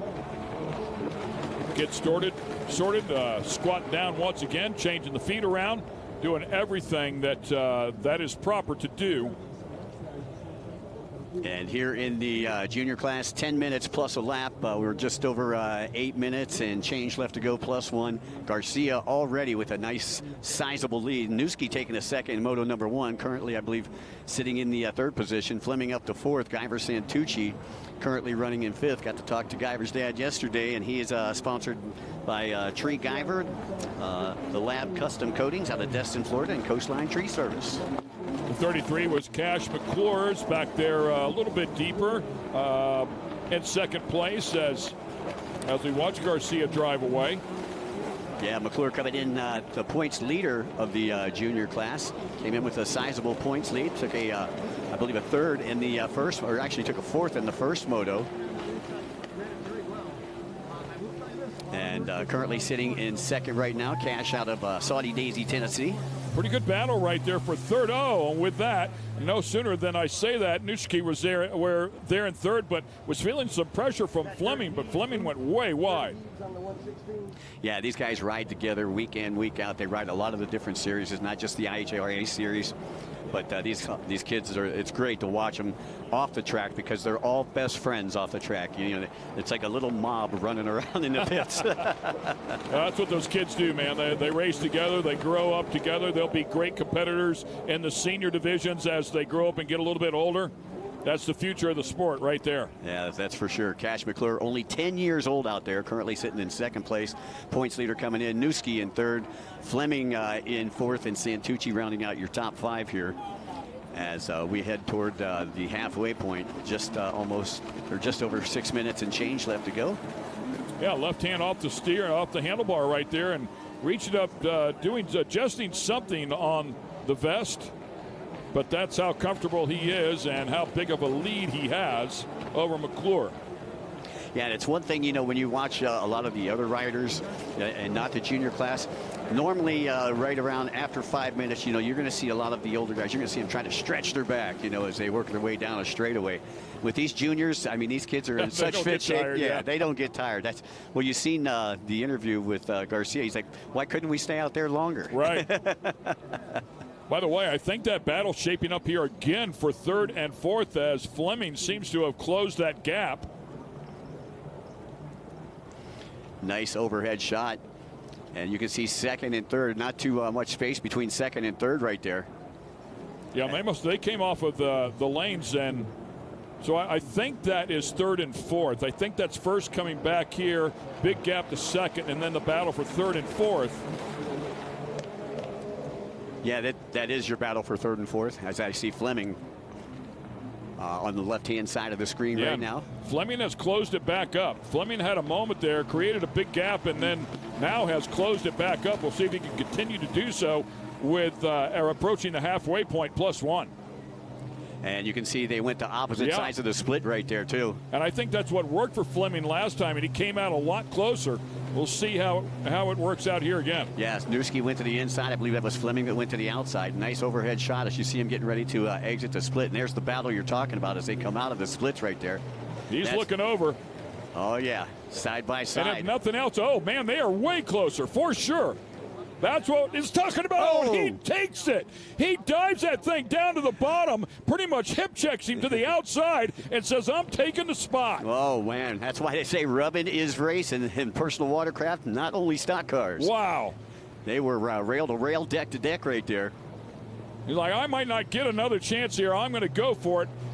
What are the rules? How do people, is that a motocross move? Is that all good here? Yeah, I mean, you're allowed to go bar to bar with somebody, but if you intentionally take them out, you will be black flagged by the race director and have to come off the track. I think that was a racing for position there. They both stayed in it. I don't think anything malicious. It's just good, hard racing. Right, exactly, and that's what everybody's here to see, and that was a great job there by Fleming, able to take the spot from Newski. Newski back into fourth, Santucci still in fifth, and we are halfway home. Just over halfway home. There's just under 4 minutes left to go. What a great battle there to jump up there into that podium position and worked really, really hard at it. That probably took him the better part of 4 laps to get in that position, which probably explains the haste to make it happen. Because, I mean, any sort of small mistake, you might not get another chance at it. Well, one of Fleming's coaches is Jimmy Wilson, who just had a baby, by the way. Congratulations to Jimmy and Sophia. But Jimmy was the World Grand Prix champion and took the lion's share of $300,000 in Thailand last year. So that's his coach. Wow. So his coach taught him right, man. Stay in the gas. Don't get off. Yeah, he'd probably more afraid of the wrath of the coach coming back if he didn't do it. Yeah, exactly. He's not going back to Port St. Lucie. So Cash McClure in second, Fleming in third, Newski in fourth, with Garcia showing them the way around the track. Garcia doing a great job. He has led every lap here in the junior class. Once again, watching our leader here drive away, doing a beautiful job. Andy Garcia with the lead here early on, and has just been very consistent ever since. Well, Cash was fairly dominant like early on in the season here in this junior ski class, but Garcia actually not attending, I believe, the New Orleans event. That's his why he has got such a good lead. McClure taking a fourth, I believe, in the first moto, currently sitting in second in this one, boat number 33, and again coming to us from volunteer country. Who's going to add a bunch of points to it here today, that's for sure. Start closing that gap. Hard to make up for an entire race, but yeah, Fleming picked up 161 points in New Orleans, but Fleming didn't race in St. Pete. As we take a look at the replay. Let's take this replay of the pass. This is for third place. And Fleming on the left-hand side of your track. He just gooses that throttle and says, boom, boom, let's shake the room. Yeah, it's we're side by side, man. We're both going through here. Good luck, brother. Here we go. Well, Fleming had position with that turn being a right-hand turn there, so that's what helped him. Clearly there. They were both right there, so absolutely no harm, no foul. Just good, hard racing, as we talked about. All right, just under a minute and a half plus a lap to go here. From Lake of the Ozarks, you're watching the IHRA Professional Watercraft Racing Series, and Andy Garcia is leading the junior class, Moto number 2, around the track. Yep, just about a minute to go here, plus 1 lap.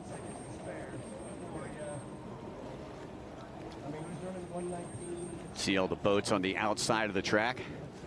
And a nice place to watch the race from, because you can actually see back into the cove, so they can actually see the whole track, whereas if you're landlocked here, you can only see one half of the track or the other half of the track. Yeah, nice shots there. 28 seconds ahead of Cash McClure. Garcia with a huge lead, about a half a lap lead right now as we take a look at Garcia. Again, hard to believe he's only 12 years old. Yeah. Heck of an athlete. And I believe that is second and third is up on the top, or I'm sorry, that is a lapped rider that is yielding to your race leader there, I believe, or your race leaders. So back marker, I believe that's second and third right there. Second is McClure, third is Fleming, but you got a lapped rider in between them. So we'll see if the back marker yields to Fleming like he did for McClure. Yeah, that's Braden Dill, boat number 14. It has actually gone a lap down. Yeah, wanted to finish the race here and was respectful, as you said, to the driver. Well, you know what? An issue's going on back behind him. I believe with third place, got way out of the throttle. So still one more lap to go and they get back to the stripe. Not sure what happened there with the third place rider, but fell way off pace. Yeah, that was Fleming that got out of the gas right there. I don't know if he was just trying to set up to go to the inside, but he really let off that gas, and McClure able to extend that second place lead that he's got.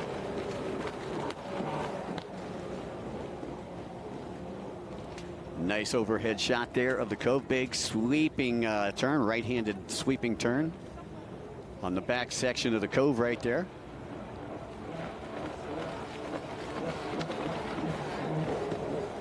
And I believe Garcia is actually out of the picture right there. You've seen second place, lapped rider, and third place. Yeah, so he's in a race all by himself right now, 31 seconds ahead of second place, and you can see the white flag coming out for Garcia, who is sponsored by Jet Trim, Marine One, Fast Power Sports, Rick Roy Products, M Pros, and Cometic Gaskets. Cruising along there, standing straight up, as you said before, probably stretching the back a little bit, relax just a little bit. One more to go, one clean one. As they'll say, just give me one clean one. So you got to wonder, is Garcia going to come off the track and say, hey, I want some more laps, I want some more time again? They got to be getting a little bit tired. I mean, they've done 2 full motos, 10 minutes plus a lap right now. Probably satisfying, if nothing else. Right. I believe they're going to actually run their third moto today, too. That's going to be coming up later this afternoon, sometime between 3:30 and 4:30 after our ski GP class. So, again, 4 classes running all 3 motos today. Sports Spec, which we just seen, Junior Ski, which is coming to a close right now. Ski GP2 getting ready to run their second moto, and that'll be followed by our runabout GP3 class. Putting a nice one together here. Since the horn sounded at the start of this one, got a great hole shot, drove it out front, and has been out front ever since. Boy, the Garcia team having a wonderful day here at Lake of the Ozarks. Emmy winning back-to-back, and this one isn't done just yet, but Andy very close, and there it is. He goes back-to-back. Congratulations, Andy Garcia, out of Lake Havasu City, Arizona, by way of France. And go ahead, you could take a knee, son. You earned it. You could tell he's not tired, though. He's not. Probably just stretching out the legs there. Cash McClure will be coming off the outside split. That is your second place competitor out of Saudi Daisy, Tennessee. Sponsored by TC Free Ride, 6D helmets, ODI, GoPro, VP Race Fuels, and NGK plugs.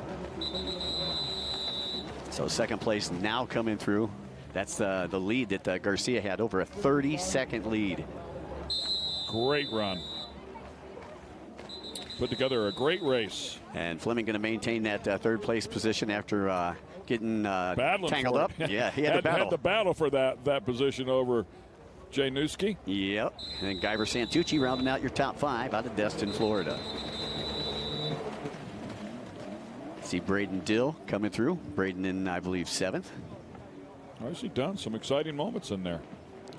Well, I'll tell you, the juniors never disappoint here on the IHRA Professional Watercraft Racing Series. And I'm glad to see more of them starting to come out. You know, when we first started the junior class, you know, and you might get 2 or 3. You know, at least this weekend we've got, I believe, 6 of them out there. And again, they're only 10 to 15 years of age. Great stuff. The kids are so talented.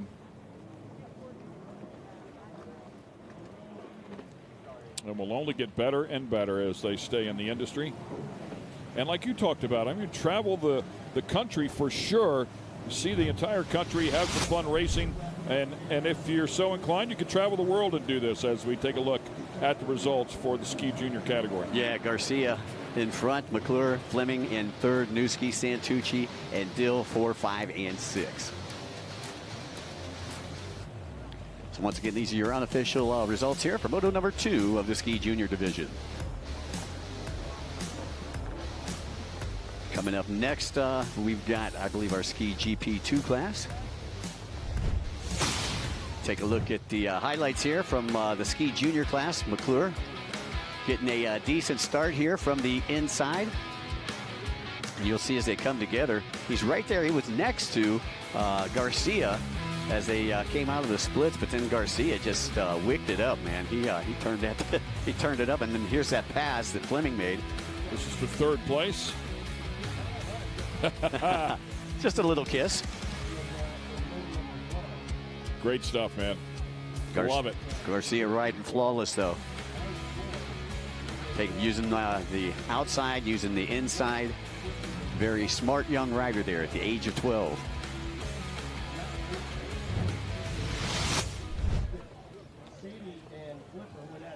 Nice overhead look here at Lake of the Ozarks. You can see all the boat traffic out there, the flotilla, everybody rafting up, checking out the races from outside the racetrack. And boy, what a beautiful day to do it. Boy, it just doesn't get much better. And coming up next, again, will be our ski GP2 class. Ski GP2 class. This will be their 2nd moto of the day. And just take... Logan Fleming made his way onto the podium, and it was a battle. Here with Logan, I'm here with Logan Fleming, and we're talking about that pass that he made. Logan, I want to hear it straight from your mouth right now. That pass that you just did out there to get this number 3 spot. Tell me about it. Yeah, it was pretty good. I had to get a really good split lane run on the inside, and then just held it wide, and I knew that he would probably break it, like give up a little bit, or like not stay on the throttle once he felt the wake. So then once that happened, I just got around him and then just kept going. It's kind of like when you were opening the door to get into a position, and that's what happened. You just stayed on it and did not lift. Yeah, I just definitely did not lift. Well, good job out there getting in that number 3 spot. I mean, you fought hard for it, and here you are, and you held on to it, so congratulations. Thank you. All right, and there we have it, Mr. Logan Fleming right there in our number 3 position. We do have a couple other racers that have came out, but until I can grab those, let's go back to you guys. Alrighty, well, the horn sounds here for the ski GP2 class. Alan Weiss, a winner in moto number 1 on the Charged Up Nutrition, Lake Havasu City Kawasaki. See if he can run it back to back here. And just taking a look down here at our ski GP2, Sadie Murr coming in the points leader. I believe she ended up 5th in moto number 1. Knox Ritchie currently sitting 2nd in the points, and I believe Knox took a 2nd in moto number 1. And we're going to give you a split screen here and let you keep watching the racing. Check back in with Pam. Thank you so much. Here with Andy Garcia. Andy, you took that green flag and you never looked back. You went from green to checkers in that number 1 spot. How do you do it? I don't know. I just hit the gas. Hit the gas, stay on that throttle. I mean, you're 12 years old, 13? 12. 12 years old, and you're out there racing out there, doing an amazing job, going super fast. What is it that you like so much about jet ski racing? I like riding jet skis and I like racing. Awesome. Well, the combination right there, but congratulations back-to-back today in your moto wins. Thank you. All right, and there we have it. Mr. Andy Garcia is sitting here helping get his ski out, but congratulations to him. He can go back to Big Sis and say, hey, I did it too. Who's going to win the most this weekend? And there's a look at our winner from the first moto here in GP2. And Adrian doing a great job, man, and he's off to another good start here. Yeah, another great start. Richie settling into that second place. Rick Shirker has moved up into third. Sadie in fourth. Sadie Murr, one of the more famous female riders, racing with the guys out here, actually ahead of Mike Klippenstein, who's got more world titles than any other racer here this weekend. Clipper been racing for just about 40 years. Has a lot of experience on the... I think he finished up fourth, if memory serves, there in that first moto. We'll see how he does here. I saw the battle while Pam was doing that interview. There was a great battle. They were three wide, and one of them that looked like it was going to get the position ended up going wide, got in the white water, got in the wake, and it kicked him wide. It opened up the door. The ski behind him was able to get underneath and take the position. So these starts with this many skis are always exciting. 15 skis here inside of this category. Wow. Ski GP2 Moto number 2. That's what you're watching with Wiss out in front of Richie and Shirker. Shirker, as far as the points go in the GP2 class, I believe he is currently sitting fourth in points, but didn't make it to New Orleans. Coming into this one, Knox Richie and Shane Elliott were knotted up at 434 points. Elliott coming off the boat a little earlier, and Knox Richie moving up in the points for Sadie Murr. So Murr coming in with about a 49-point lead on this one. So Richie's got a lot more to do if he wants to take that top spot.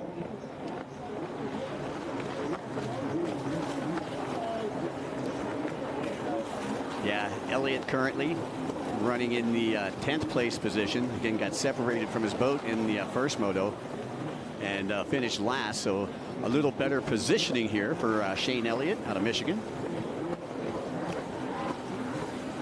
Yeah, he's got a nice lead now, man. Just continues to stretch it out a little bit at a time. Richie's trying not to let him get too far ahead. Richie only 15 years old out of Tennessee. Another one that's racing here in the GP2 class, even though he could have raced in the junior class. The 26 ski was Kyler Dickey that we saw just a couple of moments ago.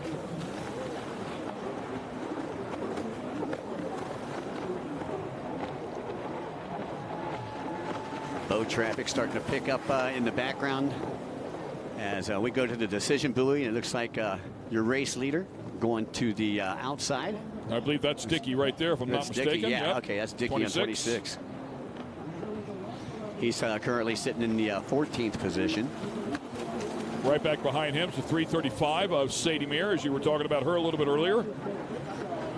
Yeah, Sadie taking a fourth in the first moto, or I'm sorry, a fifth in the first moto, but coming in the points leader.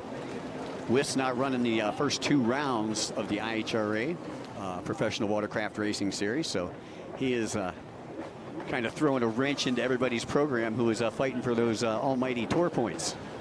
See why the lappers there standing up and kindly moving out of the way, respectfully moving out of the way. Looks like a couple of lappers just running wide there. Everybody else for position on the inside. Once again, taking a look at some of the age gaps here. Knox Richie currently sitting in second. He is the youngest rider out there. And Mike Klippenstein, who I believe was sitting in fourth, 58 years old, sponsored by Action Kawasaki down there in Bradenton, John Haviland Company. Yeah, Lewandowski, I think he's out there in the 34. He's 59 years old. I believe the oldest one in the class. So hats off to those guys for staying active and strong enough to do something like this. And, of course, this young buck, Adrian Fisk, in his prime at 26 years old. Yeah, as we pointed out, Richie 15, Shirker, another one of our elder statesmen out there at 48. As the race is halfway complete. Got just over 4 minutes, 15 seconds left on the clock as Ryan signifies to the riders that the race is halfway complete. And that's when you see the green flag from the flagman down there on the shoreline. 5 minutes down, 5+1 to go.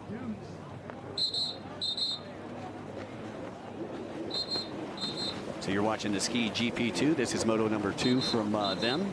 See him jump across the wake there from that lapper to get into the clean water and try not to lose. And then obviously the next position there pushes him out. So he was able to close that up a little bit in that transition. Yeah, and you can see Wiss. Oh, that's Knox Ritchie closing up on him right there. Yeah, I believe that is Ritchie. And they were able to take care. Ritchie was able to take advantage of that lapper and really chopped off about 50% of that gap. Yeah, only 1 second behind right now. He's on some borrowed property out there, too. Boat number 33, that boat belongs to, I believe, Cash McClure. With that said, it looked like Fisk put together a pretty good combination out there. And I think I think Dickey might have made a small mistake right there because he got some of that gap back. Unless it's that was Ritchie, I'm sorry. Yeah, race leader coming from that outside split. I'm waiting for Ritchie to come by. Ritchie may have went to the inside, might have slowed him down just a little bit. Yeah, 2.7 seconds, so he lost about a second and a half there. Yes, he did. Through the split section. And another lapper there working his way in, trying to stay out of the way, but still Ritchie had to adjust his line because of that. And closes right back up again. Like I say, he's a state champion wrestler. He's only 15 years old, so you know that he's got the stamina in him. Zach Clipper has slid back to 5th place. We got Heber Blackmore, 116 in 6th. Ben Reaver in 7th. Adrian Fisk in 8th. Lewandowski in 9th. And Shane Elliott rounding out your top 10. Yeah, and a handful of lappers in there making a difference here in this race that they have to negotiate around.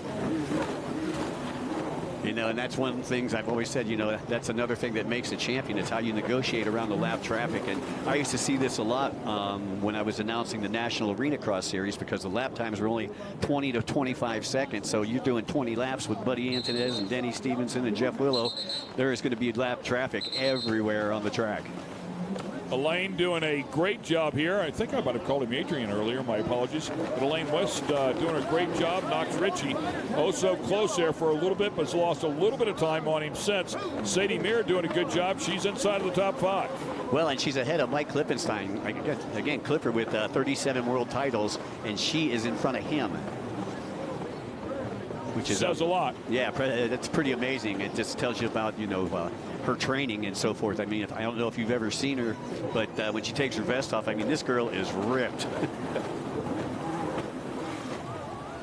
There's Elaine doing what he does, hanging on to the lead here.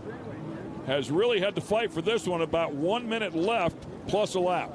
Yeah, Elaine out of another one of our Lake Havasu City locals. Sponsored by the city of Lake Havasu, as well as Jet Trim M-Pros and Charged Up Nutrition out there. I think we've called him everything today. Yeah. I called him Adrian. Somebody called him Alan. I was calling him Alan. Yeah. Well, we're going to call him in 2nd place if he doesn't get back after it. Oh, that was a camera angle. You can see how close they were. And they just took the split lane. So let's find out what happens here because he took the inside, it looks like. Yeah, it is going to be tight as they come out.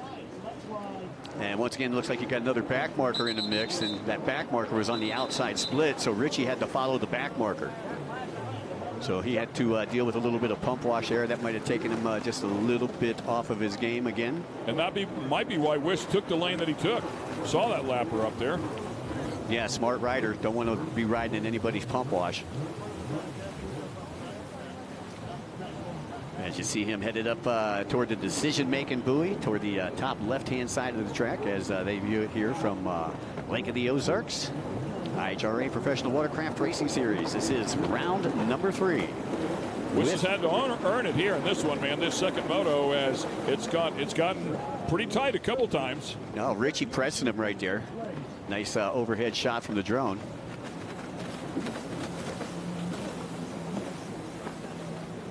As you see Wes negotiating as he heads toward the decision buoy. Got a back marker right there, just kind of getting out of the way. Couple of them, yeah. As the and leaders, again, he's going to take that other lane, I think, to get clear of them. Right, yeah, had a back marker in front of him, so he went to the inside. Back marker went to the outside. right into that buoy, and we saw that happen earlier. Almost went to the inside. I believe that's Richie right behind him. Yeah, if he would have went to the inside, this would be Richie's race. That is Richie up right behind him. White flag is out. One more to go. So Richie really pressing him right now. Let's take a look at the replay here as Wes turns it in just a little tight, but the buoy pops up on the right-hand side of him, and that's what you need to do. So that is a legal turn right there. He will not have to take the penalty buoy. Yeah, played that one about as close as he could in second place right there behind him. Wow. So, and that is close, man. This is first and second place. Last lap, ladies and gentlemen. Here we go. Can Wiss hang on to it? Richie coming after him in a big way. He's really closed it again. I mean, we're talking about less than a second behind him. He's right there, Mike. He's right there. Well, let's see if they go to opposite sides of the split as they head up toward the split section, top left-hand side of the track. Wiss with about just under a second lead over and Richie just had a moment. Oh, yeah, he went real wide. He was trying to stay out of the line.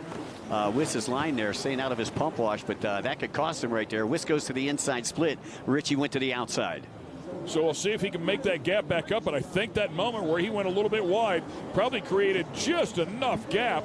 As long as Wiss doesn't make a mistake, that he might be able to should be able to hang on to this one. Yeah, Wiss crossing the stripe in first. Congratulations to Wiss. There's Richie coming through in second. Richie kept him honest. I'll give him that. That is, that's for sure. Great race here in the ski GP2 class. Got another second moto coming up for everybody for the runabout GP3. And then we're going to have our big boys with the big toys come out for our ski GP1 moto number 1 of the weekend.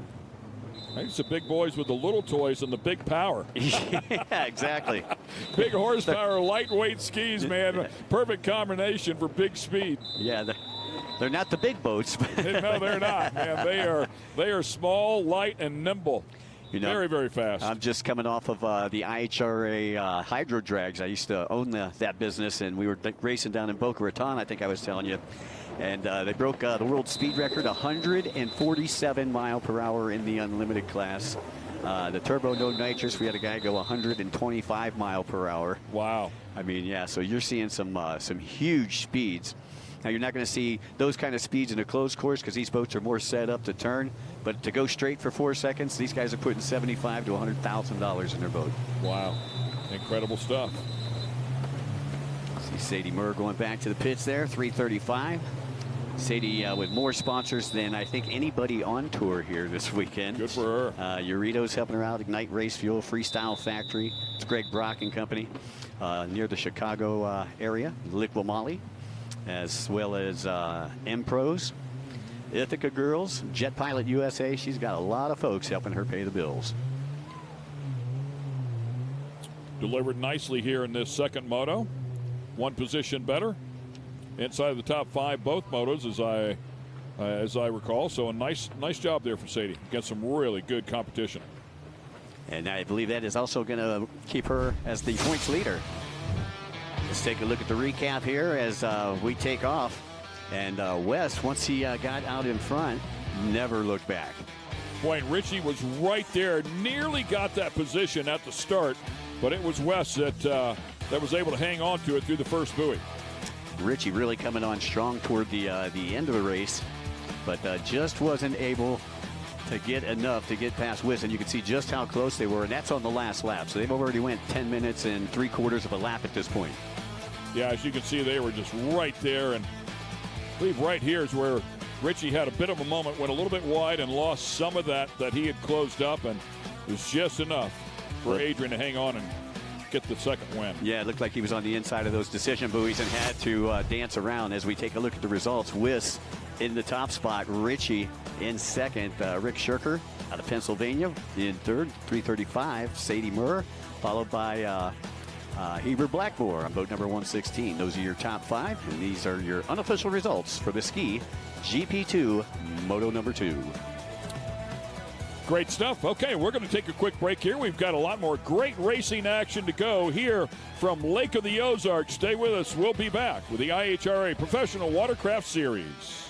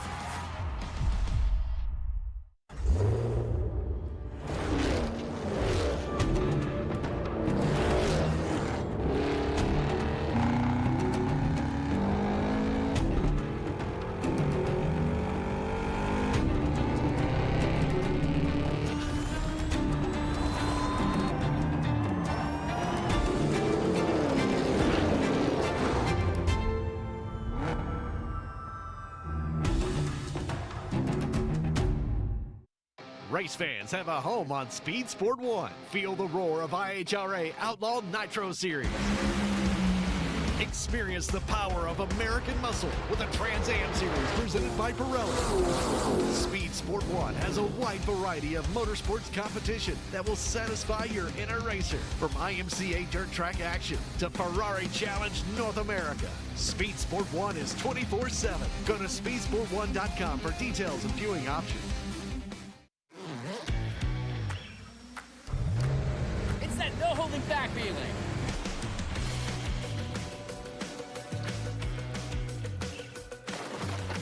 That it doesn't get any better feeling. That winning the weekend feeling. No matter what feeling you're chasing on the water, nothing feels like a Yamaha. Look at Amy, working hard now so that future Amy can buy her very own boat. Wait, sorry, the boat's great, but am I wearing culottes? Oh, you love your culottes. It's lemonade o'clock. What did I just say? Cheers o'clock. Ew. Here's to protecting your boat and RV 24/7 as part of your home and auto bundle. So I, like, hang out with my insurance guy? Oh, yeah. You two have a podcast and everything. Awesome.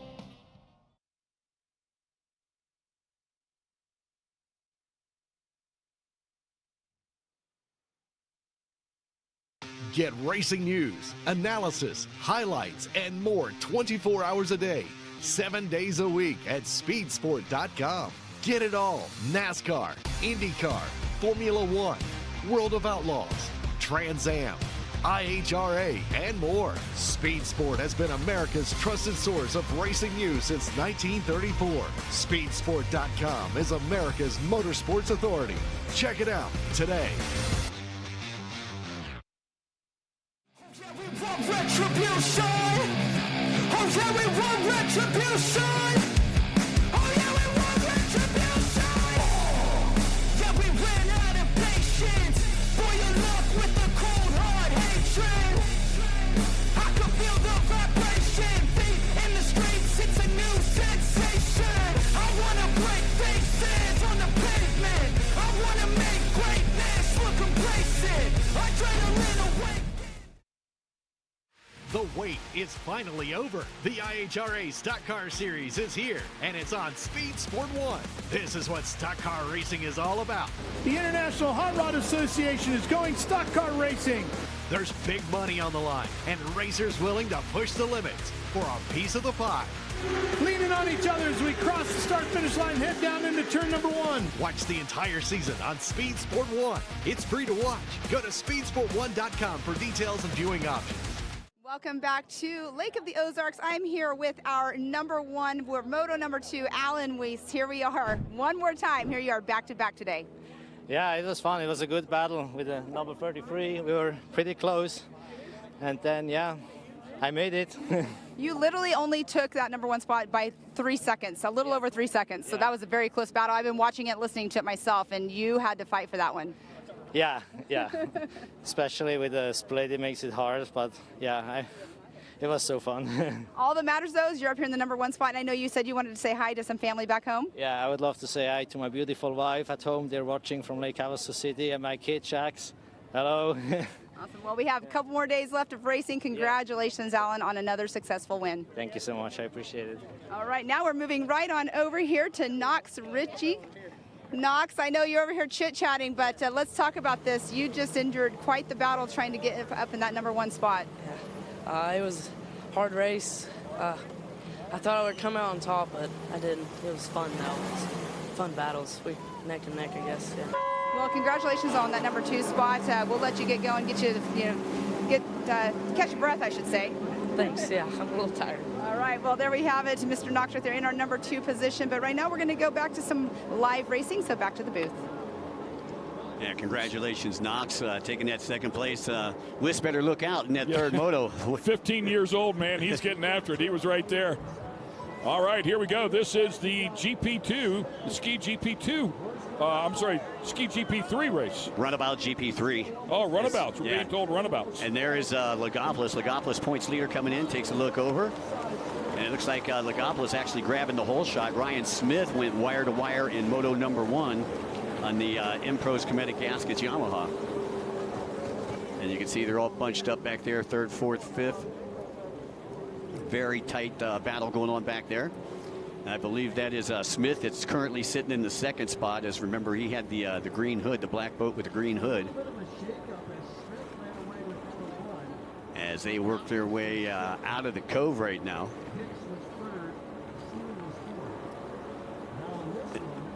There's 2nd place, Ryan Smith. Again, Smith and Logopolis flip-flopping right now. As 361, your current leader. Smith, winner of first moto, and currently finds himself in 2nd right now. And you can see the gap right there between 1st and 2nd, the gap between 2nd and 3rd as they head to the decision-making buoy. It looks like Logopolis going to the inside. I'm looking for Seeley. Seeley, who is also up there in points. I believe that's Seeley right there with the pink helmet. 4th place, yeah. Yep. Jason Seeley. As I pointed out a little bit earlier, it's actually been kind of comical, him and Logopolis going back and forth on the internet. Yeah, as you talked about it before, number 1 and number 2 in a point. So those two hungry between the two, just 28 points between the two coming in to today. Yeah, well, they had never met each other from since St. Pete. They actually met in St. Pete.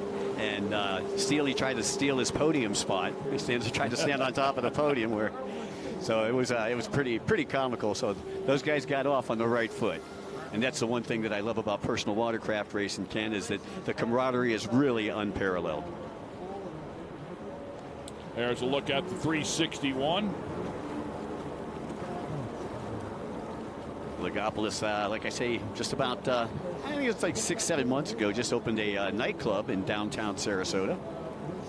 Works at the restaurant during the week with his dad. His mother and sister run another restaurant right up the street in Sarasota. They're down in Osprey. They're 2nd place with the green hood on right there. That is Smith. Again, easy to pick out on the black 308. And once again, Smith, sponsored by Riva Peak Power Sports, All Seasons Motorsports, and of course his family also in his corner this weekend. As Seeley about 2 seconds, just over 2 seconds behind Logopolis right now. Hicks back there in the 4th spot, about 4 seconds off the pace. And then you got Mason Puccio rounding out your top 5, who took a 7th in moto number 1. Yeah, clearly a completely different style of ski here between the GP2s and the 3s. Oh yeah, yeah. The 3s are more of like a stock boat, you know, whereas the 2s are kind of like a limited boat. And then when you get to the GP classes, obviously it's pretty much anything goes, unlimited. So taking a look at Logopolis riding smooth right now. Again, coming in the points leader. Got 146 points in St. Pete, 180 points in New Orleans. He was perfect in New Orleans. Taking a 2nd earlier today and now leading the pack here in Moto 2. 2nd and 3rd, very, very close right there. As you can see, just separated by, I don't know, probably 2 seconds or so. We'll see if Smith can close it back up, and he just took the other lane. So we'll see if he can close up a little bit on him. Yeah, so Seeley's on, I believe, the inside split. And that is Smith now just coming off the outside. As your race leaders headed toward the start-finish line. That's Smith right there. Going through the start-finish line, you can see how far Logopolis is ahead. He's got about a buoy and a half lead right now over your race leader. About 4.5 seconds, the gap right now between 1st and 2nd place. 7.5 seconds between 1st and 3rd place. So that particular exchange worked out for Logopolis. Yeah, well, with 2nd and 3rd battling it out, they're concentrating on each other, and meanwhile, he's just extending that lead and adding more real estate between he and 2nd place. And that's really what he wants to do. You know, he wants to ride hard for about the first 9 minutes and 45 seconds, and then if you watch him at the end of the race, he'll play around. He'll throw his arm up in the air like, hey, where is everybody? That's what he was doing at St. Pete Pier. Have some fun with it. Oh, yeah. He won by about 20 seconds, and he's looking around, and he's bowing to the crowd out at the end of the pier. So he is definitely one of those characters that you see running around in the pits. The 821 that we just saw on screen a moment ago was Tim Hicks. Yeah, Hicks having a good run. Currently, I believe, sitting in the 4th place position. Or check that. Yeah, he's in 4th place position right behind Seeley as the race is halfway complete here. About 4 minutes, 25 seconds left to go here in the runabout GP3 class. And right now, it's Eric Lagopoulos' race to win or lose. Will it be destiny or will it be density?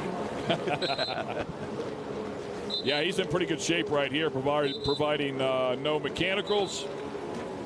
Should be able to close this one out with that style or that kind of gap.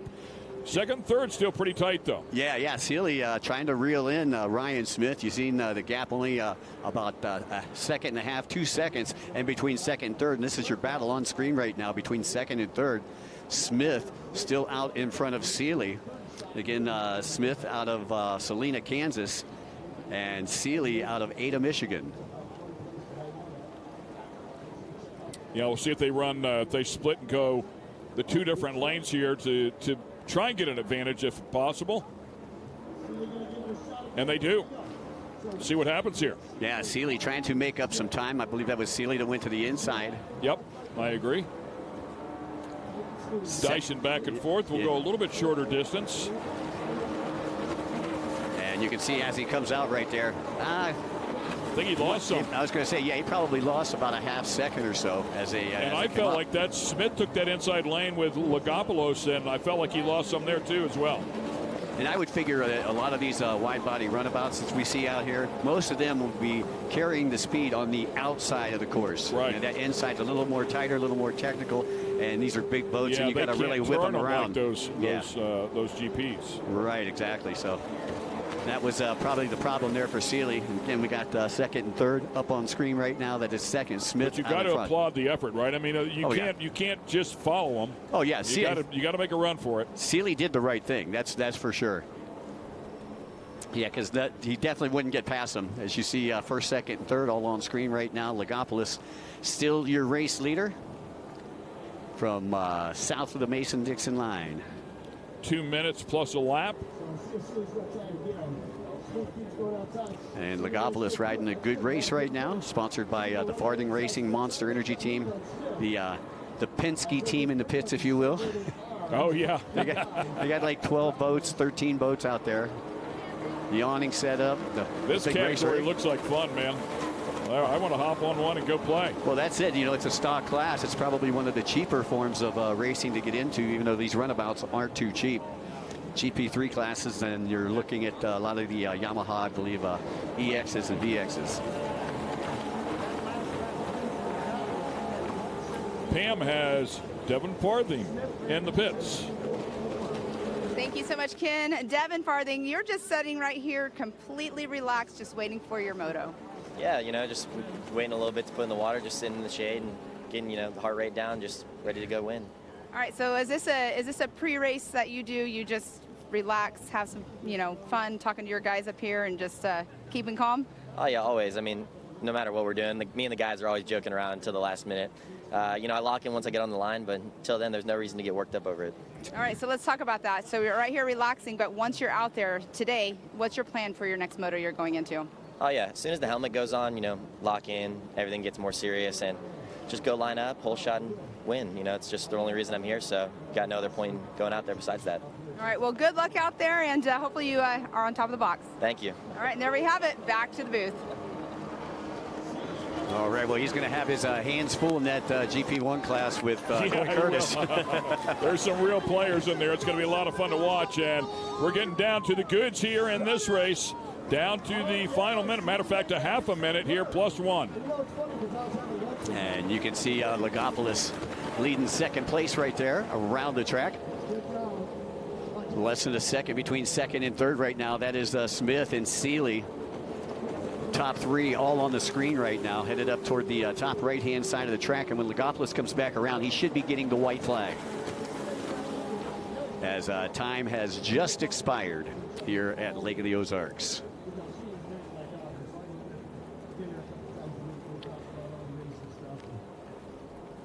So was that Seeley? Was he able to get past? I believe he was able to actually get past Smith on that last lap. So Seeley has moved up into second, and now he is trying to reel in Lagopoulos.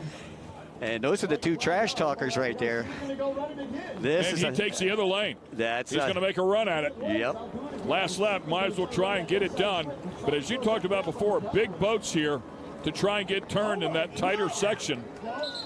Ripping through there. And you makes that final turn to come back at him. Not going to be enough. Well, white flag is out. Still got one more to do it. You can see Sealy. I think he closed it up, though. Yeah. Less than a second here for first and second. Last lap. Wow. A great race being thrown down by Sealy right now. It was looked like he was trying to stay out of the pump wash. You can see he's kind of working to the inside of Lagopoulos' pump wash, trying to make up some time. And we'll see if he can get him in the split this time, because I'll guarantee you Sealy is going to go to the opposite of where Lagopoulos goes. Yeah, and last lap, Sealy was a good bit quicker. We'll find out if he can put together another one just like that, and that might have been that inside lane. I mean, if he can get that thing to rotate down on the bottom, maybe, just maybe, it's going to be a good battle here, no doubt. Yeah, well, you know, they say that the inside line is faster on the last lap because it's a shorter distance. And we'll see if Lagopoulos actually takes that inside, seals the inside line away. And that's what it looks like. That's about a 2-second spread right there. Yeah, and you can see Sealy going to the inside. So Lagopoulos opting to go to the outside once again. And there's Sealy on the inside working the green buoys. Easy to pick out with that pink helmet. Got it turned right there, man. Really set the nose and got it rotated back. And here he comes. Not going to be as close this time around. I'm digging Sealy's Manberry vest. Yeah. Great race, though, right at the very end. And Sealy with a nice move, got around Ryan Smith to take over second place and really closed the gap on our leader as well. But that is your winner right there, Eric Lagopoulos. Excellent job for him. Hicks and Puccio rounding out your top 5 here in Moto number 2. You've been watching the Runabout GP3 class. And congratulations, Eric Lagopoulos, who was your points leader coming into the weekend, took a second in Moto number 1 and taking a first here in Moto number 2.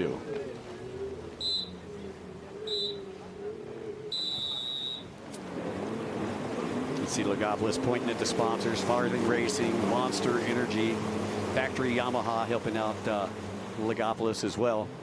He also runs the Island Jet Ski and Water Sports down there in Venice. As we take a look at the results here. Eric Lagopoulos up top. Congratulations on the win, followed up by Jason Sealy and Ryan Smith, all inside of the top 3. Your podium finishers there. Another great moto here. Runabout GP3. Yeah, and I believe they're going to be out right before the Enduro qualifying at the end of the day. I believe that's going to be the final closed course race that we'll be calling here from the booth. So we've got the GP Moto number 1, which is coming up next. That's 15 plus a lap. Let's take a look at the recap here from this last race. 137 getting a decent start from the inside. That was Puccio. Puccio happens to be the son of our race director, Brad and Jamie Bohat.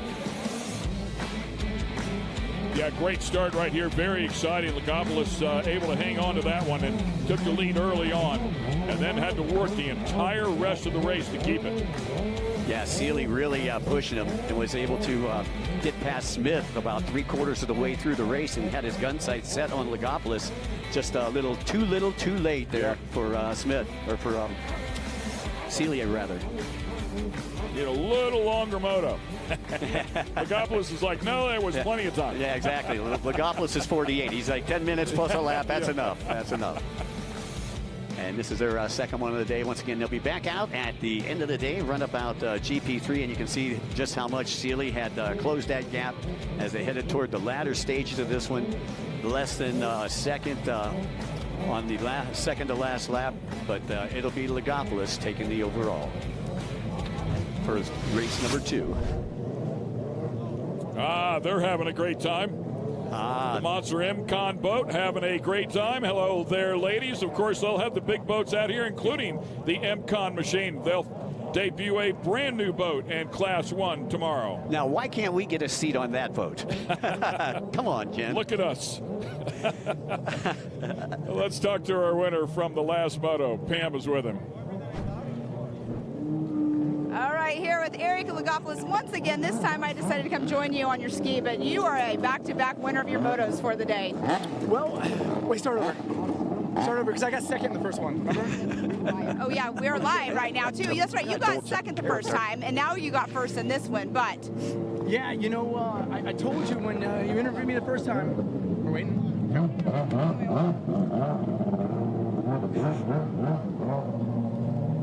All right, so let's talk about this. Second the first moto, first this moto. My bad on when I said back-to-back, but here we are, sitting in the water now, number one. Yeah, we're in a good spot. You know, we got second the first moto. We won that one, so we're tied going in the third moto, so we just got to win that one and off to the top of the podium. Well, I mean, it looked like you were having a blast out there. There was quite the battle between first and second, so you really had to make sure you made no mistakes. Yeah, for sure. Those guys were all good. They were putting pressure on me the entire race, but we were able to get the victory. All right, well, congratulations on that number one spot. I'm going to let you get going so you can get your ski out of the water. Got the next race on the line here, so congratulations. Awesome. Thank you very much. And if memory serves, I think didn't Smith win the first one? Smith won the first one. Smith won the first one, but he finished third here, so they would not be tied. No, he actually has the lead. Yeah, Lagopoulos will have the lead going into that third and final moto, which is going to be held at the end of the day, probably sometime right around, I believe it would be 4 o'clock. So that is a beautiful boat, no doubt about it. These huge bow riders that they're building now are absolutely incredible. And of course, the big race boat, the MCON race boat, will be out there debuting a brand new one tomorrow, and you don't want to miss that one. It'll be a lot of fun to watch. Yeah, I seen that they were testing the new one without the graphics and everything like that. That boat looked quick. I think they're actually debuting 2 new ones, a couple different classes tomorrow. So Tyler and the boys having a great time. They'll put Myrick behind the wheel here at its hometown race and let him go to work. Fantastic. Well, you can see our GP skis getting set to take off. It'll be 15 minutes plus a lap here in the ski GP. They qualified a little earlier today. Fastest qualifier was boat number 155, Coy Curtis. Coy sponsored by Monster Energy, TC Freeride, Fast Power Sports, Marine One, Federico Demolition, as well as Chase Plumbing, Jet Trim, Jet Pilot, Kart Addictions, 6D Ignite Racing Fuels, and Anderson Toyota. He's out of Lake Havasu City and comes from a winning family. And again, under 18 years of age here. And he has dominated this year. Yeah, 16 years old on that Fast Power Sports boat. He has won every race that he has entered this year in the GP class, a perfect 360 points coming into round number 3.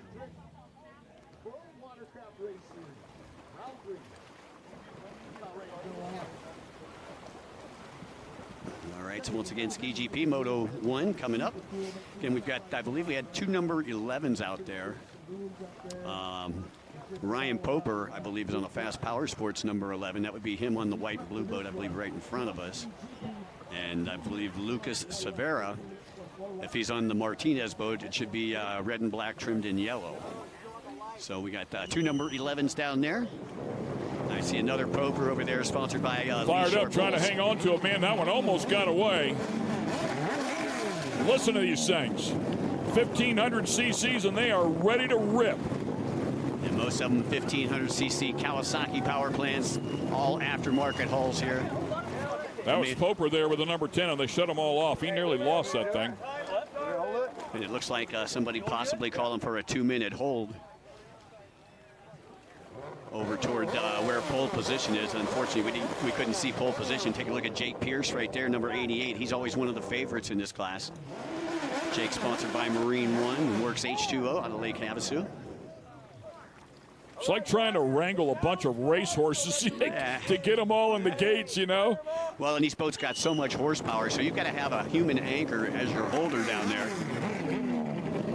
They clear them out, they'll set the boats in. You got a little seawall, so they're getting a little reverb there at the starting line, pushing them a little bit. That's not going to work. Yeah, it looks like the whole right side of the line didn't go. It was only the left-hand side of the line that went. So I believe they're going to bring out the red flag, and the dreaded red coming out for the second time today.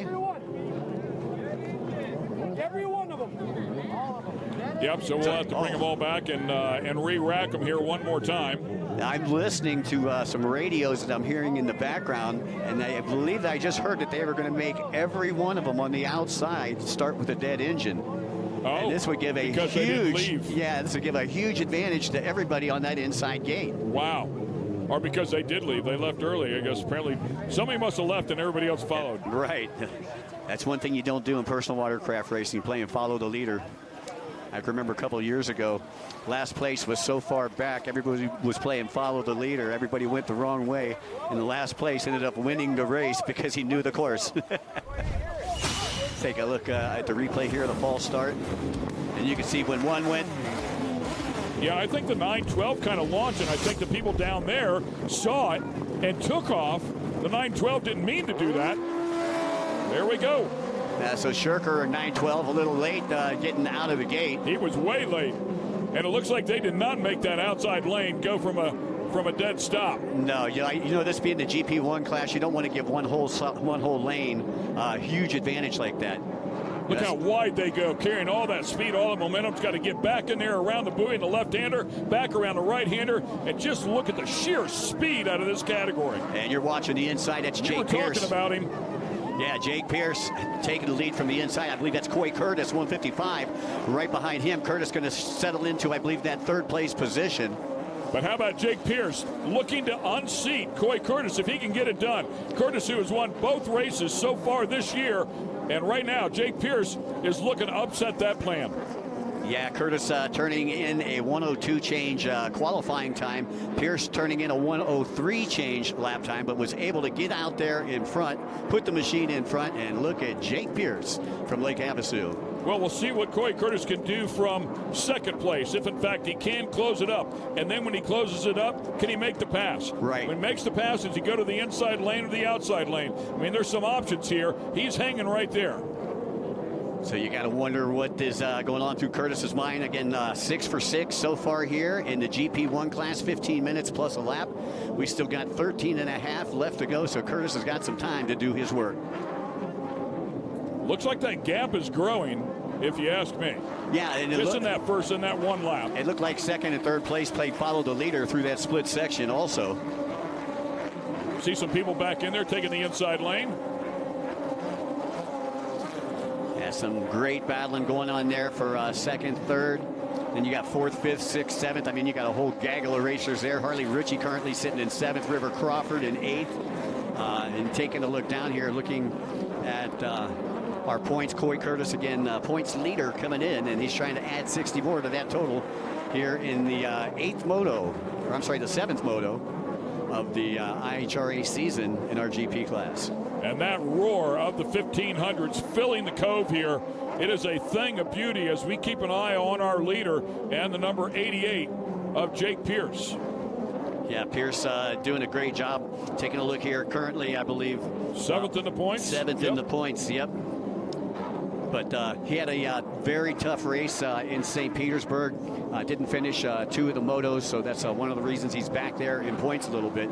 But showing you he's definitely got the talent to take a win here in the GP class. Yeah, you called it out when they were on the starting line. He was right there in front of our camera, and you said, always one of those guys that you have to consider for a win, and he just needed a good start, it would appear, and he got one here today. Yeah, definitely not disappointing out there. Jake Pierce, again, out of Lake Havasu, and that's where a lot of these very fast stand-up GP riders come from. They all practice together. They all ride together on a weekly basis. Taking a look down, the riders that we got out there from Lake Havasu, Harley Ritchie, he is one of those riders. Lucas Severa, he's one of those riders. River Crawford, Ryder Wildeboer, all out of Lake Havasu City. So you got a third of your field here from Lake Havasu. And timing and scoring just had Curtis in third place. I wonder if he got past here to see. Take a look back there. It looks like second and third place are pretty close.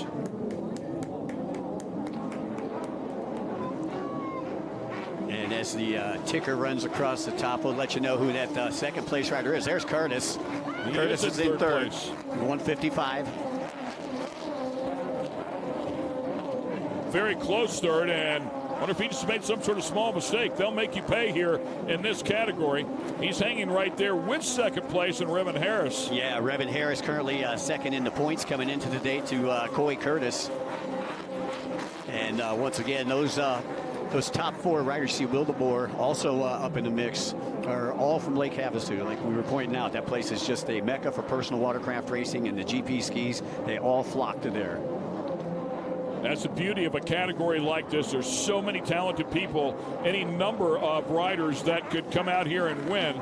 Coy Curtis having those 2 great events there, as you talked about, just really dominating. But in this category, man, you just never know when somebody's going to step up. Any sort of small mistake, any sort of small flinch, and the level of these competitors out here, they'll make you pay. Well, I'll tell you, we are approaching 1/3 of the way through this race right here.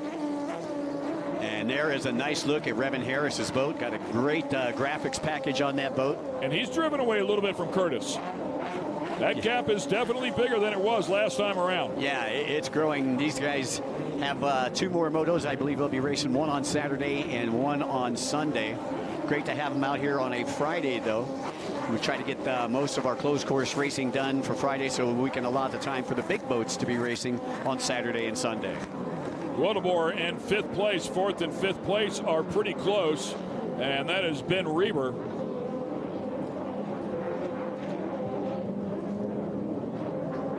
Number 89. Yeah, Ben riding on a fast power sports boat, and he's out of. He was just looking back behind him. I almost wonder if he's having a mechanical there. It didn't look like it was really at pace.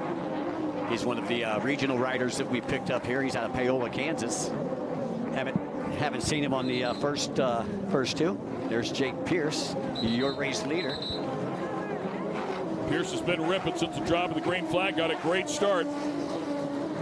Continues to stretch out this lead over 2nd place. Yeah, sponsored by Works H2O and Marine One, as well as RK Builders out there in LHC. You can see the gap right there between 1st and 2nd. Lapped rider moving out of the way for 2nd place, Harris. Here comes Curtis. Curtis now a lapped rider in between he and 2nd place. Curtis still maintaining that 3rd place position, but he better watch out because 4th place is knocking at his back door. Not far behind at all. The gap between 4th and 5th was pretty close, but as you talked about, 4th place starting to close up there, and Curtis proving he is human here today. He's going to have to dig hard to hang on to that final podium position. Coy doing a nice job so far, but Ryder Wildeboer is hot after it. And Ryder Wildeboer, well, I was just going to say was 5th, but as you can see, timing and scoring is missing 4th place there. Yeah, so I believe Ryder currently sitting in that 4th place position. Actually represented the United States over in Thailand at the King's Cup back in 2025.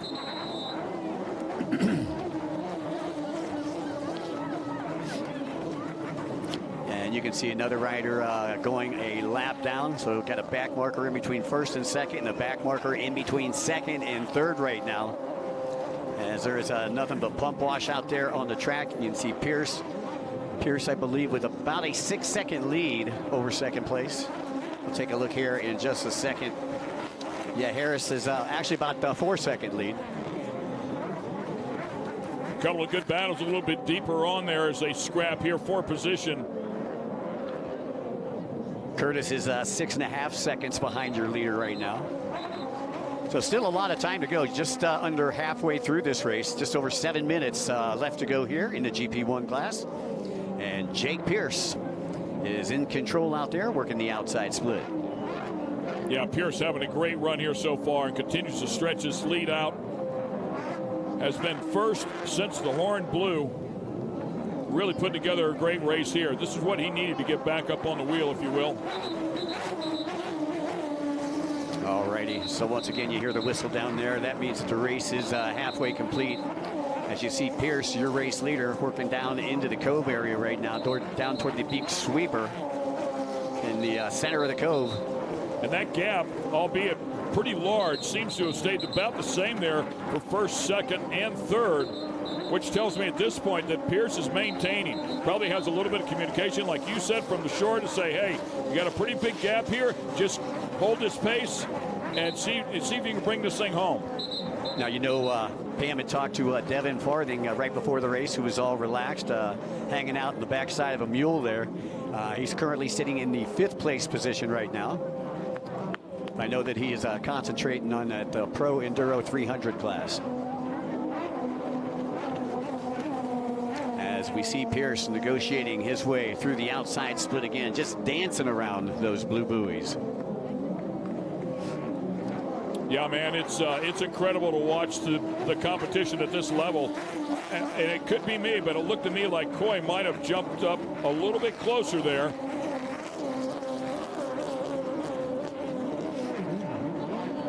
Yeah, unfortunately, we didn't have him on the running order that last lap around.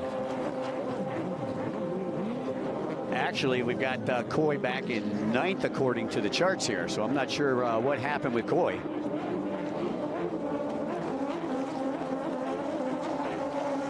So with Coy going down, I believe that would Revan would still maintain that second place position. That would put Wildeboer up into 3rd right now.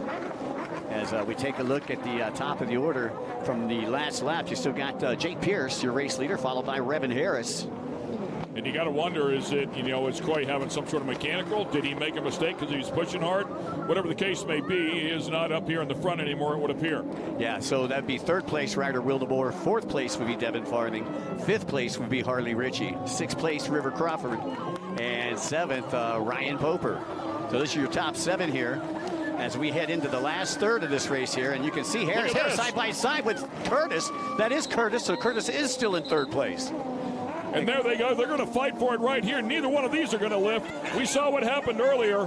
And very, very exciting as they took that split lane. Coy Curtis was able to close up the gap and really make a run at this. And he is right there again. Yeah, you can see he had to cross over the wake right there. That might cost him just a little bit of time going so fast that he lost the cameraman. Yeah, they lost the drone. They drove away from the drone. Right. There we go. Back out to your race leader, Pierce, with 2nd and 3rd battling it out. That's really giving him a lot of breathing room up top. And there is your battle for 2nd. You can see Curtis back there with the yellow numbers. That's 3rd place right now. And we'll see as they come around the decision buoy, the double yellows right here. We'll see if Harris goes to the inside or outside. And here comes Harris. Harris setting up to go to the outside. Harris goes to the outside. Did not get a chance to see if Curtis went to the inside. It would appear as though he did. Yes, he did. You can see Harris right there. See if they come back out. You can hear the people on the shore screaming too. Go, go, go, go, go, go. And it looks like it's going to be close again. Curtis down there on the inside. Here they come back on the merge. Curtis this time ahead of him. Does he have enough steam to stay in front of him? Side by side they go, and Curtis with a small lead. He's going to get the spot. Oh, man, great job. Great pass. Waited till his time. Didn't try to pass the corner, didn't do anything dangerous right there, was able to pass through the split, and Coy Curtis just showing you his racer prowess right there.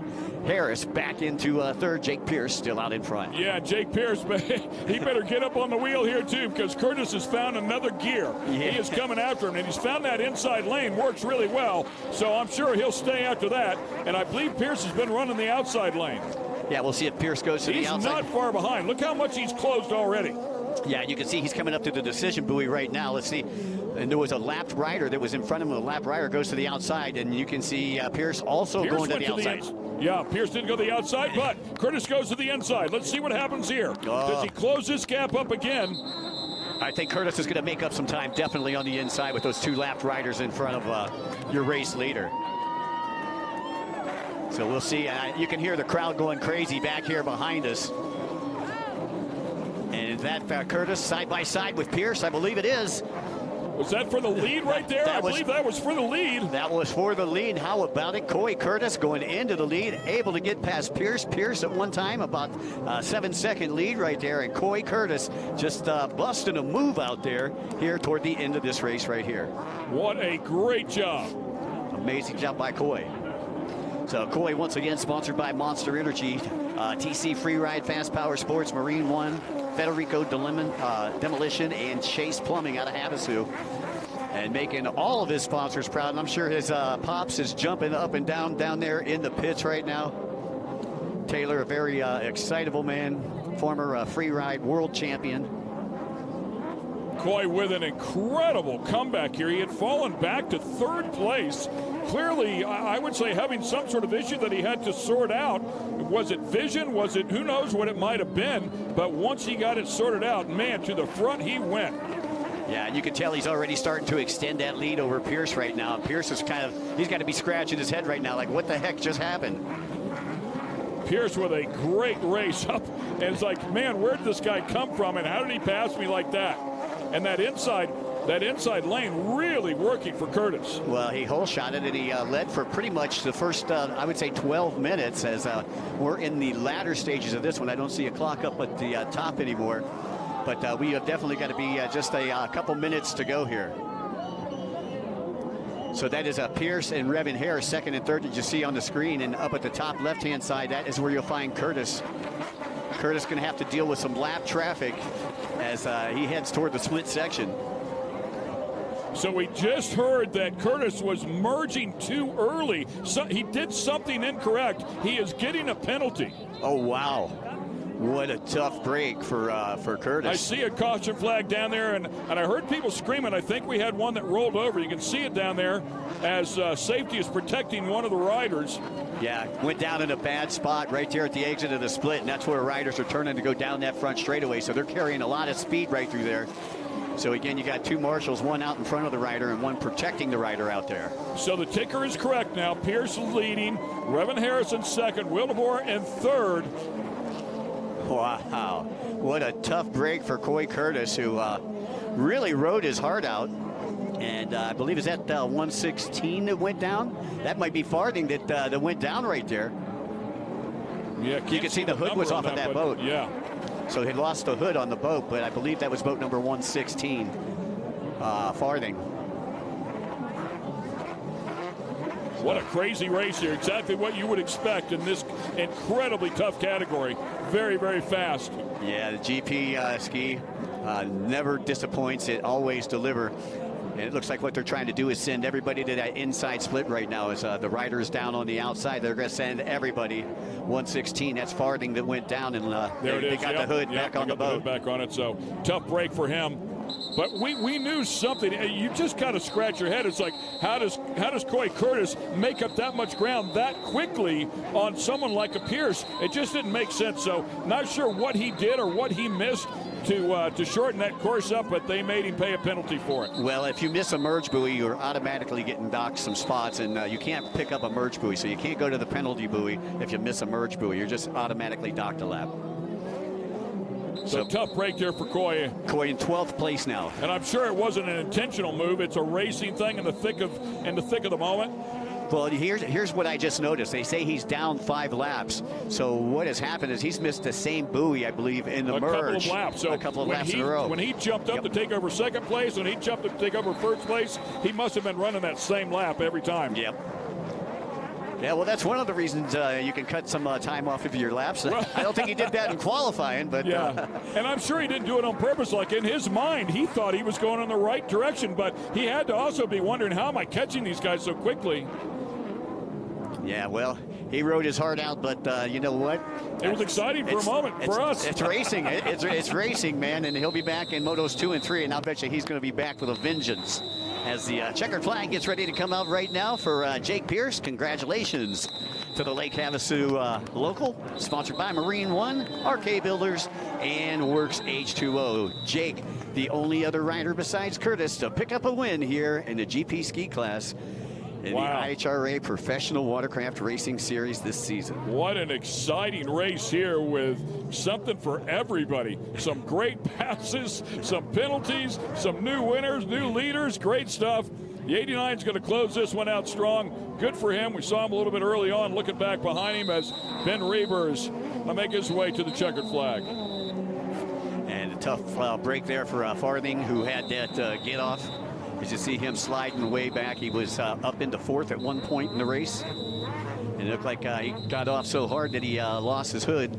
I think he pulled into the pits a little bit early, not wanting to fill that boat up with water. And there he is, 116, Dev Dog, Devin Farthing. And we'll get to see him in the GP ski tomorrow, as well as the Pro Endurance. And that was the amateur endurance, and the 200 and 300 will be tomorrow. Pro Endurance 300 will also be tomorrow. We got some vintage classes that we're going to be running tomorrow.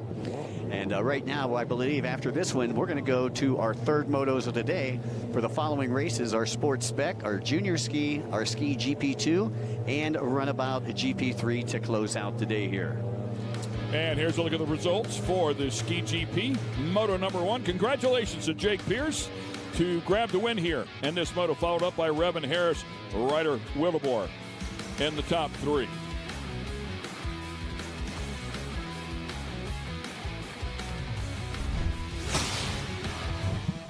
All right. Another look at the start here. We'll give you a recap. It was interesting for sure. Took a few times. It took us 3 or 4 attempts. Yeah, that was the false start that they just showed there. Here was the clean start, which was the second restart here in the GP ski class. Jake Pierce doing what he needed to do to get out in front of Coy Curtis. And Coy, I believe, started right next to Jake on that inside.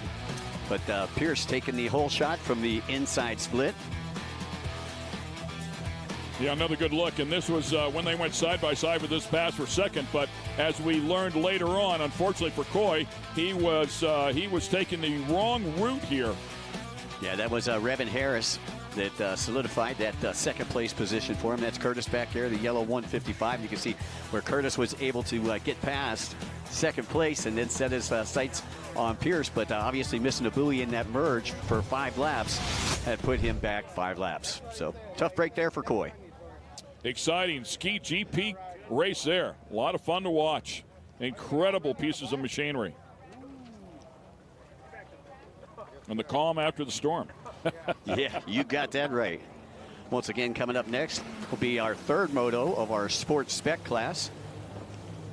And Strauss Marinick been doing a great job in that class with 2 wins in motos 1 and 2.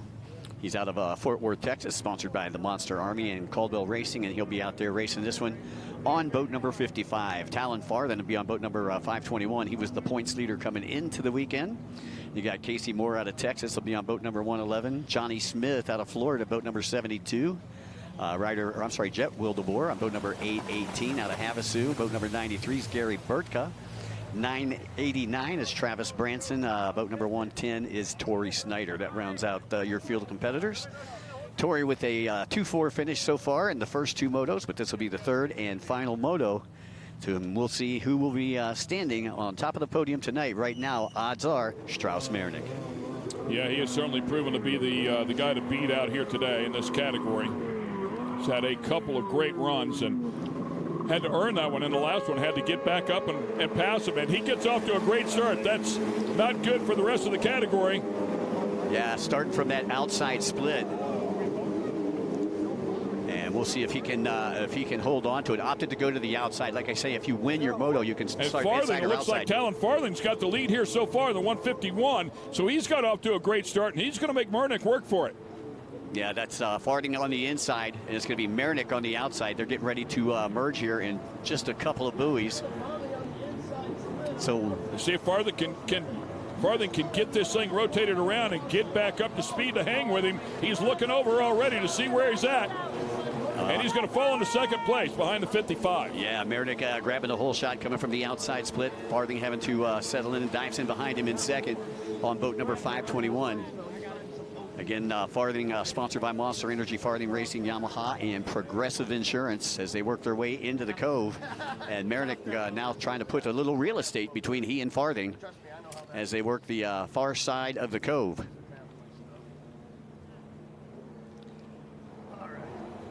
So again, Marinick has just had a great day out here and looks like it's going to continue in that direction. Another great start there for him. Him and Farthing both with a great start, but just a little bit faster for the 55. Now right behind them, you got Jet Wildeboer currently sitting in the 3rd spot.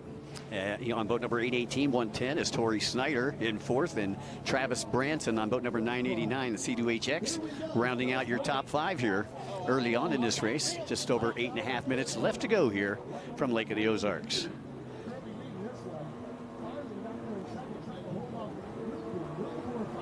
And our Pam has a winner from the last race. What an exciting run. Thank you so much, Ken. Yes, here with Jake Pierce. Now, Jake, we just were talking. I was saying adventurous. You were saying a very eventful race, but you're in that top spot. Yeah, you know, I mean, it's not the way that we really want to win it, but it felt good to start up front. And, yeah, I just got caught behind some lappers, and that's just racing. Well, and that also teaches you, too. You know, when you get caught behind lappers, it's just teaching you to pass whenever you happen to need to do that. But let's talk about this. I was talking with your mom, and she was saying that you switched holes this year, too. So you're on a new hole, and you're back at the top. Yep. Yeah, so I've been on a bullet, as most of you guys know, for the last 5 years. And then about 2 weeks before Florida started, we hopped on this thing. didn't really have much time, but kind of been testing things, getting it all put together, and I think we got a good setup now. And I think it proved it that we've been putting in the work and it pays off. Well, definitely 100%, you know, put in the work, the hard work and everything else in the testing hours that you do. And here you are, #1. Congratulations. Thank you. All right, and there we have it from Jake Pierce. We do have other drivers over here as well. We just have to get them out of the water. Oh, right here. We can go right over here to Revan. Revan, you are in that #2 position, but that was a very eventful race. It was a long one, man. I was waiting for the white flag, but good race. Coy got around us, and unluckily he missed a buoy, but works in our favor, maybe close that points gap a little bit. Yeah, definitely. We were talking about that earlier on this morning, too. But congratulations on this #2 spot going into tomorrow. Anything you're going to be doing? I just need to get some rest and come back stronger. Awesome. All right, and there we have it, Mr. Revan right here, our #2. Back to you guys. Yeah, these guys are in incredible physical shape, and you can hear everybody referring to how physical it is to survive one of those. And we've all said, you know, this is relatively flat water here, so imagine being on something like that, riding that long in rough water. Well, I'll tell you, the horsepower that these things are putting on, I mean, they're just hard to hold on to, you know, and you got to hold on for 15 minutes plus a lap. You know, we are now running our following class right now, but in those GP classes, you know, they got so much horsepower, but they're just hard to hold on to. And this is our sports spec class. This is pretty much bolt-on performance. A lot more quieter in this class right here than our last class. And it's Mernick, your race leader, sponsored by Caldwell Racing. And John. And Mernick, I told you he was waving at the boat out there, and I just got it. We got confirmation of it that time. Last time the angle was from, it was a different angle, but the camera people doing a wonderful job for us out there, courtesy of Windy City. Just got that one heads on. It was pretty funny. Well, you got to wonder if that ain't his family that's out there on one of them MTIs. It's got to be friends or sponsor, like you said. Let me give him a quick wave.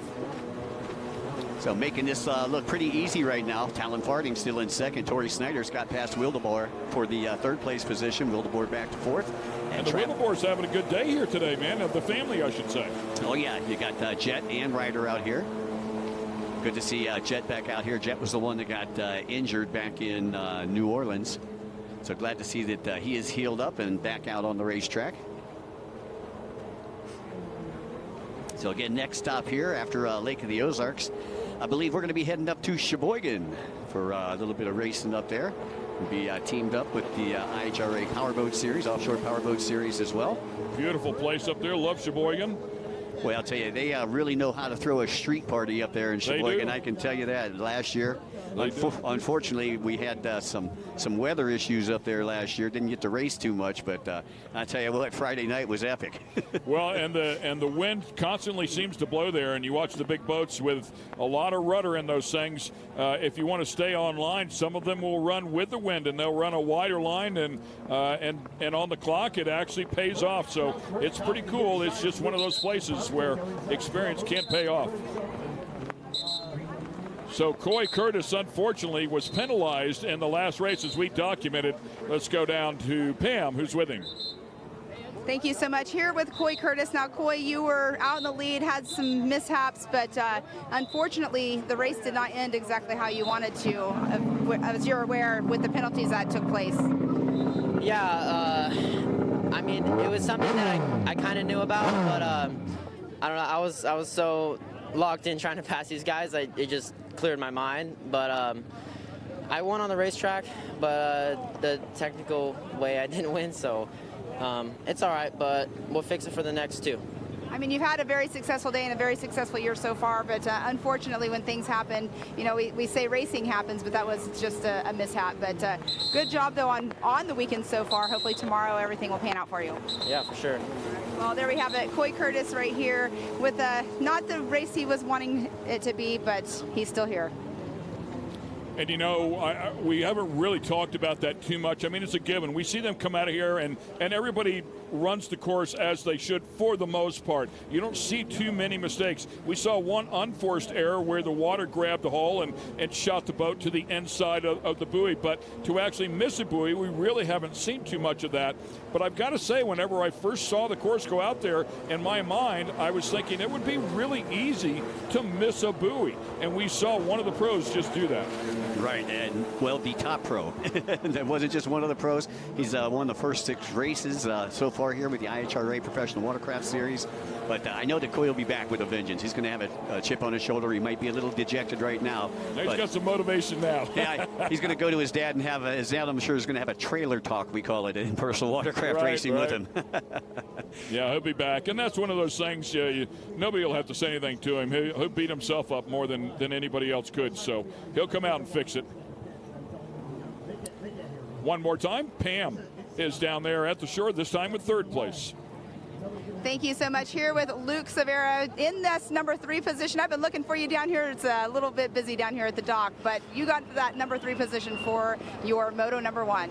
Yeah, I've been working hard, especially since the last race. Haven't had much time on the ski, but off the ski I've been training really hard, and we have a good start to the weekend, so I'm excited. I want to ask you about this because I've been hearing a lot of you guys talk about the training that it does take to, be what you are out there on the course. So on a day's work of training, what it all is it? I mean, obviously it's probably physical lifting, it's probably cardio. What is it that you do? Yeah, physical lifting in the gym, cardio on the bike nonstop, and yeah, it's just trying to get my endurance up because these skis are hard to hold on to. I mean, and let's talk about that. When you guys are taking off right at that start, I mean, as soon as you put that throttle down, I mean, you are having to hold on very tight. Yeah, off the start, the adrenaline's pumping. You just need to calm your nerves and just ride smooth. Do you also do hand exercises with this, however they do the hand exercises to hold on? No, it's mainly your legs just to lean over and got to keep your legs strong. Awesome. Well, I have to say, good job on getting in that number 3 spot. We'll let you get going, but thank you so much for chatting with us, and congratulations. Of course, thank you. And there we have it from Luke. Let's go back up to the booth.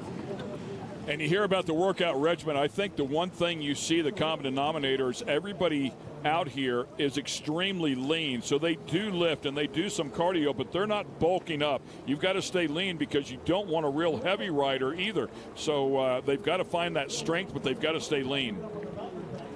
And speaking of lean and mean right now is that race leader that we see on the screen right now, boat number 55, Mernick, with only about 20 seconds left on the clock before it expires. And you can see Mernick taking a look over to see if he sees the white flag. I don't think he's going to see the white flag because time had not expired yet. Yeah, and going to miss it here by just a handful of seconds, but one more lap he'll have to go. Two more laps, really. I mean, one more to finish the clock and then +1. Yeah, so you can see he's got quite the gap right now over 521 Farthing. Farthing still running in that 2nd place position, and I'm trying to see what the gap is. 17 seconds between 1st and 2nd right now, and that is that's a lot of time. That's a comfortable lead. Wildeboer currently sitting in the 3rd spot, about 25 seconds behind your leader. Mernick putting on a clinic out here today in this category. Yeah, looking to go 3 for 3. Again, he's sponsored by Caldwell Racing, Dean's Team, Commander Yamaha Youth Program, the Monster Army, Riva Racing. A lot of folks helping this young man up. So excellent job on a beautiful day out here at Lake of the Ozarks, round number 3. Yeah. As we watch the best go at it here with the IHRA Professional Watercraft Series. And you can see Mernick working his way through that outside split. Looks like he's got a back marker in front of him. And he can afford to slow down a little bit with a 25-second lead over 2nd place. And he'll get the white flag. You hear the whistle down there from Ryan. And he'll get the white flag this time around. So congratulations, Strauss Mernick out of Fort Worth, Texas, your race leader. Yeah, so the 3 brothers will be racing, I believe, this weekend. Strauss Mernick, Baron Mernick, and Cooper Caldwell is their half-brother. They'll be racing in, I believe, the endurance races tomorrow, representing the 300 class. I believe that's Farthington. Is that Farthington right there? Has he closed up that much? Well, I don't know if maybe Mernick is trying to save the motor. I said Farthington. My apologies, Farthing. Yeah. But still 16, near 17 seconds back. So looks like the gap is still about the same. Yeah, he was about 25 seconds behind, so he's shaved about 9 seconds off of it. But Mernick knows that he's got this one in the bag, so he's probably saving the motor for Sheboygan. As you see him negotiating his way through the outside split one final time. We'll take a look around, see what kind of a lead he's got over Farthing.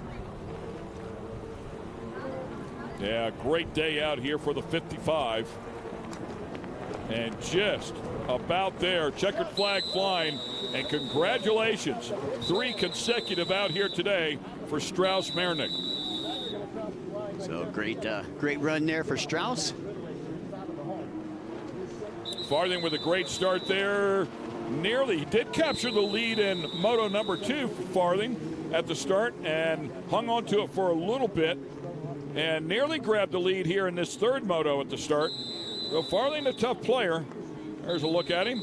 Oh, you know that he's on some good equipment. You know, Marinick and Farthing, both with great mechanics back there in the pits, as is Wildeboer. Wildeboer's mechanic is Mike Klippenstein, who's got 37 world titles. There you go, yeah.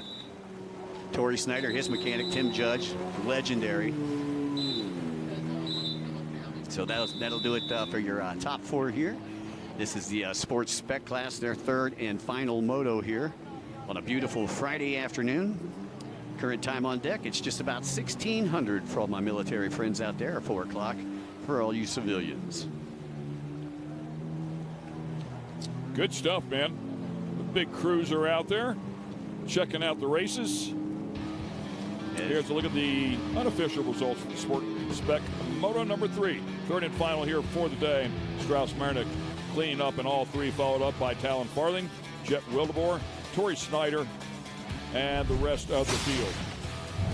Take a look at the recap here on the start. Marinick not looking back. A great start there. Was sitting in pole position from the outside split. And Farthing was on the inside, keeping an eye on him the entire way. And you can see that outside split not being utilized there by Marinick on lap number 2. So Marinick actually switching sides. Started on the outside. Lap number 2 went to the inside. Kind of checking them both out, and that's kind of what you want to do as a racer, to see which works better for you.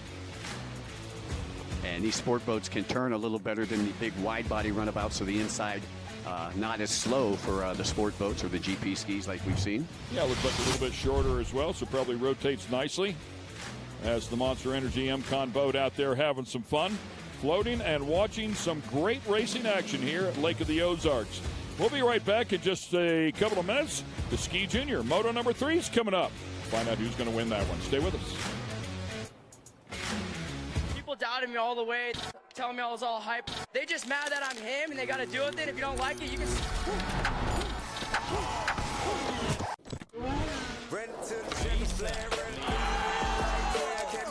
One of the things that makes me most proud is I did things Lando's way. I don't need everyone out there to like me. I like being different. That's it, mate. You are world champion.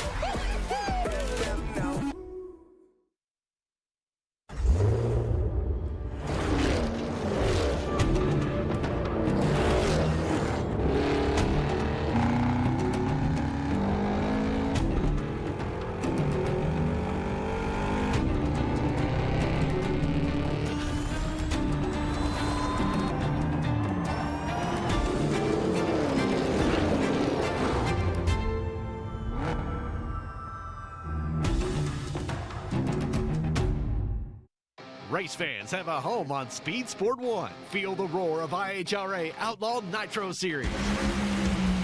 Experience the power of American muscle with the Trans Am Series presented by Pirelli. Speed Sport 1 has a wide variety of motorsports competition that will satisfy your inner racer. From IMCA dirt track action to Ferrari Challenge North America. Speed Sport 1 is 24/7. Go to speedsport1.com for details and viewing options. It's that no holding back feeling.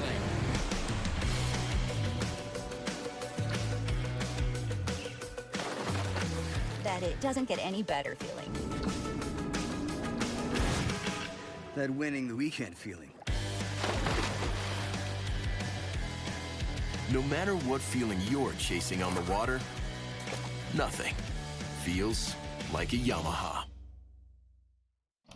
Look at Amy, working hard now so that future Amy can buy her very own boat. Wait, sorry, the boat's great, but am I wearing Culottes? Oh, you love your culottes. It's lemonade o'clock. What did I just say? Cheers o'clock. Ew. Here's to protecting your boat and RV 24/7 as part of your home and auto bundle. So I like hang out with my insurance guy? Oh, yeah. You two have a podcast and everything. Awesome. Get racing news, analysis, highlights, and more 24 hours a day, 7 days a week at speedsport.com. Get it all. NASCAR, IndyCar, Garcia on boat number 11 out of Lake Havasu by way of France. And he is sponsored by Jet Trim Marine One, Fast Power Sports, Rick Roy Products, Pros, and Cometic Gaskets. 12 years of age, trying to do what his sister's already done, win this third one. Boy, I'll tell you, he doesn't look like he's 12 years of age out there. He is riding very fluently out there. And you can see he's switch-footing on every turn, making sure that he's keeping the pump hooked up in the back and keeping his weight distribution over the front of the boat. Makes his choice there. Opts to go to the outside once again. Let's see if Newski also goes to the outside. Looks like it looked like he was setting up to go to the outside. Yeah, Newski on boat number 114. Cash McClure currently sitting in third, followed by Fleming, who made that great pass in moto number 2. And Guyver Santucci rounding out your top 5 out of Destin, Florida. Sponsored by Tree Guyver, as well as the Lab Custom Coatings in Destin, Florida. Cash McClure there in third place, not too far behind second. Keep in mind, he is 10 years old. Yeah, geez, look at the gap there between first and second right now. Garcia really opening up that gap. So. Yeah, second, third, fourth, and fifth, all relatively close there. A little bit of a gap between second and third, but yeah, no doubt about it. Andy Garcia at a different level here today. Yeah, and basically for those of you who are watching it at home, we call this the Ski Junior class. These kids out here only 10 to 15 years of age. Cash being the youngest out there at 10, and Cash is the points leader coming into week number 3 here of the Lake of the Ozarks IHRA Watercraft Racing Series. This is round number 3 as we've traversed through St. Pete and New Orleans. And you got Travis and Cash right here. Yeah, really close there. McClure right there in third place. Has done a nice job of maintaining that position, trying to close the gap just a little bit. And that's Newski on boat number 114, currently sitting in second. So another great battle there from McClure and Fleming, and these guys get to ride together a lot on a couple of different other series. So I've seen these guys probably about 8 or 9 times so far this season racing against each other. Wow. So a lot of seat time, if you will, too, you know, for these young kids. Right, obviously we're on the IHRA Pro Tour, but these kids all riding in the regional series as well. And they happen to come from my neck of the woods down there south of the Mason-Dixon line, so they're always on the line up together. And I'm speaking of Newski, McClure, and Fleming, those 3 right there. That is second, third, fourth, and fifth. We just show you that's our leader way out front. 11-second lead for the 11 Ski. Yep, and just under 6 minutes to go here in their third and final moto. Got 2 more races that we'll be doing today. That is the Ski GP. That'll be coming up next, and then the Runabout GP3 will be the final closed course session of the day. Yeah, just really doing a nice job, as you talked about before. I mean, you can just see clearly he's just done a ton of racing to be as efficient as he is. Yeah, I'm sure that he probably spends a lot of his time at Body Beach. I talked to a couple of the juniors at the St. Pete race that came out from Lake Havasu, and they said they actually go to Body Beach before they go to high school in the morning. And then as soon as they're done, at the end of the day, they come back to Body Beach. It's like surfers in SoCal. Go catch some waves before school and then right after school. Exactly, exactly. But they got the right idea, and obviously it shows with the talent that we see out here. Putting the time in. So you can see right now about a quarter lap lead. You can see the rest of the pack just now coming out of that outside split, and that is second through 5th place. It really is like a different class. I mean, that is how much quicker Garcia appears to be. Well, we're hearing 6 seconds quicker on that last lap. Wow. That's an insane amount. A 17-second gap between first and second right now. And that is, yeah, that's a lifetime on a race course. So again, just under 4:30 to go as we take a look at Newski right there. Once again, Newski out of Gulfport, Mississippi. We used to race in Gulfport for many, many years. Great to see that Gulfport, Mississippi resident out here, sponsored by Advanced Contracting Services, Jet Blast, Green Hulk, Viper Performance, and Riva. And we'll get to see his father, Ian Newski, race tomorrow in our enduro classes. Father and son race team, the Newskis. That's great, man. The memories will last the entire lifetime for both father and son. Yeah, imagine being able to traverse the United States with your boy, your wife. Yep. You know, I mean, taking your family with you everywhere. That's it's got to be a pretty cool feeling. I've been fortunate enough to race with my son for the past 20 years, and there really is nothing like it. It's that's what I love about this industry. You can get if you can get away with your family and have that luxury, and it is for sure a luxury. It is something very special. It's a great common denominator, a common bond that you typically wouldn't have with somebody that's 25 years younger.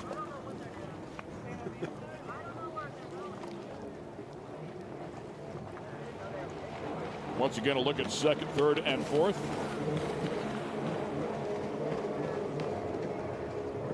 They stretch it out here. Everybody running about the same pace back here. Second, third, fourth, and fifth. Obviously for Garcia, just checking out. Yeah, Garcia still followed by Newski, but Newski about 20 seconds back behind him. And the real battle is Newski, McClure, Fleming, and Santucci. Because those four were pretty bunched up on that last lap as we seen them exit the that outside split. And all of them taking the outside. Nobody trying to make that inside work for them. Maybe they know something that we don't know.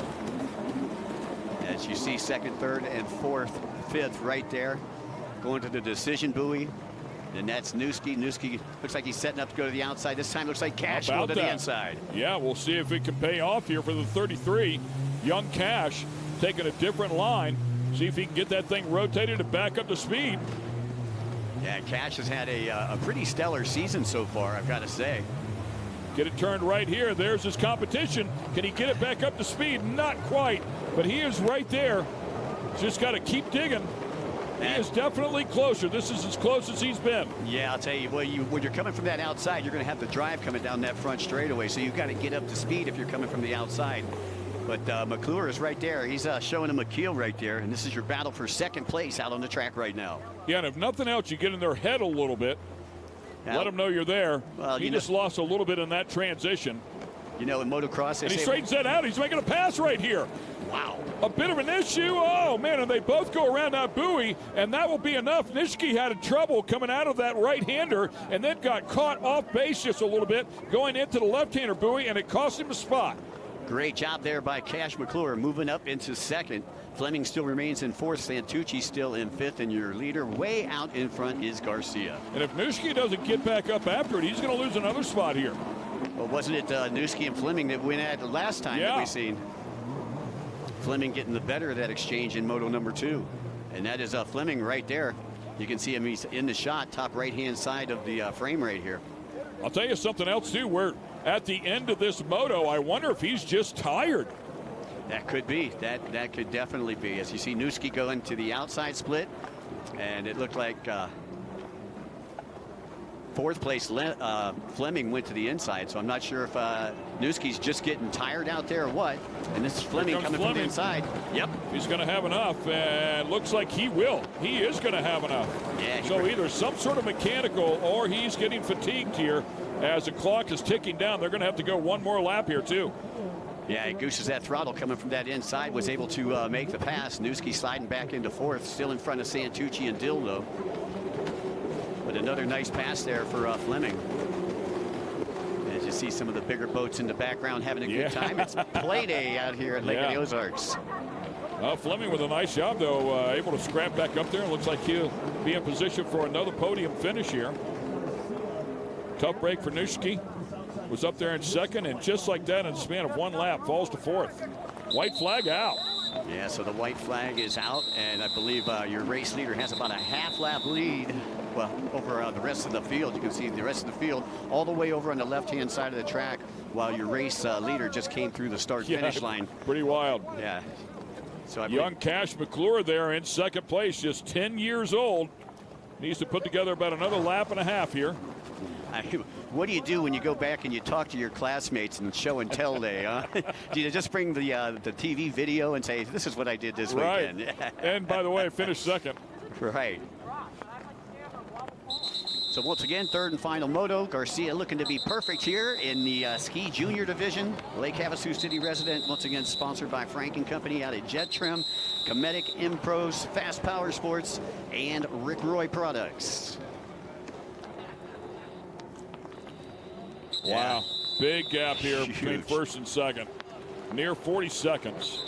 And coming to that decision buoy one final time here is Garcia. Once again, originally from France, now making his home in Lake Havasu. And this time he's going to opt to go to the inside split. And it's shorter. That's kind of that's what they kind of teach you, you know, like at all the race schools and stuff like that I've been involved with. You know, they always say you take that the inside split on the last lap. It's a little bit shorter way there. So the checkered flag coming out from Ryan Scaglione. Yeah, and congratulations there for Mr. Garcia. Nicely done there for Andy. 3 wins here today. That's a good day. That is a good day. His older sister with 2 wins today. She'll be racing again tomorrow. So there's going to be a party in the Garcia pits tonight. Yeah, he's one-upped her here. Yeah. And now the pressure's back on her. Right. This is McClure getting ready to come out of the outside split. I believe he's got one more buoy to negotiate, and this deal will be in the books as he works his way down the front straightaway. Yeah, good job for the 33 ski. Cash McClure doing a nice job here. Will come into second. He's sponsored by Taylor Curtis over at TC Freeride and Competitive Crankshaft. And you can see Garcia just taking a little rest there while he's waiting on everybody else to muster after the finish line. Yep, it's got to feel good. They're trying to make sure that everybody goes through the finish line and nobody goes through while the race is still going on, because obviously they're going opposite directions. So that was Jay Nitschke there, looking to finish strong. Still in 4th place. And Logan Fleming will fill out the podium positions. See our flagman Ryan there talking to John McAkron, who is our lead marshal out there this weekend, ahead of our safety crew. And congrats to Guyver Santucci as well for finishing this one up. Braden Dill, 11 years old for Braden. Guyver at 14 years of age, as we show you the top 6 here and how they finished up in Moto number 3 for the ski junior category. Yeah, Garcia taking the top spot, McClure in second, Fleming working his way through the pack to third, Newski, Santucci, and Dill 4, 5, and 6 here in the ski junior class. This was their 3rd and final moto. Congratulations to Andy, who'll be standing on top of the box tonight as we take a look at the replay. Yeah, off to a good start, man. Andy Garcia once again just slayed him right from the hit of the throttle. And as you can see there, stretched it out to near 40 seconds by the end of the race. And that is a huge lead this early on in the race. And you can see he was negotiating his way. His favorite was probably the outside, hit the outside probably 90% of the time. That last lap going to the inside here for your race winner, Andy Garcia. And some great racing going on back behind Andy. As you see Cash McClure making the pass there. Yeah, that was on Nitschke, and you can see where Nitschke hit that buoy, and it kind of threw him off pace there a bit. And it ended up costing him 2 spots by the time everything was said and done. And one final time through the track there for boat number 11, Garcia, as he takes a bow and takes a win here in the 3rd and final ski junior moto. Well, I'll tell you what, there's our hardcore race fans that have waited all the way. We've got 2 more races left to go, 2 more 10-minute motos for everybody out there. We got our ski GP2, which is coming up next, and that'll be followed by our runabout GP3. This is the 3rd and final motos for both of those classes.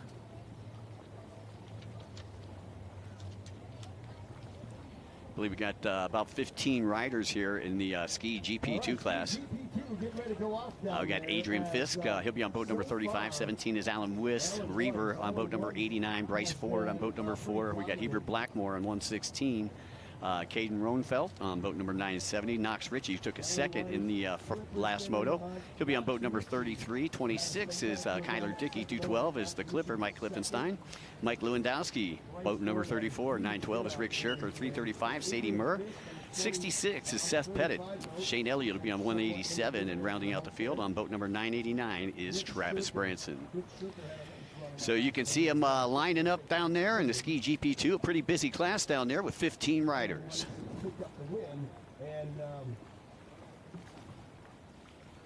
Andy Garcia, our winner, is with Pam. Thank you so much, Ken. Yes, Andy, you are 3 for 3 for the day. I want to ask you something. Between you and your sister, do you guys have a bet in the pits of who's going to have the most wins for the weekend? No, because she's doing more races than I. Well, you know, you're 3 for 3 right now. She's 2 for 2, so she has her third moto tomorrow morning. But right now, it's all about you. Let's talk about this. Being 3 for 3 for the day, how do you feel inside?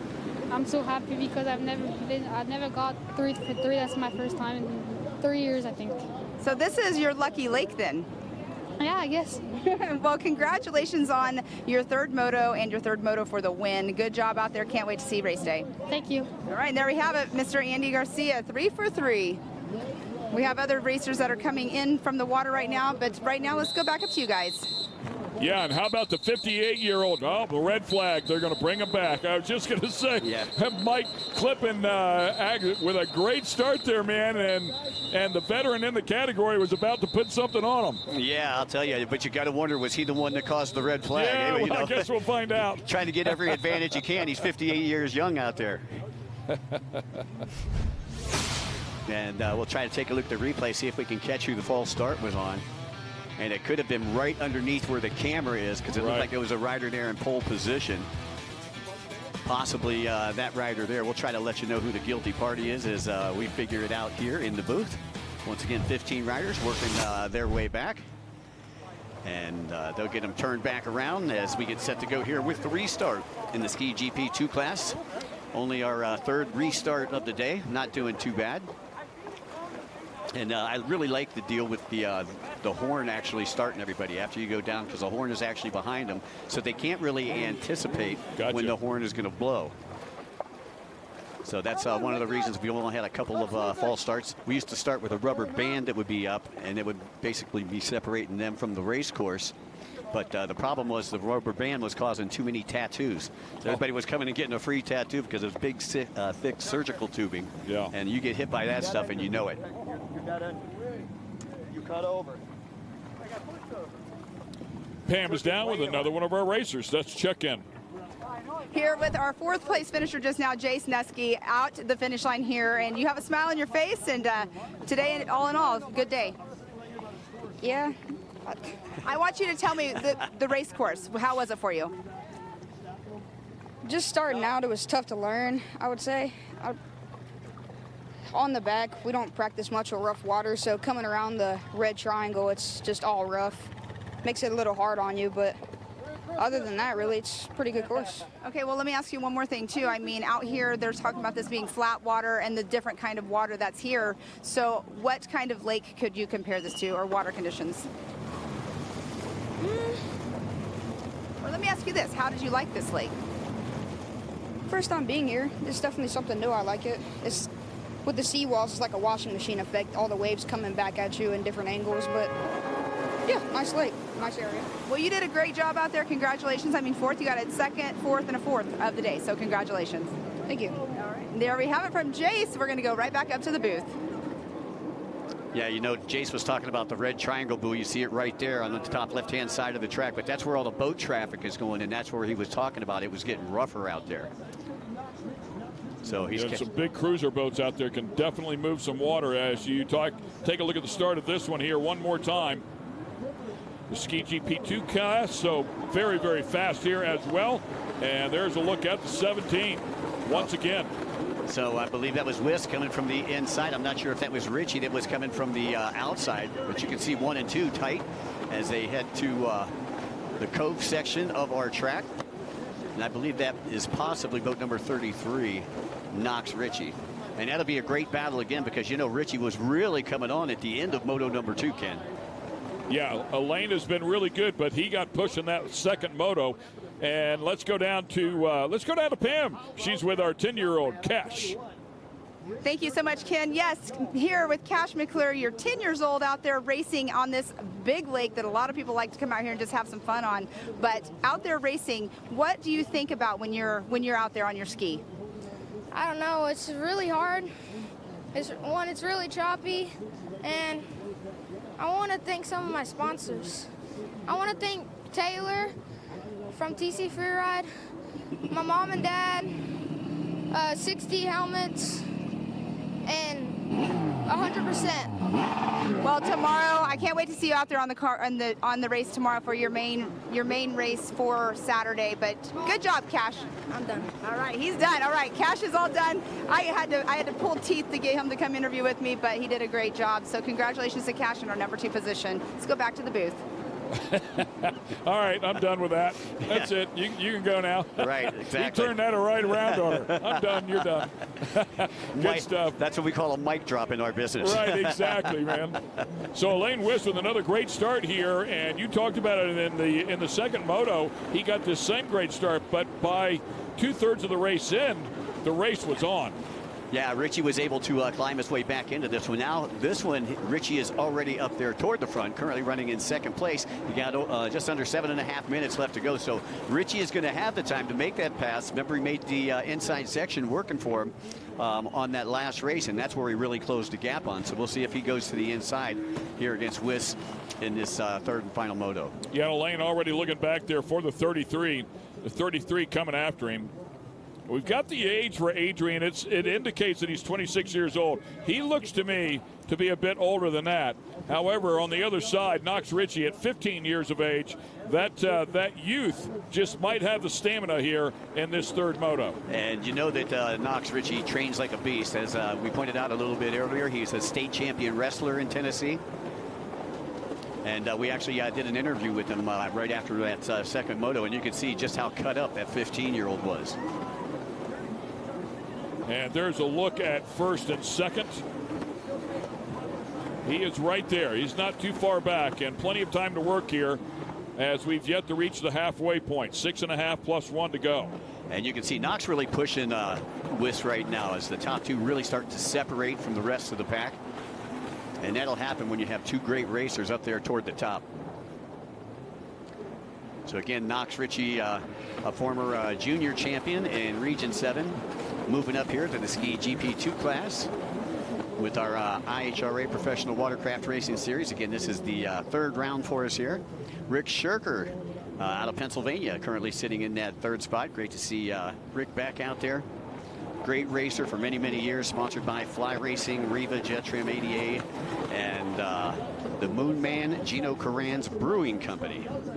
Yeah, Love it. We've got a jet ski racer that owns a brewing company. You talk about a party.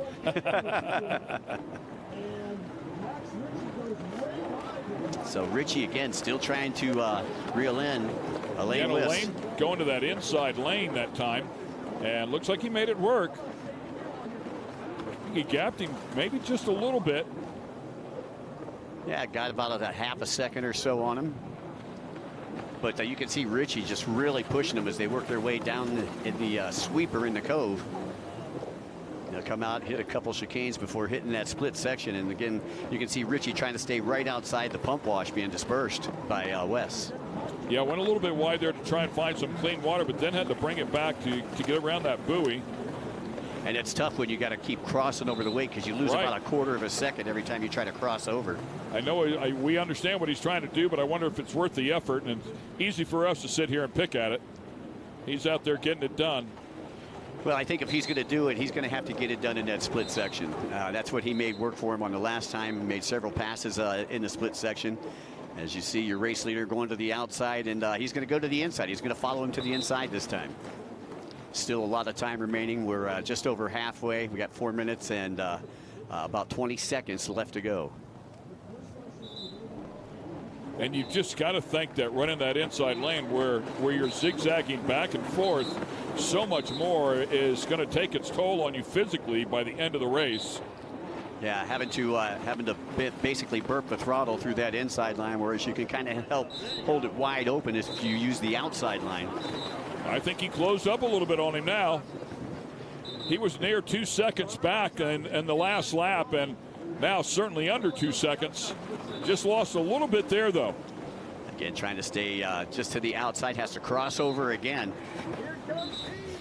as they get ready to work through the chicanes over there on the top left-hand side of the track. Boy, really nice apex there for Knox. Richie doing a nice job there on that third yellow buoy.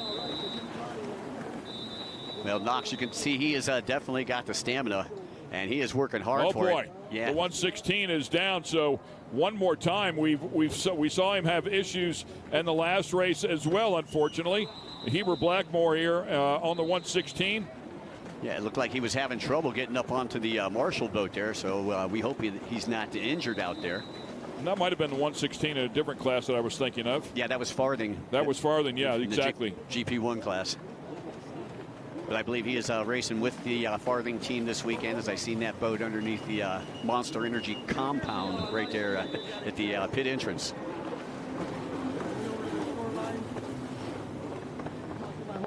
So the first two there dealing with lap traffic here as well. A couple of competitors that they had to work with, and Blackmore back up on the ski. So it looks like he has got rebooted there on boat number 116. And again, Blackmore, sponsored by Dirty Water Racing out of Glendale, Arizona. Lots of folks from Arizona making the trek out here to Lake of the Ozarks for round number 3 here of the IHRA Professional Watercraft Racing Series.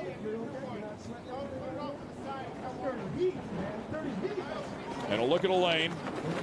Oh, big moment right there. And he didn't go down, but he laid it over, and he's getting passed right there by the 33. The run for the lead is on. Here comes Knox Richie on the outside. Can he make it work? Elaine back up. Elaine under throttle and still has position. Some bar-to-bar wave-busted action right here at Lake of the Ozarks. And it looked like Richie had pulled up right beside him. I'm not sure if he let off the throttle and circled back around and followed him to the outside, because it looked like he slowed down just a little bit.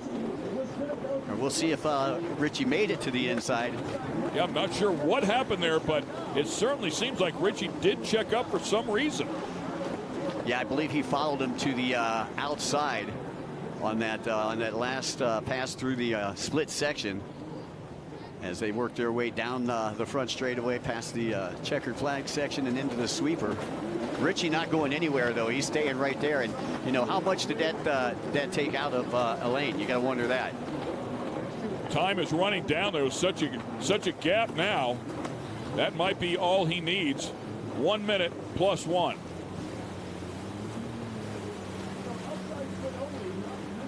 Dealing with lap traffic in here now as well.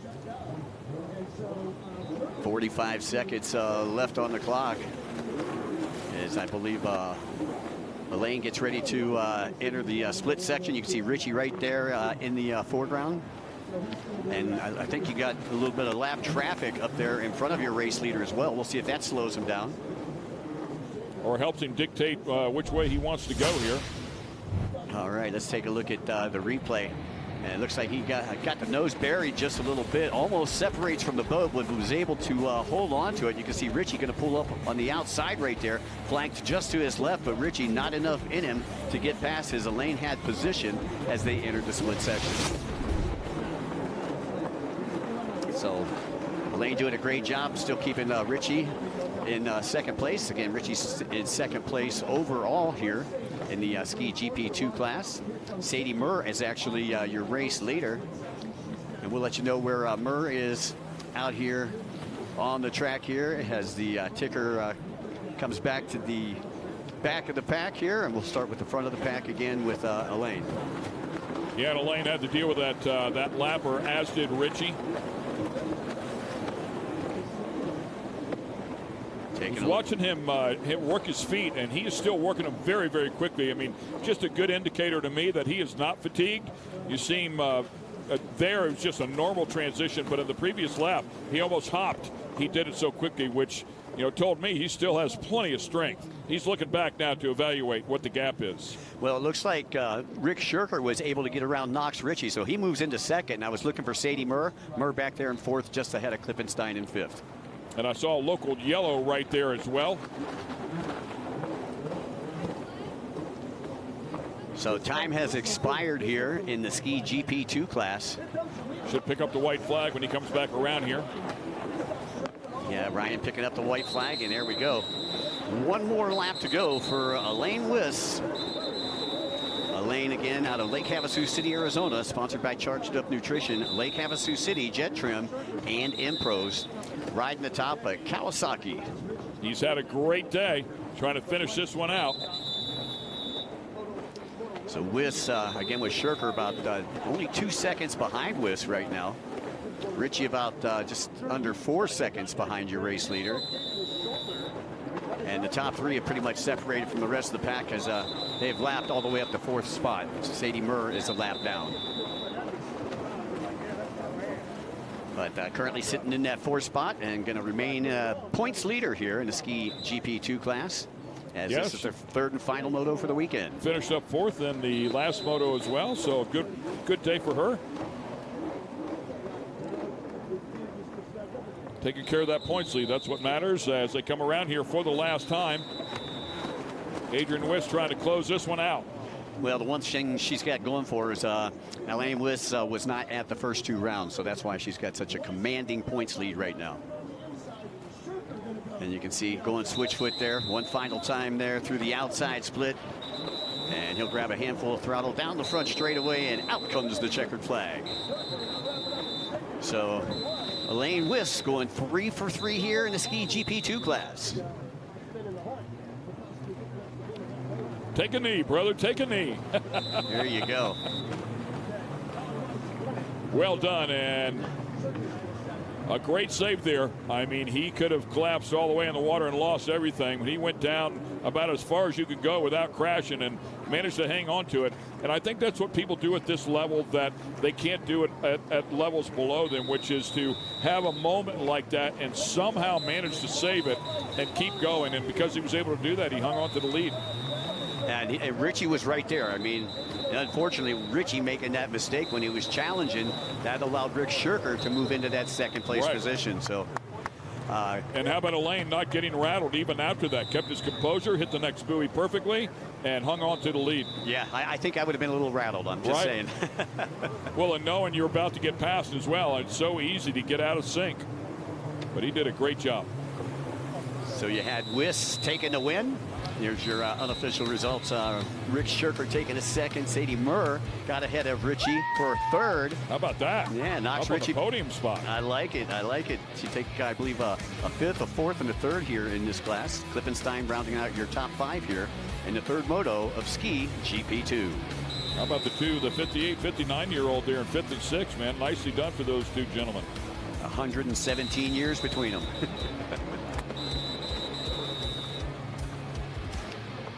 So Shirker finishing just 3 seconds behind the leader. And Lewandowski just jumped up ahead of Richie and Klippenstein. So I got to I'm wonder not sure what happened there. Are people still finishing up here? I wonder if Richie's having a mechanical issue. Right, and still not to the stripe yet. Let's go back and show you how it all began. Well, I'll tell you what, Elaine Wiss picking up right where he left off in motos number 1 and 2. I believe he was starting from the inside split. Those are the green buoys, and we can watch him as he navigates through that inside split section. And once again, pops out into that lead and was able to get in front of Knox Ritchie, who was coming from the outside. And that was the big moment right there. Elaine able to capture that, get back up in position. And Ritchie on the outside trying to close the deal, but could not get it done. Yeah, they came into that right-hand turn. You can see Shirker right there in the distance.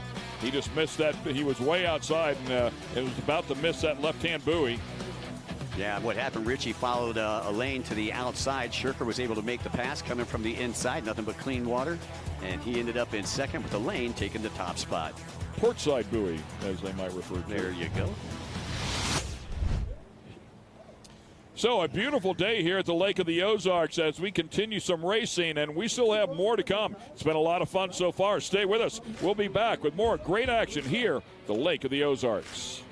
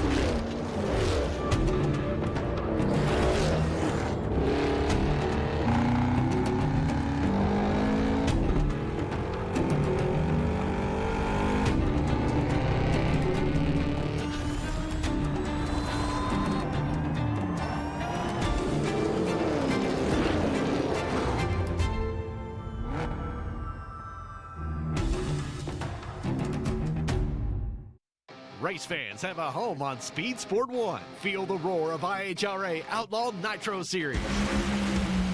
Experience the power of American muscle with the Trans Am Series presented by Pirelli. Speed Sport 1 has a wide variety of motorsports competition that will satisfy your inner racer. From IMCA Dirt Track action to Ferrari Challenge North America. Speed Sport 1 is 24/7. Go to speedsport1.com for details and viewing options. It's that no holding back feeling.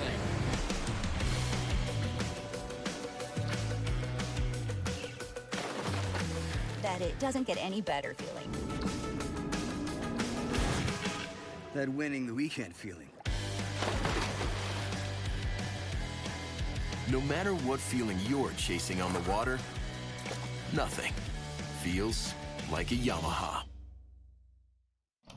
Look at Amy, working hard now so that future Amy can buy her very own boat. Wait, sorry, the boat's great, but am I wearing culottes? Oh, you love your culottes. It's lemonade o'clock. What did I just say? Cheers o'clock. Ew. Here's to protecting your boat and RV 24/7 as part of your home and auto bundle. So I, like, hang out with my insurance guy? Oh, yeah. You two have a podcast and everything. Awesome. Get racing news, analysis, highlights, and more 24 hours a day, 7 days a week at speedsport.com. Get it all. NASCAR, IndyCar, Formula One, World of Outlaws, Trans Am, IHRA, and more. Speed Sport has been America's trusted source of racing news since 1934. Speedsport.com is America's motorsports authority. Check it out today. Retribution! Oh yeah, we want retribution! Oh yeah, we want retribution! Yeah, we ran out of patience. Boil up with the cold hard hatred. I can feel the vibration. Feet in the streets, it's a new sensation. I wanna break faces on the pavement. I wanna make greatness look complacent. Adrenaline away. The wait is finally over. The IHRA Stock Car Series is here, and it's on Speed Sport 1. This is what stock car racing is all about. The International Hot Rod Association is going stock car racing. There's big money on the line, and racers willing to push the limits for a piece of the pie. Leaning on each other as we cross the start-finish line, head down into turn number 1. Watch the entire season on Speed Sport 1. It's free to watch. Go to speedsport1.com for details and viewing options. And welcome back here to the Shootout. And, of course, the offshore weekend that is all taking place here at the Lake of the Ozarks. And it's all brought to you by Monster Energy. Unleash the beast. Progressive. Fast boats. Smart coverage. Progressive insurance. Yamaha. Yamaha Wave Runners. Built for power, performance, and the water ahead. And by VP Racing Fuels. Powering champions on land and water. We welcome you back here to the IHRA Professional Watercraft Series here at the Lake of the Ozarks, getting down to our final races of the day. Look forward to this. It's been a wonderful day here, and of course we'll put the big boats in the water starting tomorrow and Sunday. I'm sorry, this will be the final closed course race of the weekend. For our Runabout GP3 class. We'll have a lot more racing coming up Saturday and Sunday. Great to be here on a Friday afternoon. I don't know, I can't think of a better way to spend my Friday afternoon than coming out to the races here at Lake of the Ozarks for round number 3 of the IHRA Professional Watercraft Racing Series. You're looking at Andrew Horn there on boat number 607. He'll be joined by Arnold Martinez on boat number 1. 361 has went 2-1 finishes today. That is Eric Lagopoulos. Ian Newski will be on boat number 114. Boat number 2, who took a second in the last moto, is Jason Seeley. We got Clyde Bonnet on boat number 4. 239 is Christian Gregorczyk. Boat number 137, Mason Puccio. Ryan Smith took a win in Moto number 1, the third in Moto number 2. He's on boat number 308. And Tim Hicks will be on boat number 821. So that rounds out your field here. Final race of the day, final moto for our runabout GP3 class. You got... Sorry, Drew Horn sitting there on the 607. We heard the whistle blowing and ready to let the horn blow. And the 2 up there as well, ready to go. Jason Seeley, here we go. Alrighty, they are off and away again. Lagopoulos, the winner in Moto number 2. He's got the bullseye on his back as he had the points lead coming into the weekend. He's on boat number 361. You see 308 right there. That was Smith that pops out in front of him. Again, Smith taking a win in Moto number 1. Now, if Lagopoulos is smart right here, he'll just he'll settle for that kind of number 2 position and not try to chase anything that might take him out of the points race. Yeah, could end up winning the overall here. But right now, Smith with a great start. Lagopoulos in second place. And the split lane, who knows, man, might be a little closer than we think. I believe that was Seeley that actually came from the outside that moved into second place. Lagopoulos back into third. And now Lagopoulos will have some work to do here because it would be a tie. I believe that would be a tie. Yeah, and then you would go to whoever wins this. Yeah, it's going to be very tight in the points. This is one of those weekends in this class right here where you don't want to be a scorer because you're going to have everybody's mom and dad and sponsors and everything coming up behind you. The numbers are the numbers. It'll all be good. And Pam, once again, is down with our winner at the dock. Pam? Thank you so much, Ken. Here with Alan Weiss at the finish line once again. I get to talk to you a lot today, but here you are, number 1 once again. Yeah, thank you. Yeah, it was an awesome race. Number 33 was pretty close. These kids are getting fast. Yeah, I have to watch out. Well, let's talk about that really quick. We were talking earlier about fitness and stuff too. So you got all these young kids that you're racing with, and you know you really have to keep up on staying fit and keeping your game. Oh yeah, we do stuff every day. Also my nutrition. That my wife owns a nutrition store in Havasu, so she hooks me up all the time. Really good. Yeah. Well, that definitely pays off. But you're here, number 1 once again. So congratulations on the successful Friday we had out here. Thank you so much. All right, there we have it, Alan Weiss. Back to you guys. Well, that makes sense that his wife owns the nutrition store that sponsors it. Yeah. Yeah, good for him, man. What a great day. Yeah, just over 7.5 minutes left to go in our day here with the broadcast. Ryan Smith out in front, Seeley back there in second, Lagopoulos in third. And this is really going to make the points really tight here between Seeley and Lagopoulos as well. Yeah, well, and Lagopoulos has some pressure coming from behind, too. He cannot afford to lose one more spot. So Seeley in front of Lagopoulos will actually gain some points on Lagopoulos if things stay as they are right here. But right now, he's more worried about boat number 308, Ryan Smith out of Salina, Kansas. Your race leader, sponsored by Impros Cometic Gaskets, Thor MX, Wasner Pistons, and OSM Graphics, as well as Rick Cantola over there in Denver, Colorado with Peak Power Sports. Yeah, you just got to do the best you can do, let the points fall where they fall, and right now 308 is doing a great job here as he continues to chase it. Ryan Smith with a great start, gets out front, and now just has to bring this thing home. Just 6.5 minutes to go here, plus a lap, and he has a nice lead. Well, I think Eric Lagopoulos, who's really kind of settled in there at that third place, I think he's thinking more long-term here. He wants to maintain that points lead going into the fourth round in Sheboygan. Only 5 total rounds here with the IHRA Professional Watercraft Series, but I think he's thinking more long-term. He don't need to win every battle to win the war. And you see that in a lot of different forms of racing where it's consistency that builds championships, not winning every race. Right. Yep. Right now, Smith can hang on to this. He would. I think he would get the overall here for this weekend. It would be 2 wins and a third. So that would be enough to get it for him. But you're right. I mean, in terms of the championship, Lagopoulos has to worry more about Jason Seeley, who's in front of him there in terms of points. And he's having a little better weekend than Seeley, even though Seeley's in front of him right now in this position. Yeah, Seeley right now, things stay as they are. He would have a 3-2-2 finish as far as motos. And I believe that's going to put him right up right next to Lagopoulos on the points. But if Smith holds on to where he's at, I believe that would give him the overall. He'll take 60 points. Lagopoulos with the first, second, and third as it sits right now, right? Right. Yeah. So first, second, and third, that would give Lagopoulos 103, 151 total points. So just a tick better than Seeley. Right.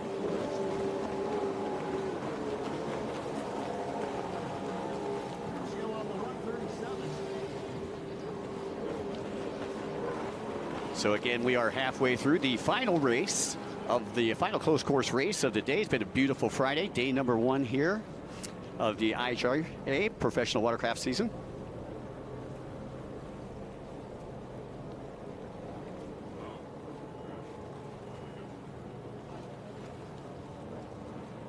All right, let's talk about lap times here. Let's talk about who's fast and who's not. If we look at lap times, Ryan Smith is currently your leader out in front. All right, so you still got Smith, Seeley, Lagopoulos, and you got Newski back there in fourth out of Gulfport, Mississippi. Tim Hicks rounding out your top 5. Tim out of Topeka, Kansas, sponsored by Tim's Paintworks, Riva, and Scott and all the folks over at Hot Products. Mason Paccio in 6th and Drew Horn in 7th. We were watching the 6:07 at the starting line. Ryan Smith trying to go wire to wire as he did in Moto number 1. Ended up a 3rd in Moto number 2, right behind Seeley, who currently sits just in front of Lagopoulos. So again, some great racing going on here in the Runabout GP3 class. Had 2 winners, but Seeley's still right there. Seeley's not going away. Yeah, Seeley is right there. I mean, it would not take much of a mistake there for Seeley to jump up there and be a threat. Fatigue not as big an issue here in this particular class with the ride-on versus the stand-up. So you wouldn't think that would play a factor here at the end. And you can see Seeley only about 2 seconds off the pace being thrown down. That's your gap between first and second right now. But we've seen a couple of times where, you know, that you go to turn in and you want to cut that buoy as close as possible, and, you know, they stuff the nose or catch a little wake, and it pulls the boat to the left or the right, and you have to check up a little bit and redirect and get it sorted. And by the time you do all that, it seems like split seconds, but whoever's behind you closes right up. Well, Smith, Seeley, and Lagopoulos, 1, 2, and 3, all going to the outside split this time. Yeah, and as you can see there, Lagopoulos about 4 seconds behind the leader. So a 2 second split is about where it's at. Yeah, 7 seconds between 3rd and 4th right now as we take a look. And again, only about 2 minutes, 45 seconds left to go in the final closed course race of the day. Runabout GP3, Moto number 3. Again, Lagopoulos, the points leader coming into the weekend. He had 326 coming into the weekend, with Seeley 298 sitting in second place. Newski in third with 269. But this is Smith's first go of it here in the round number 3. Didn't show up in New Orleans or St. Petersburg. But obviously a lot of talent here in this class. He showed up ready to play, didn't he? Yeah, he did. And he's it's cool. I'm sure that these other guys, you know, love the competition. There's 3 of them up here that have been in every different position on the podium so far today. Yeah, I'll tell you, great job. This is the first time that I've seen Ryan Smith ride out here. Boat number 308. Guess he races right here, and this would be considered, I believe, Region 4, this part of the United States. Yeah, clearly not his first rodeo. No, he's been on that Bronco before. And setting sails, you can see there's still the splits almost identical to what they have been in the previous laps. You can see all 3 coming from that outside, and the gap only about 2.5, 3 seconds between first and second, and the same between the second and third right now. So as time starts to tick away. And I got to say, if I'm Seeley, man, I at least try the inside lane one time, see if it works for me. He's got a good-sized gap. It's not going to cost him a position.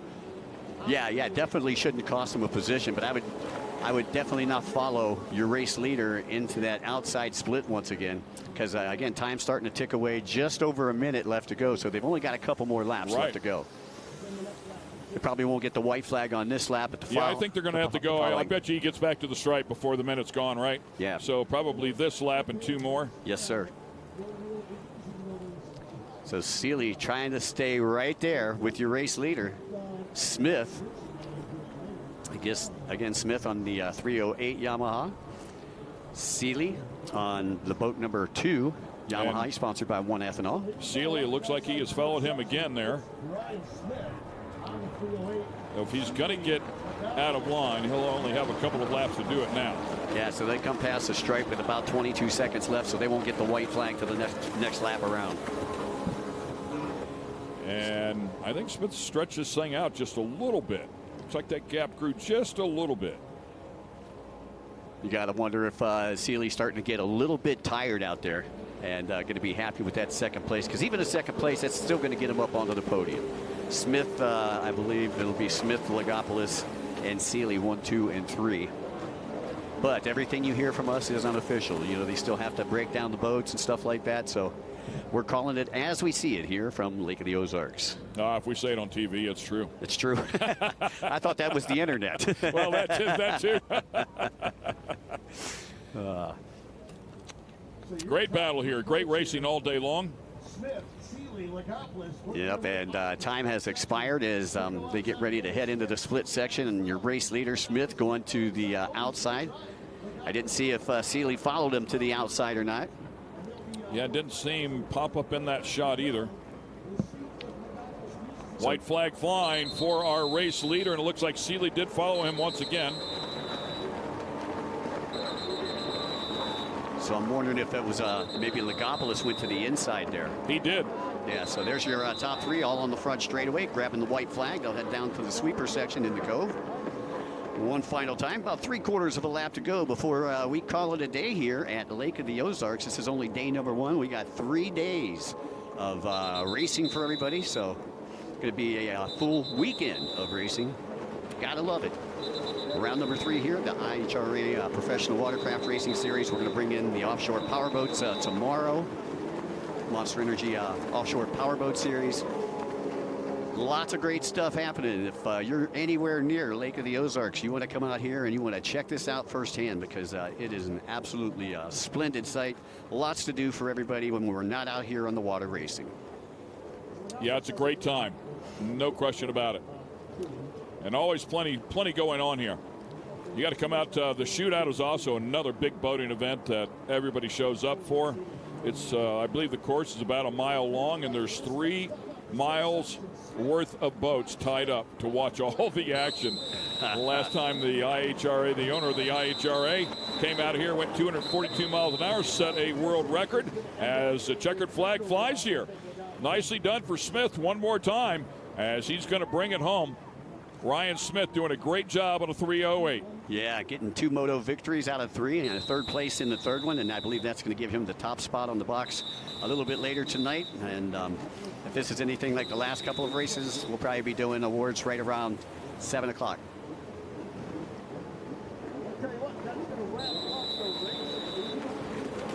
And followed up there as well, so nice job for Jason Seeley and Eric Lagopoulos.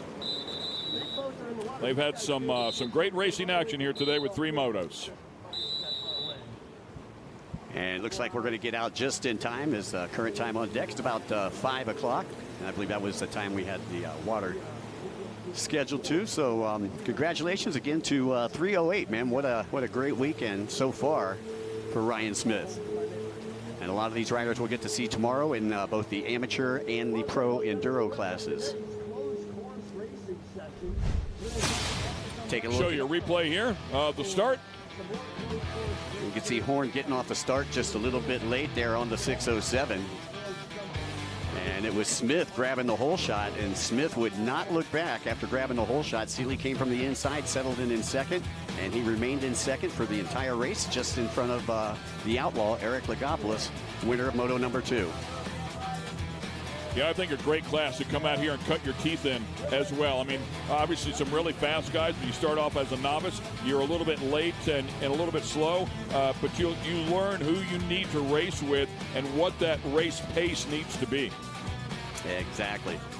So some great racing. Runabout GP3 is now through as we continue to watch the replay here. And that is your race leader coming through for the checkered flag, ladies and gentlemen. You can see he is pretty pumped. Yeah, nicely done. Ryan Smith brings it across the stripe and gets it done. It's been an incredible day out here at Lake of the Ozarks. It's so much fun for sure, and we've had some great racing action. Took place here all day long, Mike. Well, I'll tell you, and it's only Friday. We haven't even got into the weekend yet. You got some of the bigger classes going to be running this weekend, so you want to make sure that you stay tuned all weekend long. Yeah, we'll put the big boats in the water. We come back here at 8:30 in the morning, so you make sure you want to join us here. We'll have a little bit of everything out here. Obviously, we'll have a bunch of jet ski racing once again, but as we talked about, the big boats will come out here, and they'll be in a completely different course. I believe the course nearly 6 miles long, like a little over 5.5 miles. So we'll air out the big dogs and let them sort it out as well. It's going to be a lot of fun. We had some great racing action here. We had some great passes, some really neck-and-neck stuff. The split lane really served us well. Yes, it did. It did, and it made a few very important decisions for a very few riders, and they made the inside and the outside work for them. So some great racing in that split section. We're going to see a lot more of it all weekend. And the officials moving the buoys around until they got things sorted the way they wanted it, man. Right. Like I say, you got to watch those sneaky Pete's there in between the races. Okay, so it's been a great time. Hope you enjoyed all the great racing action. Pam Hall, thank you very much for all the interviews down there on the dock. And those people are having a good time with the rest of the evening. We'll see you tomorrow morning. For Mike Young, I'm Ken Stout. Thanks for watching the IHRA Professional Watercraft Series. We'll see you in the morning.